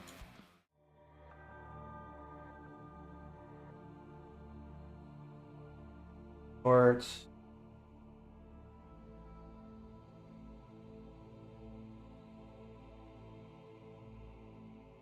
Okay, got that up and running. Now I gotta have a pop-up again. Unless that's already there. Go away, mouse. I gotta close all my chats to update.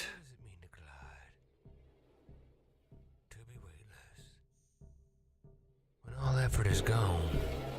What? What's left? When the thrusters kick in, you feel it down to your operator. Alright, so this is my main chat. Here's my short stream chat. Sorry about that. I just dropped off to Earth. So that was quite nice of the weather. I really appreciate that. Due to the fact the internet around here in my area sucks ass. Alright. Hate this state. with a passion. Okay, so our infrastructure is doo-doo.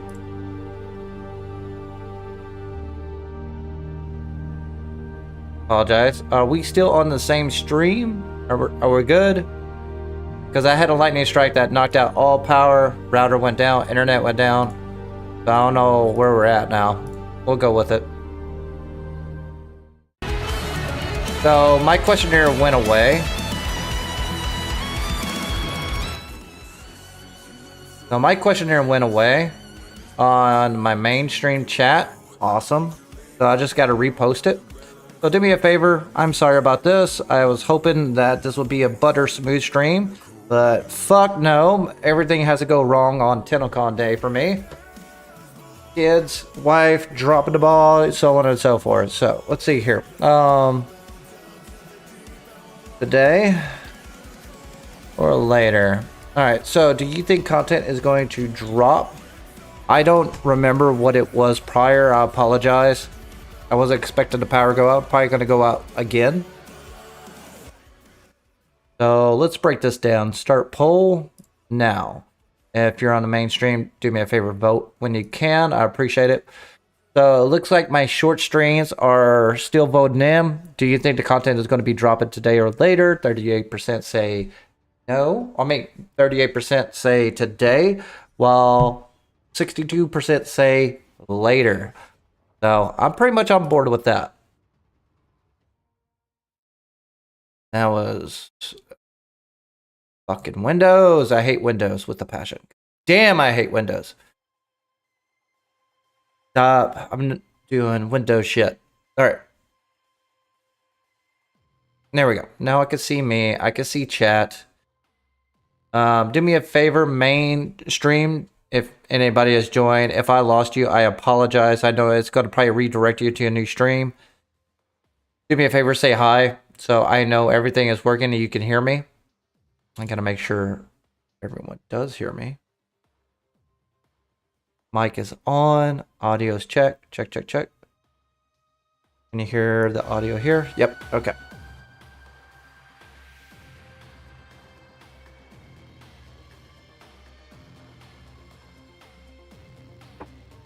All right.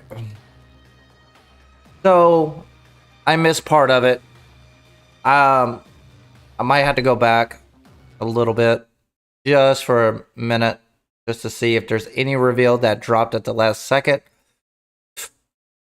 Did I miss anything, chat? Did I miss anything as far as the art panel?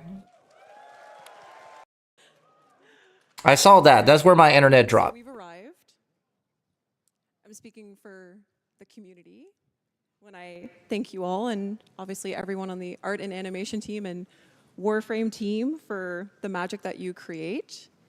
But that magic comes with hard work and dedication to your crafts and a love for Warframe. And it should be celebrated. And we're so lucky that we are able to do it here on the TennoCon stage with all the Tenno here and everyone watching from home. And yeah, thank you so much for sharing your talents with us.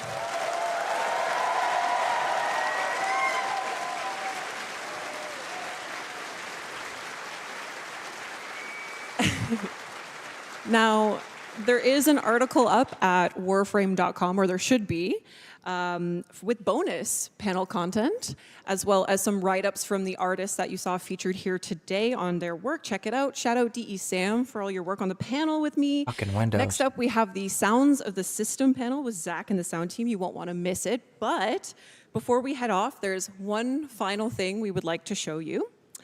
And it involves Tim being way too close in proximity to Jeff throwing things around in the mocap room. So we're going to take a look at that. But thank you guys so much for watching. Enjoy the rest of TennoCon. Thank you again.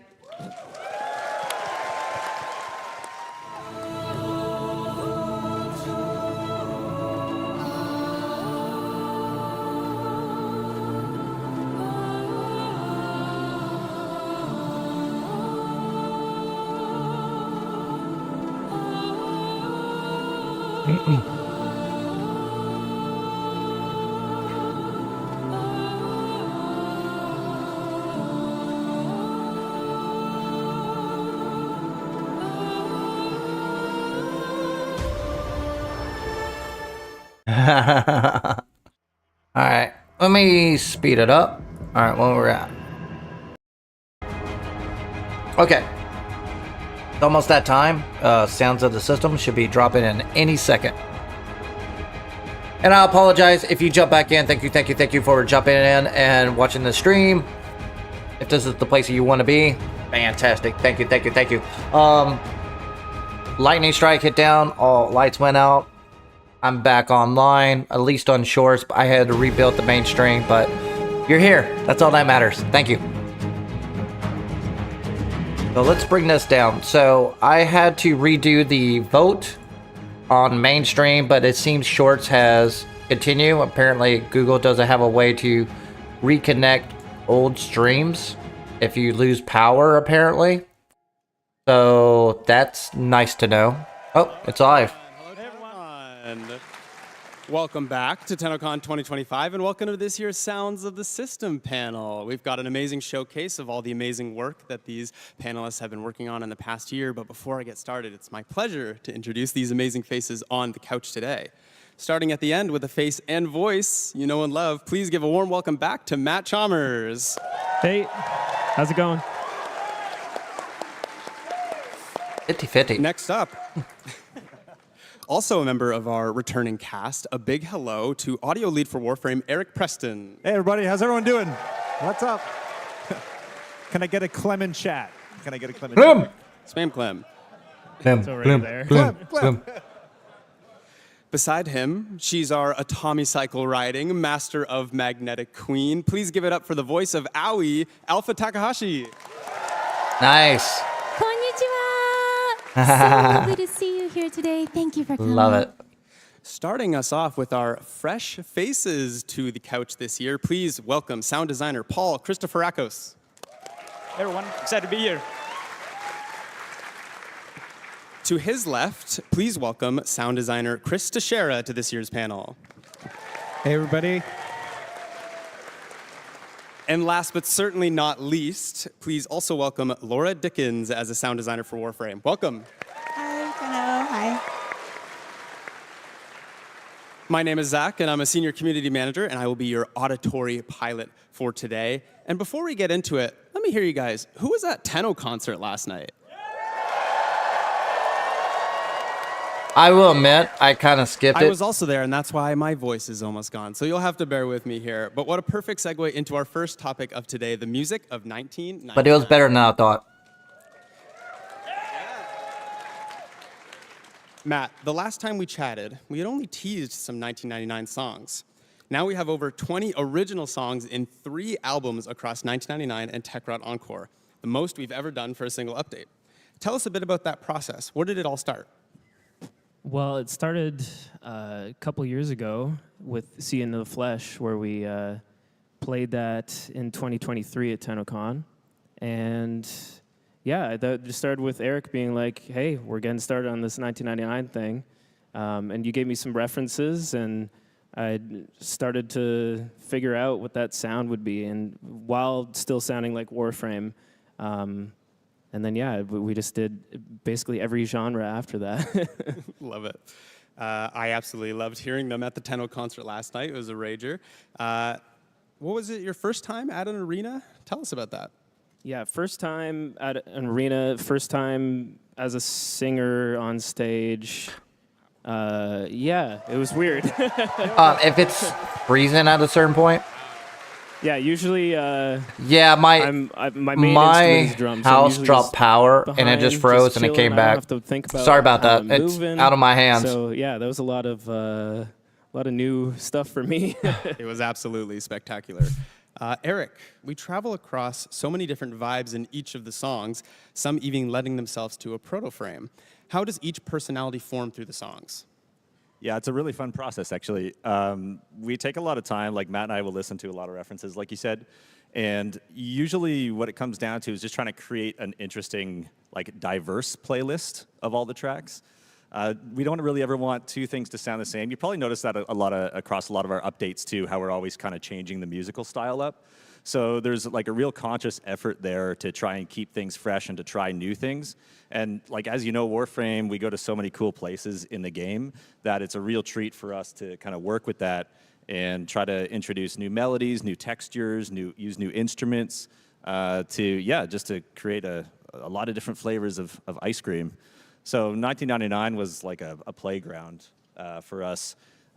Basically, doing our research, I listened to a lot of music through the 90s growing up, so it was a real joy I to swear be to able God, to, I can do this one go through bounty. all those tracks and just figure out which ones to share with you guys. So, yeah. As someone born in 1999, I really recognize those 90s God, you're songs. such a young buck. It really resonated with they're so. It took me right back to high school dance. Love it. Of course, music is just one aspect of such a huge update. The sound effects play an equally important role. Laura, how was it designing sound for 1999? Was it different than a typical Warframe update? Yeah, for sure. For sure, it's different.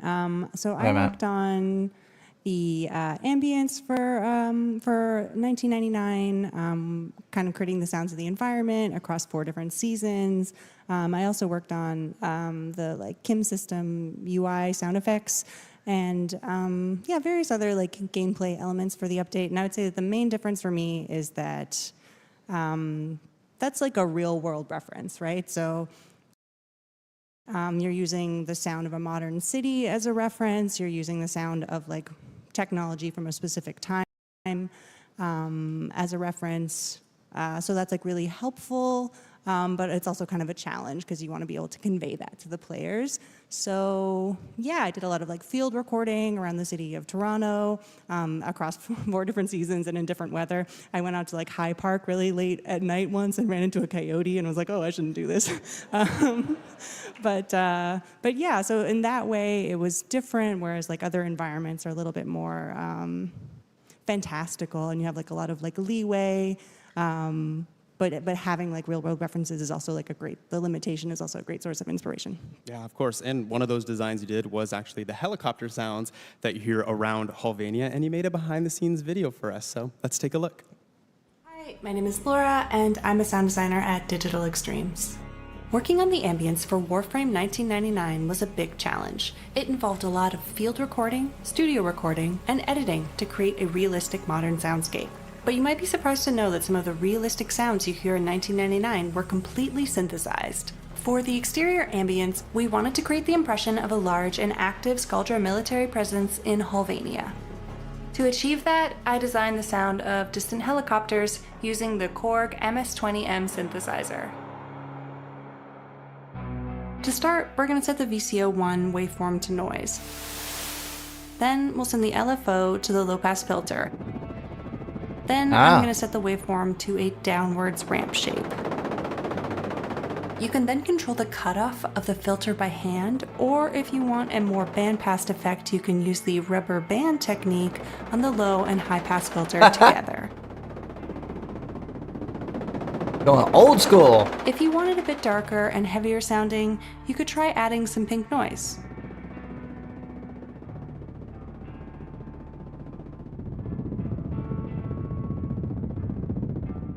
In Reaper, I also added and automated an EQ, comb filter, distortion, and a chorus to add some more movement to the sound. That sounds legit. This is actually surprising me. To position the sound in space, I added some panning and volume automation and set it to a short-ish dark delay and a convolution reverb.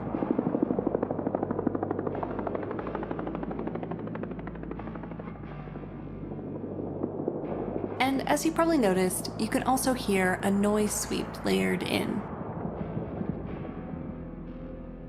Finally, in context, this is what the distant ambient helicopter sounds like in Warframe 1999.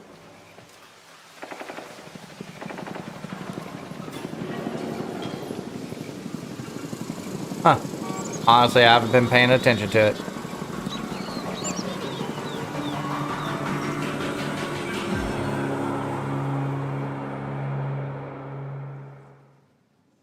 Incredible. Well done. Man, I love analog sound design. Where did you pick up that skill? Yeah, so in my 20s, I used to work at like a boutique synthesizer store, and one of the perks of that job is that you could take home equipment to use and learn with, just like overnight.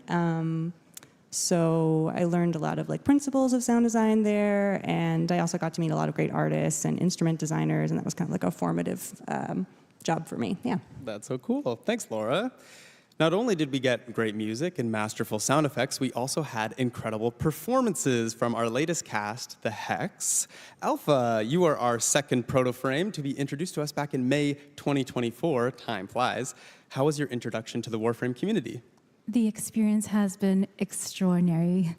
I just want to take a moment and say that Warframe and last year's TennoCon, especially in particular, has changed my life. So much of my life, I've been afraid of human communication. Meeting new people, just the idea of it terrifies me. I was frightened to come to any event, and I've never said okay to any appearances, but working with DE staff, by that time it's been almost a year, when they asked me, I was like, okay. And then I actually came here, and there was so much love from the community, the people who have attended, and also online streaming and support from DE staff, and also the long-lasting friendship with our voice actors. So thank you, each and every one of you who are here today attending the TennoCon and also watching on stream. Props. No, thank you, Alpha, for lending your voice to my favorite character in the game. So, you've also lent your talents to other games. As well, what's the question with the Technocoda? For Warframe, do you have a favorite line? Ooh. Well, I believe that the human body is also an instrument, and the text, the words that we see on screen and dialogues, those are kind of like notes to us in a score. But when we're recording, we're all alone. We're just inside our box, very separate from outside world. So we're recording our own melody. And it's not until I saw, or I played 1999 myself, the actual final gameplay, that we saw the whole entire orchestral piece. And that was eye-opening. It was a lovely experience for me too. And as far as the favorite line, I want to say that the favorite line in the entire 1999 is, in a moment, I think it goes like, "Can you give my brain a hug?" Right? Like that's it hits you. Well, to be able to go from heartbreaking lines from the quest, jokes about the others, and even romance, that's a lot of range. Do you have a routine to get yourself into the recording room? I'm very fortunate to have a studio partner work with me, and every time before going into a recording session, whether it be for Warframe or other fighting games or video games, he plays music, soundtracks, so that I get into that mode. And whenever I'd go into the booth to record Warframe 1999, he would play music from the past Warframe music. Thank you.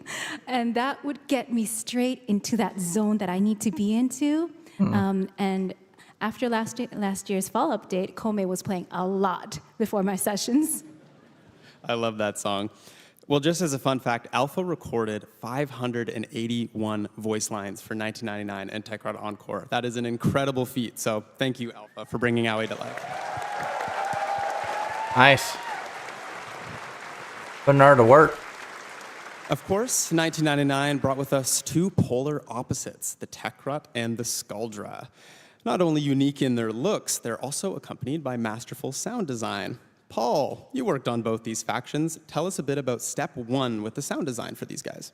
Yeah, so every time we work on a new faction, our first step is establishing their voice. We always find that's the most important aspect because not only is it the most recognizable one, it then kind of dictates how all their abilities will sound. So with the TechRod, we obviously had a lot of their voices established because of the whispers in the wall quest. One of our sound designers, Giovanni, he really kind of pioneered that sound. So when it was time to work on 1999 properly, it was just about kind of following that blueprint that he had laid down.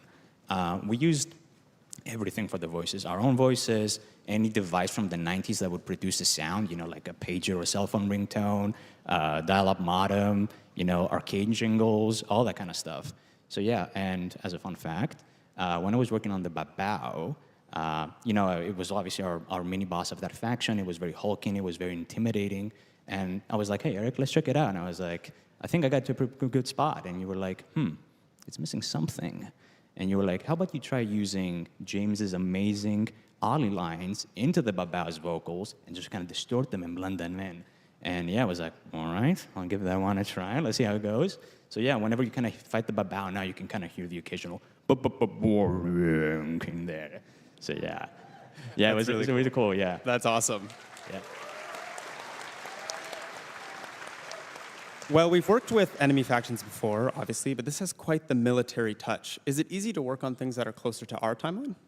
I think so. It depends on how you look at it. It depends how much creative liberty you have. If you're trying to go like real milsim and kind of like really emulate our own world, it can be quite difficult.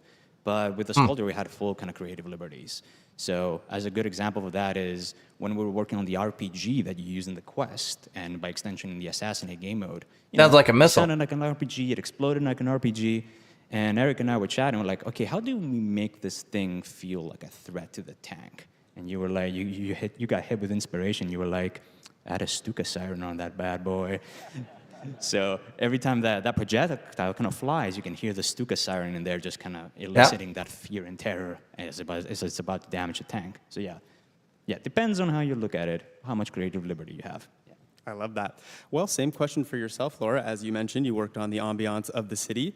What were some important factors to consider when making Halvania come to life?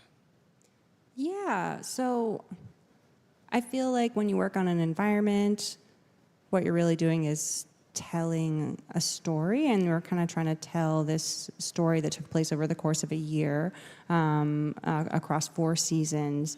So really the focus was always like, okay, what's the narrative? What's the most narratively important sounds in this environment? So that includes the Scaldra military and how active it is across different seasons, how alive the city is across the different seasons. Are the Tekrot out and about in different seasons? Check. So those elements were always the main kind of focus, and that's how we kind of brought the story and Halvania to life across the course of a year. That's so cool. It feels like a true city, and it was so interesting seeing it come to life for the first time of something we've never seen before, but it also felt like home. And you mentioned you recorded sounds in Toronto in the park, so that's pretty cool. So. Yeah, I did, but it's like kind of a challenge to like find places in a city that are like kind of removed from the main action. So I'd like go in alleyways and like parks at night, and it was a little dangerous. Yeah, sound design is a dangerous line of work. You're going in alleyways. You'll find us in strange places all the time. Swimming pools and alleyways is the slogan for the sound team this year. Of course, that's not the only group we met this year. Let's chat about our Infested Kings online. Chris, you worked on... Yeah, Where is it? Chris, you worked on the actual TechnoSite Coda fight with the first of its kind literal arena. What were some of the challenges you faced with bringing it together from a sound design perspective? Yeah, for sure. I would say the most challenging part would be the mix. We have the amazing Party of Your Lifetime track there. That's kind of the centerpiece. And then we have the stadium hazards, the pyro, the lasers. We have explosions everywhere. Then we have the TechnoSite Coda. There's 5 of them you're fighting. We want to make sure that all sounded good together and was all cohesive, and you could hear the amazing track. Also, Spam, what is the question? I don't know if I got it or not. Good, and it was a really if fun you're still fight. there. So I think that was the most challenging part. And then the second part of that maybe would be the crowds. We wanted to make sure that you really felt like you're at an arena or a stadium, like you were mentioning. From the concession area where you walk in, you hear some crowd walla, to when you walk onto the stadium floor, there's crowd cheering. And then, throughout the fight, the finishers, there's so much crowd in there. And then something I do want to mention as well is between fights when you're playing multiplayer, there's a little encore section and people are chanting online. I don't know if you remember from TennoCon last year, but that was you guys saying online, and that's in the game, and that you hear your own voices. So I think that's pretty cool. I love that. I love that you guys added that in, so thank you for implementing that. And I wanted to shout out Jeff, my partner in crime, working on the TechnoSite coda. Like, he did an amazing job, and I think we are really proud of our work on those enemies. Incredible job. But the real question is, do you have a favorite member? Ooh, that's tough. I'm gonna say DJ Rom, because his like, I feel some kinship there, because he's like music producer, audio kind of thing. But then to fight, I'm gonna say Hard Drive, because he's got a big CRT monitor that he uses as a shield. So that's my choice there. I love it.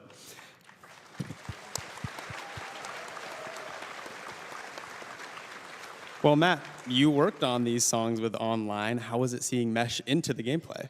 Yeah, super cool. And writing those songs was such a interesting process and learning experience with Keith. It was super fun to just go back and forth with lyrics. Sometimes we just spend 2 days in a row just like every single line, just meticulously like choosing what's the best way to say this, or like the coolest way.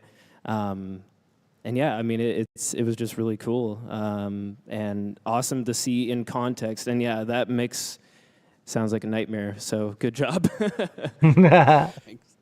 Paul, let's go back to you for a moment, as you actually. Hey, thanks for joining. I had a coda weapons that you get for these fights. Have you lightning strike around my house, and it dropped everything. So I had to reestablish my stream. But right now, we're still waiting on TennoCon. Really long time. So it was interesting to kind of revisit that. Right now, we're talking about the sound panel. With the lens of the tech rod, obviously, right? So I really wanted to give each of the 3 unique weapons their own personality and kind of vibe. And I spent a lot of time just thinking about, what's the through line for each of these 3 weapons. Obviously, with the dual Torxica, I tried playing around with an infested gunshot, but what we found was just relying on a real natural gunshot and then having something on the tail to tell you that it's an infested weapon worked at the best. So every time you're kind of shooting that weapon, it feels nice and punchy, and then when you stop shooting, you kind of hear the spin down of the barrels, and you hear that little infested screech in there. Sells it perfectly. And then obviously the Coda Motovore, wow, what a weapon that was. A big hammer wheel with the occasional teeth and or spikes on it, depending on your damage type. That's crazy. So for that one, I really wanted you to hear kind of the sputtering engine, kind of revving as you hold the weapon, and kind of the spokes on the wheel too. And the occasional kind of infested vocal in there really kind of sold the vibe. And then, of course, we had the star of the cast, the Coda Bass Assist. Wow, what a weapon that one was. Just weaving in dubstep sounds was like, okay, let's do this. Let's see how that works out, yeah. I can tell you from experience that weaving in any form of tonal or musical element into a weapon is like a recipe for disaster, because you spam it so much, it can sound super grating and annoying. So Eric and I, we did a lot of back and forth, figuring out what's the right balance, how do we want to make it sound, and at some point, I think I had like 24 notes that would play like a whole song. We stripped that back to 8 notes. It made that feel more satisfying, a little bit more tame too. And yeah, I haven't seen any complaints on the forums. I think we did a pretty good job with that one. I hope. There you go, fan favorite. Well, you did spoil us, and you put a little video together of how you did the sounds for the Coda Bass Assist, so let's take a look at that. Hi Tenno, my name is Paul, and I'm a sound designer at Digital Extremes. Today, I'm going to give you a quick breakdown of how I made the dubstep sounds of the Coda Bass Assist. First, let's take a listen to how it sounds in-game, and then we'll jump over to my Reaper session.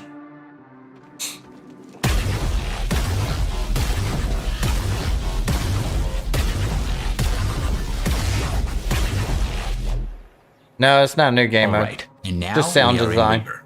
The dubstep sound is comprised of 3 separate layers, all of which are made with the software synthesizer that you can see on screen called Serum.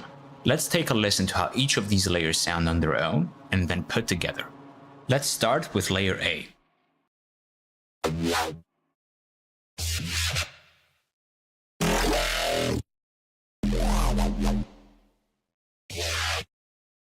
And now everything in layer A combined. Let's move on to layer B.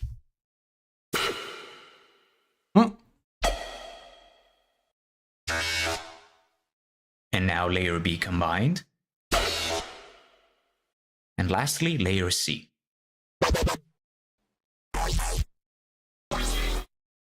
And everything in layer C combined. And here's all 3 layers combined with the processing used to create the final sound asset that goes in game.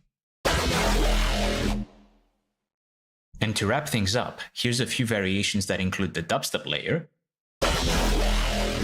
the punch layer, the shot layer, and the mech layer.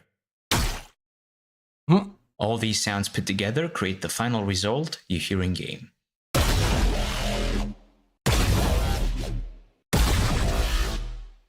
And that's how the dubstep sounds of the Coda bass assist were made. I hope you enjoyed this quick behind the scenes look, and I hope you enjoyed the rest of the show. Oh, that reminds me. Bye. Amazing. This stage just made me realize that my speakers at home are not as good as the ones here. That's pretty basic. Well, that's amazing stuff, Paul. Thank you very much. And as much as I would love to chat in 1999 for the whole hour, let's take a look back at last year's post-TennoCon update, Kome and the 5 Fates. Other than Prime Warframes, Warframes don't really get their own theme songs, but Kome's theme song, What Is My Fate, is such a banger. How was it working with Matt, Eric, to create something that would play as a theme song to an entire mission? This was a fun one to work on, I think. So this one kind of started off with, I remember putting together some references for Matt, sitting in my office going, okay, what are we going to do for this one? I think the first thing that I did was I like to kind of like, again, I mentioned it before, look at references, get some ideas. And I remember kind of looking at the Japanese top 10 pop chart and kind of getting a vibe for what tracks were on there and the sound that you get from it, because we wanted it to feel like authentic and kind of an homage to that. And ended up finding one cool track called Tokyo Calling. I don't know if anyone knows that track. But if you listen to that one, there's some influence that comes from that kind of gives like the drive and that kind of like poppy in your face feel to it. Oh, my internet. And, does it crap out? And then, yeah, I mean, Matt masterfully wove that in with other themes and elements, different instruments that are inspired by kind of the visuals and the vibe of the update. So yeah, that one was super fun, and I think it turned out great. So yeah, it's so unique. And you just mentioned the instruments as well. Do you know the names of some of the unique instruments that you guys were using for this? I had a bit of koto in there, but the main thing was the vocals, and I had an amazing vocalist, Chihiro, help out with the vocals, but also the Japanese translation, because I wanted to make sure that it made sense and I wasn't just using Google Translate. And so when I was working with Chihiro, I was like, okay, here's a line. How do I say that? And then she would give me the pronunciation. And then I'd be like, oh, okay, it's that many syllables now. And then I'd be like, well, if I shorten it, which word can I take out to have it make sense still? So yeah, I was very careful about that. And Alpha, did I do okay? Kono toki Whoa, matita. Kono toki matita. It goes, I think it means something like, I have been waiting for my fate. Yeah. There's a lot of like brutal lyrics. I can't remember all of them, but there's some creepy stuff in there. It's engraved in my brain at this point. I think that's my favorite song. Thank you. It was so cool. Such a banger and such a unique update for so many reasons. Chris, you had a hand in bringing the Kome Warframe to life. Tell us a bit about that. Yeah, absolutely. Kome was probably one of my favorite Warframes to work on so far. Really unique frame. There's so many special things about Kome, but it kind of all started with the gamble frame, right? So it started with the dice rolls. So I was rolling dice on different surfaces. How does this sound? How does that sound? You're going to hear it all the time, so I wanted to make sure the dice were good. And I think I hit that mark when Eric sent me a message. Is that a bomb on his arm? I think you got it. It sounds like I want to eat them. And I was like, yeah, I think that's it. It's like M&Ms or something in your mouth. So Eric. And I was like, I get that sense too. So yeah, I think that was good. And then it was really cool to work with Japanese style instruments. So I got the koto when you roll sixes, and I got Japanese Shinto bells in there. There's so much to it. Also, I found the heels looked really cool, and I was like, I think this frame needs like unique footsteps, like some clicky, kind of like where you're walking around. So I made footsteps for different surfaces. Anything you walk on kind of sounds like heels. Felt like it matched the character. So yeah, that was a really fun one to work on. That's so cool. And of course, the ability sounds of every Warframe are always super unique, but you put a little behind the scenes video for us together to show you how you did it. Yeah. Let's take a look. Hey everyone, it's Chris from the sound team. Today I'm going to show you how I made Komei's Bunraku ability sound. Komei's fourth ability, Bunraku, blasts enemies, giving them a variety of status effects. But what's most awesome is she turns enemies into marionettes.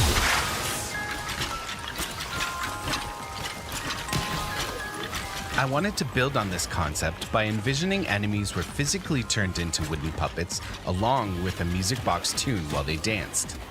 To do this, I picked up a wooden build-it-yourself music box kit. It played a cool little tune, but I wanted to make something custom. I started recording it note by note. What do you mean custom? Instead of sampling in the traditional sense, I used Reaper to split out the notes and put them on a grid to start constructing my song. That way I could splice in mechanical clicks and chords to make it more natural sounding.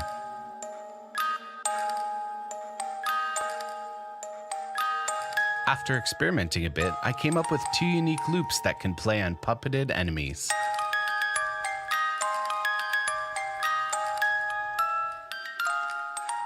I did not know that.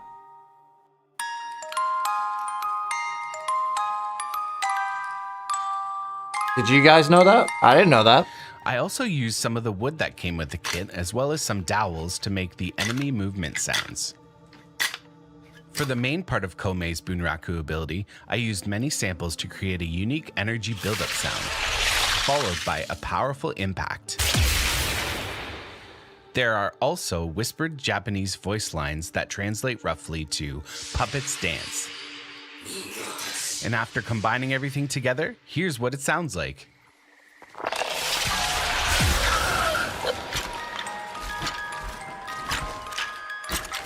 Thanks for watching. Enjoy the rest of TennoCon.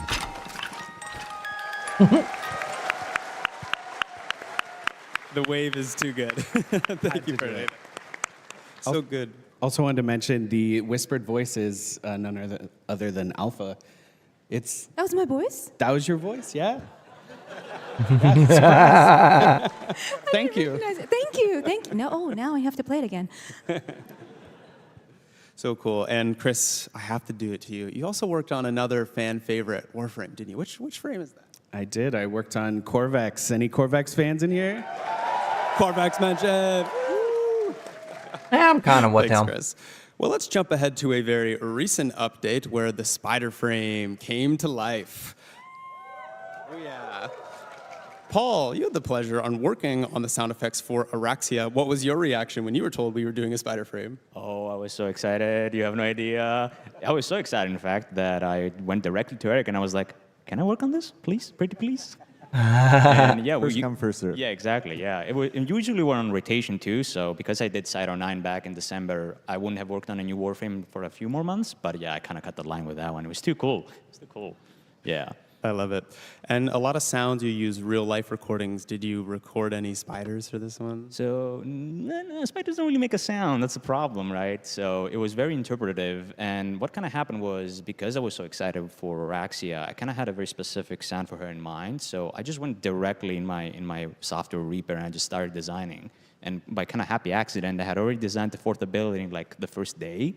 So that kind of informed all the other abilities. So I didn't really get to record that much. The only thing I did record was for the Syotid, her signature secondary weapon.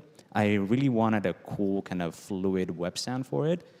So I kind of just recorded like anything that was kind of a spray that I had lying around my apartment. So like deodorants, foam sprays, shampoos, and stuff like that. Just giving that fluid, organic, whooshy sound.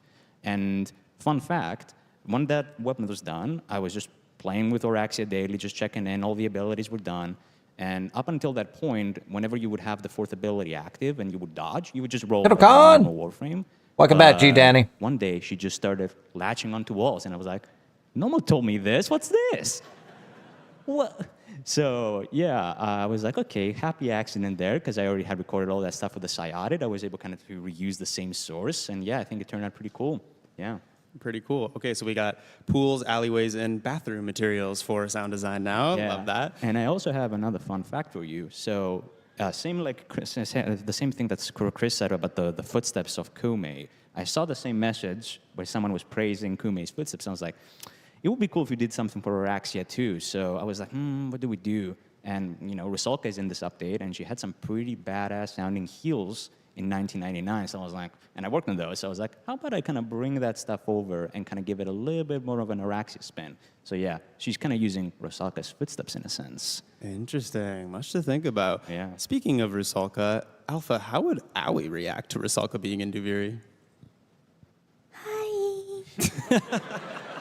I would run personally, but I was so happy to see her back. Like, Rusalka is one of my favorite characters. The design is spectacular. Like, won't you agree, right? I love it. And of course, to accompany such a design, we needed something with emotional music. Eric, Duviri was already complex with emotion, but now we're throwing the murmur in there. Was it like opening an old cookbook, or did you employ any new techniques for this update? Yeah, I mean, definitely looking for some new textures and kind of remixing some old textures too. The kind of headlining track, Tethra Jirak, was kind of the first thing that came to mind that we worked on. That one, as soon as I kind of saw what we were doing with the spider frame and the landscape that we were fighting in and the boss fight, I knew there had to be some organ in there again. Last time we did organ was in the Zeraman, but definitely wanted to bring that back. So that track heavily features organ. And then some amazing vocals again from Francesca, who's sung on a lot of other tracks for us. So yeah, I mean, Matt, you put those two things together and it sounded awesome. I think on the first pass that you sent me, it was pretty much there. Like it was sounding good right out of the gate. So that was a super fun way to combine a few things that we've done in the past. And then obviously bringing in the Void tongue is always so fun to combine. So yeah, a lot of that was combining like Void tongue, Void chanting with kind of those Duviri elements. And yeah, the lead violin section in the combat track was really cool too. Yeah, shout out Xiao, who played last night at Tenno concert. She had a very difficult part that I wrote for her and somehow did it. I was like, is this possible? She was like, give me 2 weeks and I'll figure it out. And then she came in and nailed it. So yeah, that was a lot of fun. Combining all the classical stuff with the creepy, if all that kind of stuff. Yeah, very fun. Yeah, it's so fun. And whenever we can, we always try to add live elements to the music. So those little touches kind of on top really push it over the edge. So yeah, hope you enjoyed those tracks. Yeah, did a great job on the Met. It's such an incredible mix of themes. And guess what? I'm going to take advantage of these big speakers again, and we're going to showcase a little bit of Isleweaver's featured track. Let's take a listen.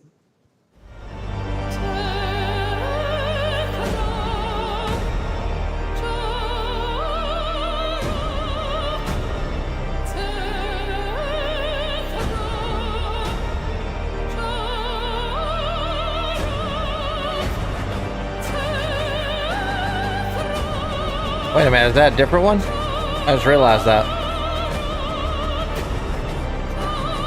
Oh, it's just a simple backdrop.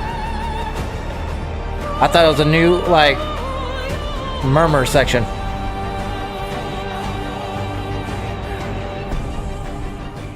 Ooh, chills. Yeah, incredible. Fran. Shout out, Fran. Now, as you know, we are celebrating our 10th TennoCon, so I thought, what better time to look back and reminisce? So I've got a question for everyone here. We'll start with you, Matt. How have you evolved your craft over the years? I think in the last couple years especially, songwriting has been a more featured element in Warframe. Even when we're doing in-game music like this, I'm starting to think more verse, pre-chorus, chorus than I was before.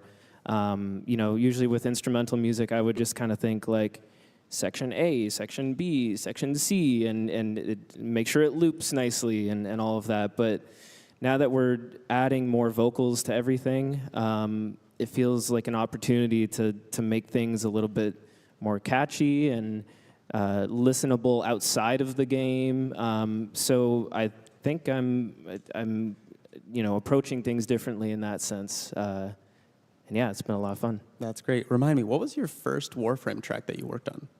Ooh, I think it was for the new war, and I think it was a cut scene with Cal, I believe. It's just a short little thing that Keith gave me, and yeah, that was the first thing I did. That's super Rest cool. is history. Yeah. Well, same question to you, Eric. You've been around DE for a while. How have you evolved your craft? Yeah, I mean, Warframe's such a complex game with a lot of combat and a lot of things happening all the time. So I think one thing that I've been striving for and continue to strive for is simplicity and trying to distill things down to kind of only the pieces that you need. Doing that not just with how many sounds are playing and things like that, but distilling emotion down in sound effects and music, and just trying to make things as digestible and readable as possible. It's a big hill to climb, and I'll probably always be climbing it. I love that simplicity. Alpha, same question for you. I've been learning that staying true to yourself can be sometimes very, very powerful. I've been with DE since 2023, and even the course of just the Always dialogues, I've seen the progression of the writing, and it's become sort of closer to what I'd actually say. Even in the truck scene, I'm not going to say it right now. Very memeable. And it came as an approval to me, saying it's okay to be yourself and showing that to the outside world. And that can sometimes affect others too. So, yay! I love that. Great answer. Paul, how have you evolved your craft? I have to echo Eric's sentiment. Sometimes less is more, and that's something I found to be true all the time. I have a really good example for you. When I was working, spoilers for the Jade Shadows quest. If you haven't played it, go play it, please. So when I was working the cinematic sequence when Stalker is about to escape and he is ambushed by Zito in the Corpus, it's a very chaotic sequence. Bullets are flying, Stalker is grunting and he's parrying, and then eventually he gets shot in the leg and he kind of just kneels and falls.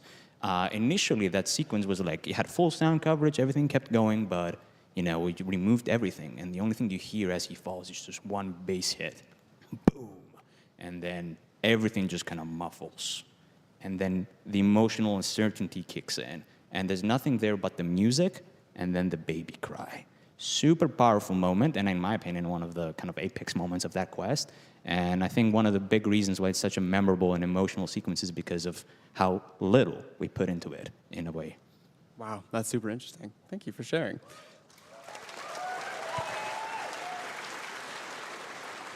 And Chris, on to you. Same question.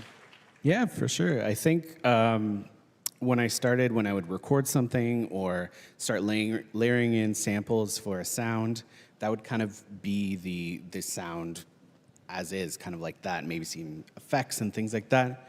Now I would say I'm more creative with time stretching and pitching, and the sounds I recorded aren't so sacred. I will mangle them in special ways to make, to wrestle really cool sounds out of them.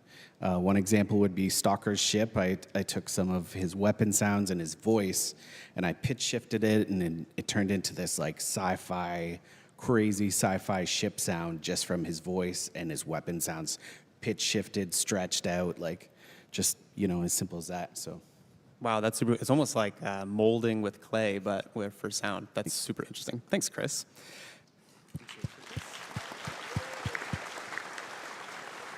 And Laura, same question for you. Yeah, so I'd say the biggest way in which my craft has improved, I also started in 2023, would be just working with a team, with an incredible team, getting their insight, getting their feedback, getting to experience their work and see how how the sausage is made, that has been the most impactful on my craft. So working with others. I love that. And a huge shout out to Laura for making a fan favorite, the Palm 2 music that you hear for the Kim Chat. This is Laura's specialty. So.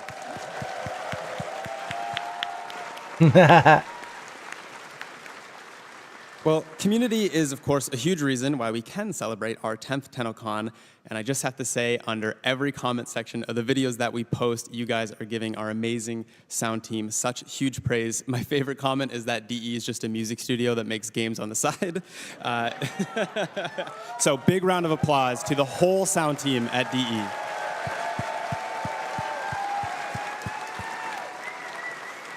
Incredible.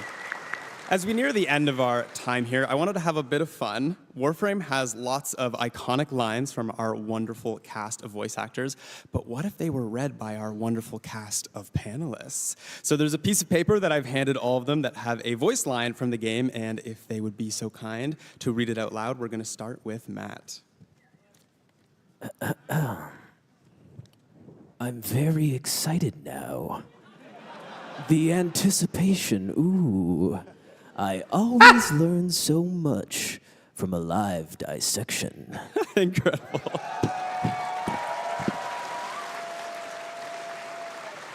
And of course, that's from the amazing Till Rigor. Okay, Eric, you're up. The Void Storm's intensity is approaching level 5. 5 is the worst, by the way. Amazing. Thank you. And Alpha, your voice line. Let's see. Objects that have affected one another continue to affect one another even when they're separated. I've missed you. Oh, love it. All right, Paul, you're up. Your weapons make music, and the enemy calls for a song. Amazing. And Chris. Remember to take care of yourself, operator. Pressure creates diamonds, yes, but it also creates rubble. Awesome. And Laura. Dream not of what you are, but of what you want to be. Oh, classic. Thanks, Laura. I have a piece of paper too. Look at them, they come to this place when they know they are not pure. Tenno, use the keys, but they are mere trespassers. Only I, Vor, know the true power of the void.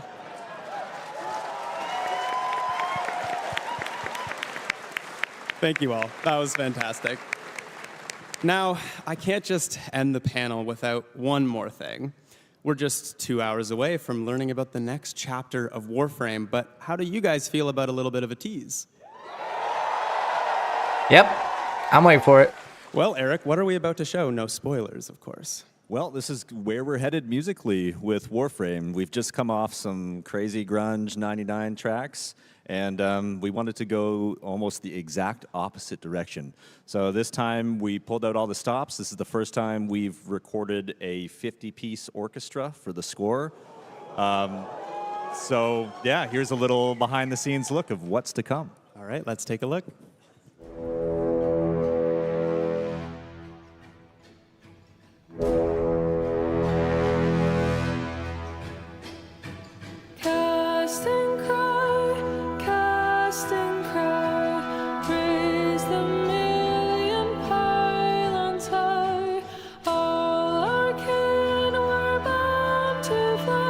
I thought my monitor was messed up.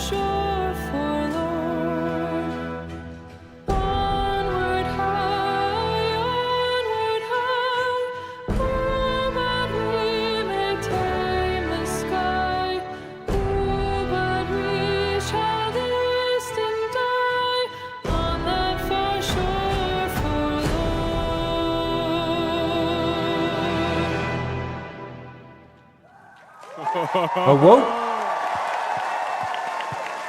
Chills, chills, chills, chills. So stay tuned for Tenno Live to see where that music will play tonight. Well, panelists, we have just a few minutes here, so any departing words for the wonderful Tenno and the audience today? Thank you all for playing Warframe and coming out to this convention and being part of this special event. I hope you all enjoyed that concert last night if you were there, and just cannot wait for you guys to see what's coming up. So thank you. Amazing. Well, thank you to my amazing couch of panelists. Thank you to the whole sound team at DE and DE as a whole. Thank you guys for watching, and stay tuned for the narrative panel up next. Thanks, guys. Thank you. All right, crew. That was good. That was good. All right, I'm going to bring this down for a second. I'm going to try experiment. This is something that's been fighting me for a while. Every 3 hours, my numbers, I stick around 100 people watching my shorts. Then after the 3 hour mark, it goes down to 10 or lower the rest of the entire stream. So I'm going to end the short stream, reschedule it, boost it up to see if YouTube is finicky on the back end. So before I do that though, I'm going to end this poll. So let's go ahead and end this since it's that time for the main event. We got 83%, even though I have power went out, think it's going to be later. 16% think it's going to be today. And do you think the content is dropping today or later? 62% on shorts and 37% on thank you on the votes. So let me try an experiment, see if I can make this happen.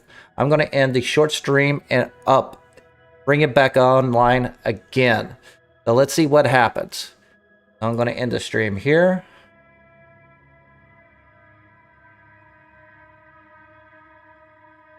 All right, dismiss, bring that up. Now my main stream is working just fine.